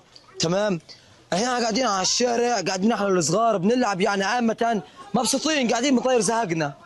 فجأة بنلاقي دبابات الاحتلال جنب مسجد حسن المصدر اللي هو بالقرب المكعب. Sue man and hi, my name's Alan. Sue everybody. المكعب الاصفر، اللي الحين مكان المكعب الاصفر. فجأة وانه بصير علينا اطلاق نار. احنا لما صار علينا اطلاق النار مرقنا على دورنا، قعدنا في الدور، اخذنا الاحتياط واخذنا الامان والحذر، يعني خبينا حالنا عشان ما حدش ينأذي. فجأة بعد شوي بنسمع صوت مضخ. ايش هالمضخ؟ قعدنا نفكر، ما حدش يعرف ايش المضخ. فيش ثلث ساعة وانه الشارع كله ايش بيصير روبة. اللي هوش الروبة صارت اسمنت في الشارع. احنا قلنا شوي هدو بتروح، راحت انبانا خلاص قلنا بتروح. فيش نص ساعة وانه أدى المغرب وانه الشارع فيها الجد، يعني رجلك نص رجلك في الأرض تخش. الحين احنا طلعنا من حصار الطاخ، صرنا في حصار روبا، بدنا نشرد مش عارفين نشرد، بدنا نطلع على اشغالنا مش عارفين نطلع. صحينا الصبح قلنا بتروح يمكن تنشف، يمكن البلدية تشيلها، يمكن على الفاضي مش حاب يشيل شيء. فجأة قلنا احنا نطلع على الشغل، طالعين مش عارفين نطلع على الشغل. ابن الله يعزكم نفتح ابوابنا عشان نطلع، نسواننا مش عارفين يطلعوا على الشغل. عندنا 2 مقعدين على كروسي بدنا نطلعهم، نروح على علاج طبيعي مش قادرين نطلعهم، فوق حصار الطخ وفوق الحصار تبع كواد كابتر وطخ في الشارع ومش عارف ايش. الا جانا حصار الروبه اللي هي شو الشمينتو، حتى مش قادرين نمشي في الشارع. طب ايش بتأثر عليكم؟ هذه بتأثر علينا انها مواد سامه. خلف هيك لا بتخلينا نقدر نمشي على الشارع، ولا بتخلينا نقدر نمشي نغرب على المكان اللي بدنا اياه، ولا بنقدر نطلع على مكاننا الخاص، ولا مخليانا نتنفس نفس الروبه هذه. اول مره في التاريخ تصير الروبه هذه، اول مره اقول لك من 2007 على اليوم اول مره تصير. يعني عمرها ما صارت في التاريخ. هي بتأثر علينا من طلعتنا ونزلتنا أصلا. يعني لا I حنقدر like the way that he's gesticulating. نطلع ولا بنقدر ننزل، حنضل خشت على الدور. ايش اكثر من هيك؟ اقول لك لو خش علينا الجيش ولا خش علينا، اقول لك على سبيل المثال ميليشيات اي حاجه نخاف منها، بدنا نشرد، مستحيل نشرد. مش حنشرد بالمره، حنضلنا قاعدين ومحاصرين. وبدنا احنا كمان بقول لك في هدنه، اي هدنه بتكلم عنها دي قاعدين. فيش هدنه. من وين الهدنه هذه؟ اللي كل يوم خبط طقع خبط صواريخ في الشارع، خبط دور. قبل اسبوع ونص تقريبا خبطوا منزل عندنا في الشارع. طب هذا المنزل لما قبل ما يخبطوه شردنا من الدار قبل ما يخبطوه، رجعنا على الدار مدمره. طب ايش نسوي احنا في الحال هذا؟ والله على بتشكل هنا خطر يعني. لا If you're confused, as some of you are, this is residents of eastern al-Maghazi camp in central Gaza told Dropsite News that Israeli forces on Sunday pumped a thick cement-like substance into their neighborhood after tanks advanced near Hosni al-Masadar Mosque, leaving streets buried under hardened concrete and trapping families inside their homes. Speaking to journalist Mohammed Ahmed, Mahmoud Abu Shahada, 28, said residents could no longer reach work, evacuate, or transport wheelchair users to medical appointments. We can't even walk in the street, he said. Ibrahim Abu Hajjaj said children and elderly residents had fallen trying to cross the cement-covered roads. He warned the material had seeped into homes and could clog drainage systems. This is the first time in the history of the Gaza Strip that we are drowning in cement. Okay.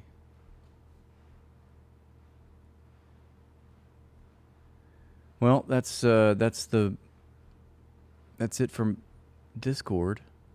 And I think it's a good time to... So I'm here with Amy. Yeah, I don't see any updates. Ladies and gentlemen, let me be very, very clear. Shut up, Stephen A. Smith. Let's see, what is... I'm sure we've missed things. I always like to check Al Jazeera The just to Forces see Minister and the Defence Minister both to make sure the resigned world hasn't in recent exploded weeks, yet. saying under current spending plans there just isn't enough money to Looks keep like a the country. pre-recorded story. Yeah, okay, well, I think that's about it for tonight. I didn't get a chance to read this article, but we'll get back to Sonar 21 maybe tomorrow. Now, I just want to dispense with this. This helps me learn and also communicate and teach, so don't go anywhere yet. I'm just going to dispense with some of the things that I've been learning on this from this book that I've been reading.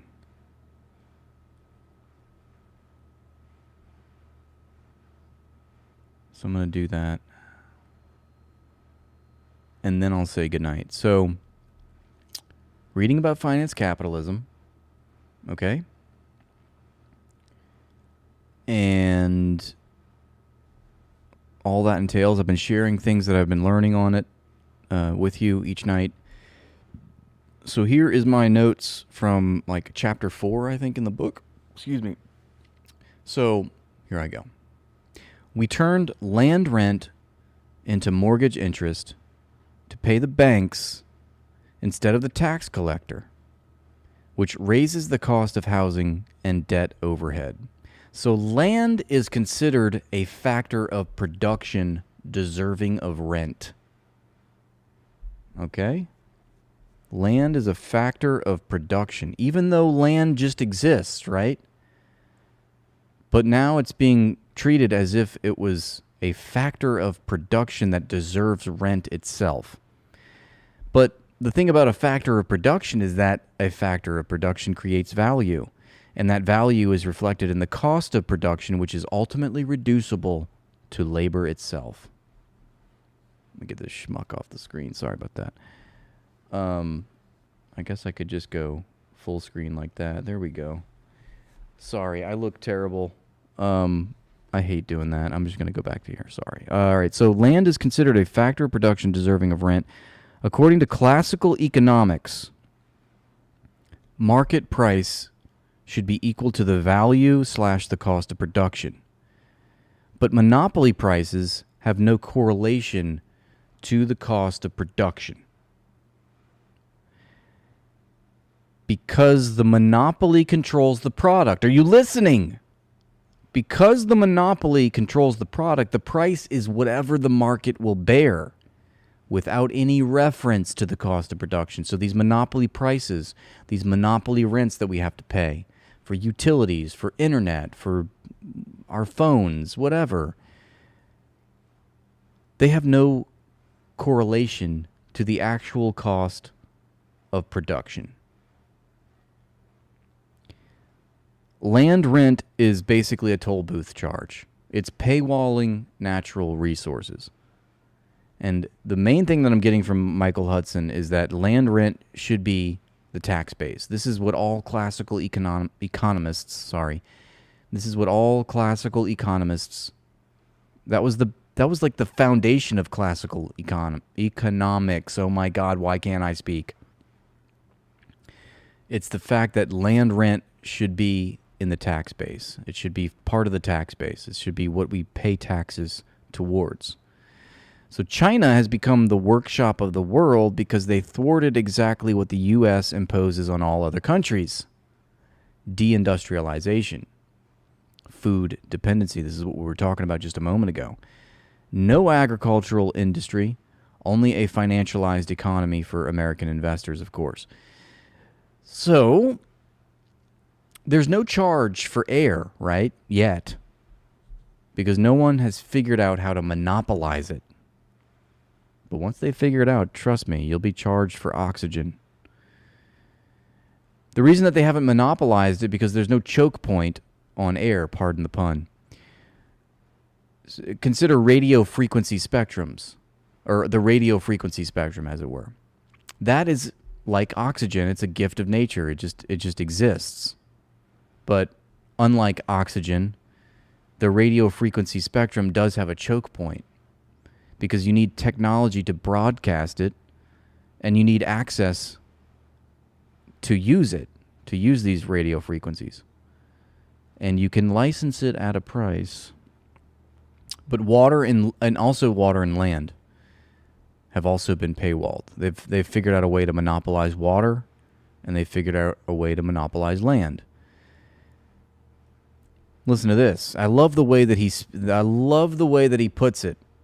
And I think if I'm just immersing myself in this language, in this rhetoric, in these talking points, in the way that he phrases it, if I'm listening to him, if I'm reading his work, and not just him, but others, of course, but if I'm just immersing myself with these concepts, I think I'll be able to eventually talk that way. I know I will be able to because I've done it with other writers and other topics.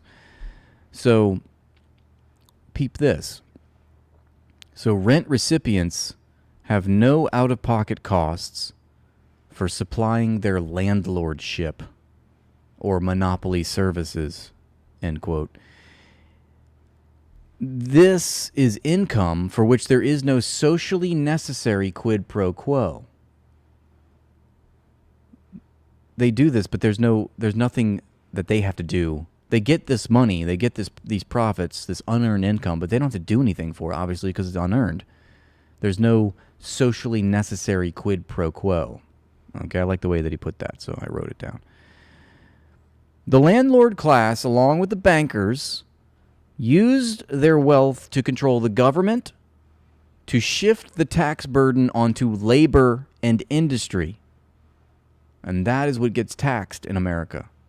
Labor and income and industry itself. In classical economics, the main rent-yielding asset was, class, your mother. No, that's a joke. I was just making sure that you were paying attention. The major rent, perhaps the only rent-yielding asset was simply land.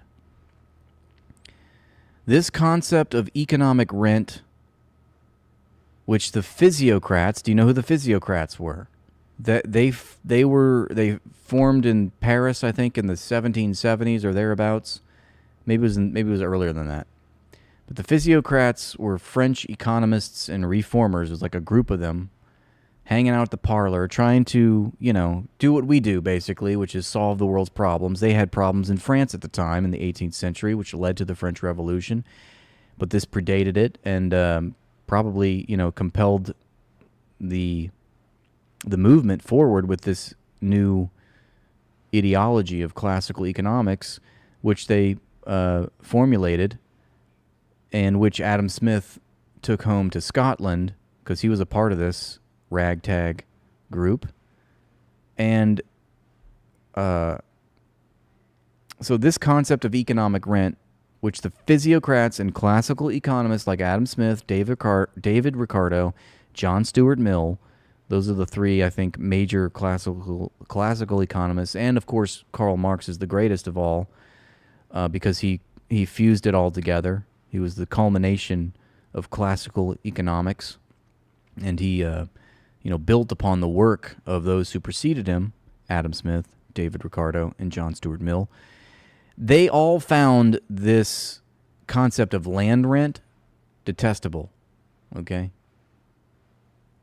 And that is our entire economy right now. So we've gone far off into the weeds. We've veered off course because, we would view Adam Smith, David Ricardo, and John Stuart Mill today, we would call them Marxists.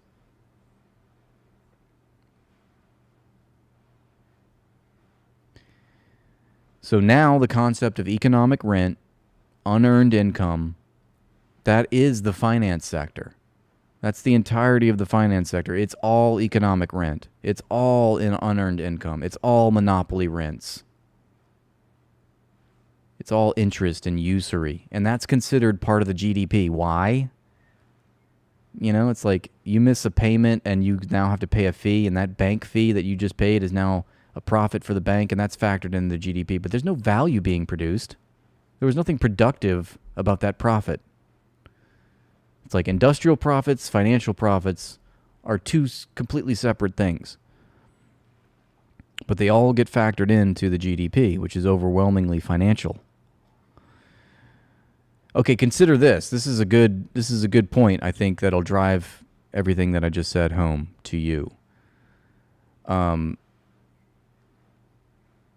in New York City, at some point, I don't know when this happened, but they added a new subway line in one borough of New York City, okay? And the subway line cost $3 billion. So what happened after they built that subway, that new line, well, what happens to the land? What happens to the real estate along that new subway line? Well, it goes up in value. That's called rent of location.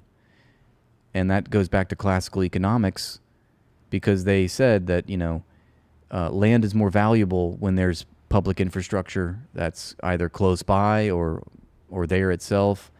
It raises the value of that land. Okay? So that makes sense. So the real estate that was along this new subway line that got built in New York City for $3 billion accrued a $6 billion increase in price as a result. So the subway line is built at a cost of $3 billion. It raises the price of real estate by $6 billion. That's twice as much. Now, what could have happened is that the government could have paid the cost of the subway, which is public infrastructure. The government could have paid the cost of the subway by taxing the subsequent rent increase of the real estate. So whatever the rent increased to, whatever that portion that increased, that would be taxed by the government, okay? And it would go back into more public infrastructure. It would go back into, back to social services, okay? And it would have more than enough have paid for the cost of the subway. It's $6 billion profit, $6 billion windfall to a $3 billion investment. That could have paid for the subway itself, and more than. However, instead, what did the government do? The government borrowed the money with interest to bondholders, which is, you could say banks. Banks are the largest bondholders, financial institutions, the 1%. This is what happens. This particular example explains what is universally accepted in our economic system. It's that the government doesn't tax the rich. It borrows from the rich the money that it should be taxing the rich, and it borrows from the rich with interest. So now the government has just becomes completely indebted to the 1% for the money that it could have just taxed them, and we wouldn't have this rising debt ceiling. So instead, the government borrows the money with interest to bondholders. So what you're doing is, what happens? What's the result? You just enriched the landlords of that real estate, who had, at no cost to them, had a subway line added. They didn't pay for that, so we paid for the subway line to be added. But who gets the profits from the real estate increase, the real estate price increase? That would go to the landlord class, right? This is exactly what classical economists fought against. So you're enriching the landlords of that real estate at no cost to them, with basically what amounts to a public gift of capital investment to that land. So in short, the public invested, paid for the upgrade to this real estate with a public infrastructure project like a subway, and the landlord class profited off this public investment without risking a goddamn thing. Mao did nothing wrong. Thank you, Lolo. Exactly right. So now it's like, now we could rant basically about how capitalists say, well, the capitalists take all the risk. I mean, there's so much wrong with that. We could pick it apart, and I have done over time, so I'm not going to go through my whole spiel right now, but what risk did the landlords risk? With this particular example I've just illustrated for you. They risked nothing. The public risked it all, and it was to the benefit of the landlord class. So Mao didn't kill 50 trillion people. I don't know. He either didn't kill 50 trillion or he killed 100 trillion. I don't know. I don't think anybody knows. I just know he was a tyrant. That's what the State Department and the CIA told me. That's what George Bush said. So the people that told you that Mao killed 50 trillion people are the same people that thought slavery was good. They're the same people that think Israel has a right to defend themselves. Or they thought segregation was good, right? Anywho, that's my little spiel for you today. As I said, I'm reading this book. I'm really excited about it. The Destiny of Civilization. It's really good. I'm on chapter 5 now. I'll have more to tell you about it tomorrow. This chapter is called Financializing Rent and Imposing Debt Deflation. So much good stuff. Look, I mean, you can see I'm just highlighting just page after page. Wait, I have to go back. Because, like, you see, we're learning, folks. Isn't it great to learn? Learning is awesome. Gotta stimulate the mind. Gotta expand. I love learning. And, it's one thing that they tell us on, socialists on the left, oh, you don't understand economics. They love to throw that shit at us. Well, I got all the language down. I got all my talking points, okay? I'm ready to go. Let's talk about the economy. Stupid. Let's talk. I want to debate these neoliberals and put them in their place. Fuck them. They stole it from you. They stole it from us. It fucking pisses me off. And then they steal even our ideas. They co-opt all our values as if it's their values, but they're doing the fucking worst shit, you know? It's the exact opposite of what they co-opted from us.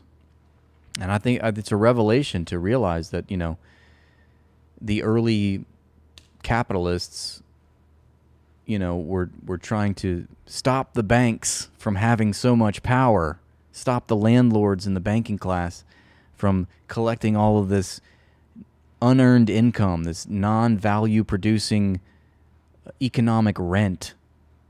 And you know, another thing is that in classical economics, like Michael Hudson was saying, the main rent yielding asset was land. They didn't even talk about how you know, all these other kinds of rents, like, you know, financialized transactions or financial fees, you know, monopoly rents on like the internet and stuff. There's all kinds of other rents that we now have to pay that are not just land. It's like they innovated the concept of rent. It's like now rent applies to everything. Every natural resource, every public utility must be rented. It's a subscriber-based economy, you know? So they've diversified, as it were. Yeah, maybe I should do an audiobook. I could, if I read this to you. I mean, I'm all for that, but I feel like people would be put to sleep. That's why I feel like I should go off, read it in silence, learn, you know, codify it, consolidate it, integrate it, and then communicate it. But you might remember me from stories like, "It's the economy, stupid."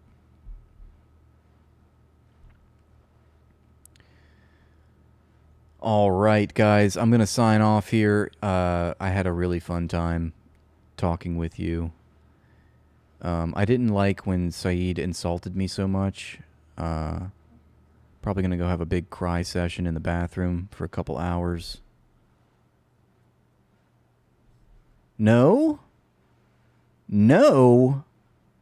You don't want me to leave? Is that what it is? That's sweet. If I interpreted your comment to mean that, then that's really nice of you.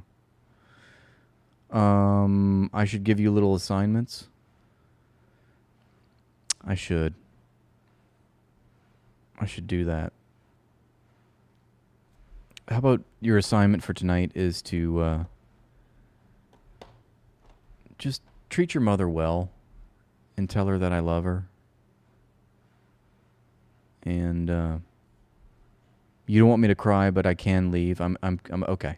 I have my Qatari handler has told me that I have permission to leave this stream. That's very nice of you. We're down to 7. Wait a second. What kind of Arabic math are you pulling here, Saeed?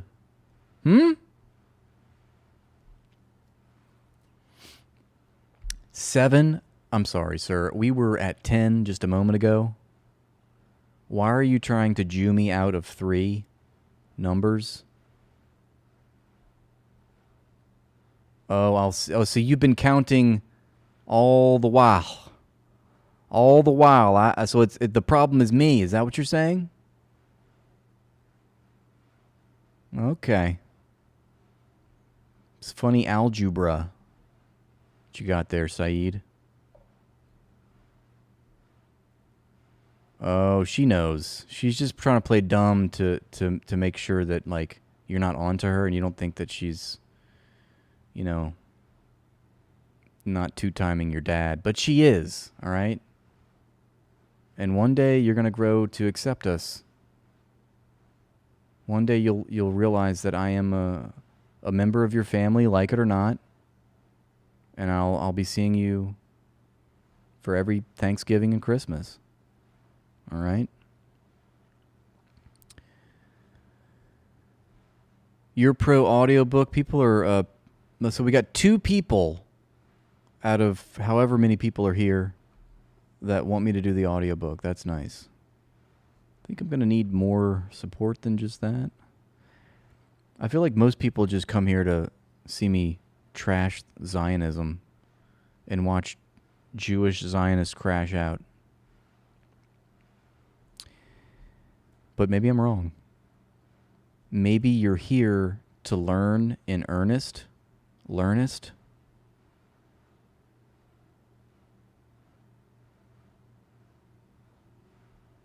Thank you. I will. I'll be there. I'll be there. Okay, we got 3 Phoenix Blues on board with the reading. Okay. Well, you know, sometimes I do. I did for a while. Early on. Thank you, Yasser. Yasser Acid Fat. Yasser Ass Fat. Fat Ass Yasser. Appreciate you. The rentier. Yeah, you like that whole spiel. I love it too. I mean, I like it because I'm arming myself with intellectual self-defense. And Michael Hudson does that for me, so I'm paying attention, you know? What? Really? He's 13 now, guys. This little tyke, this baby Hamas operative, is now 13 years old. That's awesome. And he's taller than Saeed, but Saeed's like 4'3", so he's like the human embodiment of a chode. Just kidding, Saeed. Okay, all right, I deserve that. I'm sorry. And love right back to you, even though sometimes you tolerate my insults, but I tolerate yours, so it's, you know, it's a two-way street. All right, guys, I'm going to sign off now. Thanks once again. Appreciate all of your support, patronage. Don't forget to tap the like and subscribe. Love you guys. I'll see you all tomorrow, okay? Have a great night. Peace and love. Be safe out there. Good night, everybody. Rathbone has to go to bed. It's time to tuck your little head. Good night, good night. Buenos noches, buenas noches.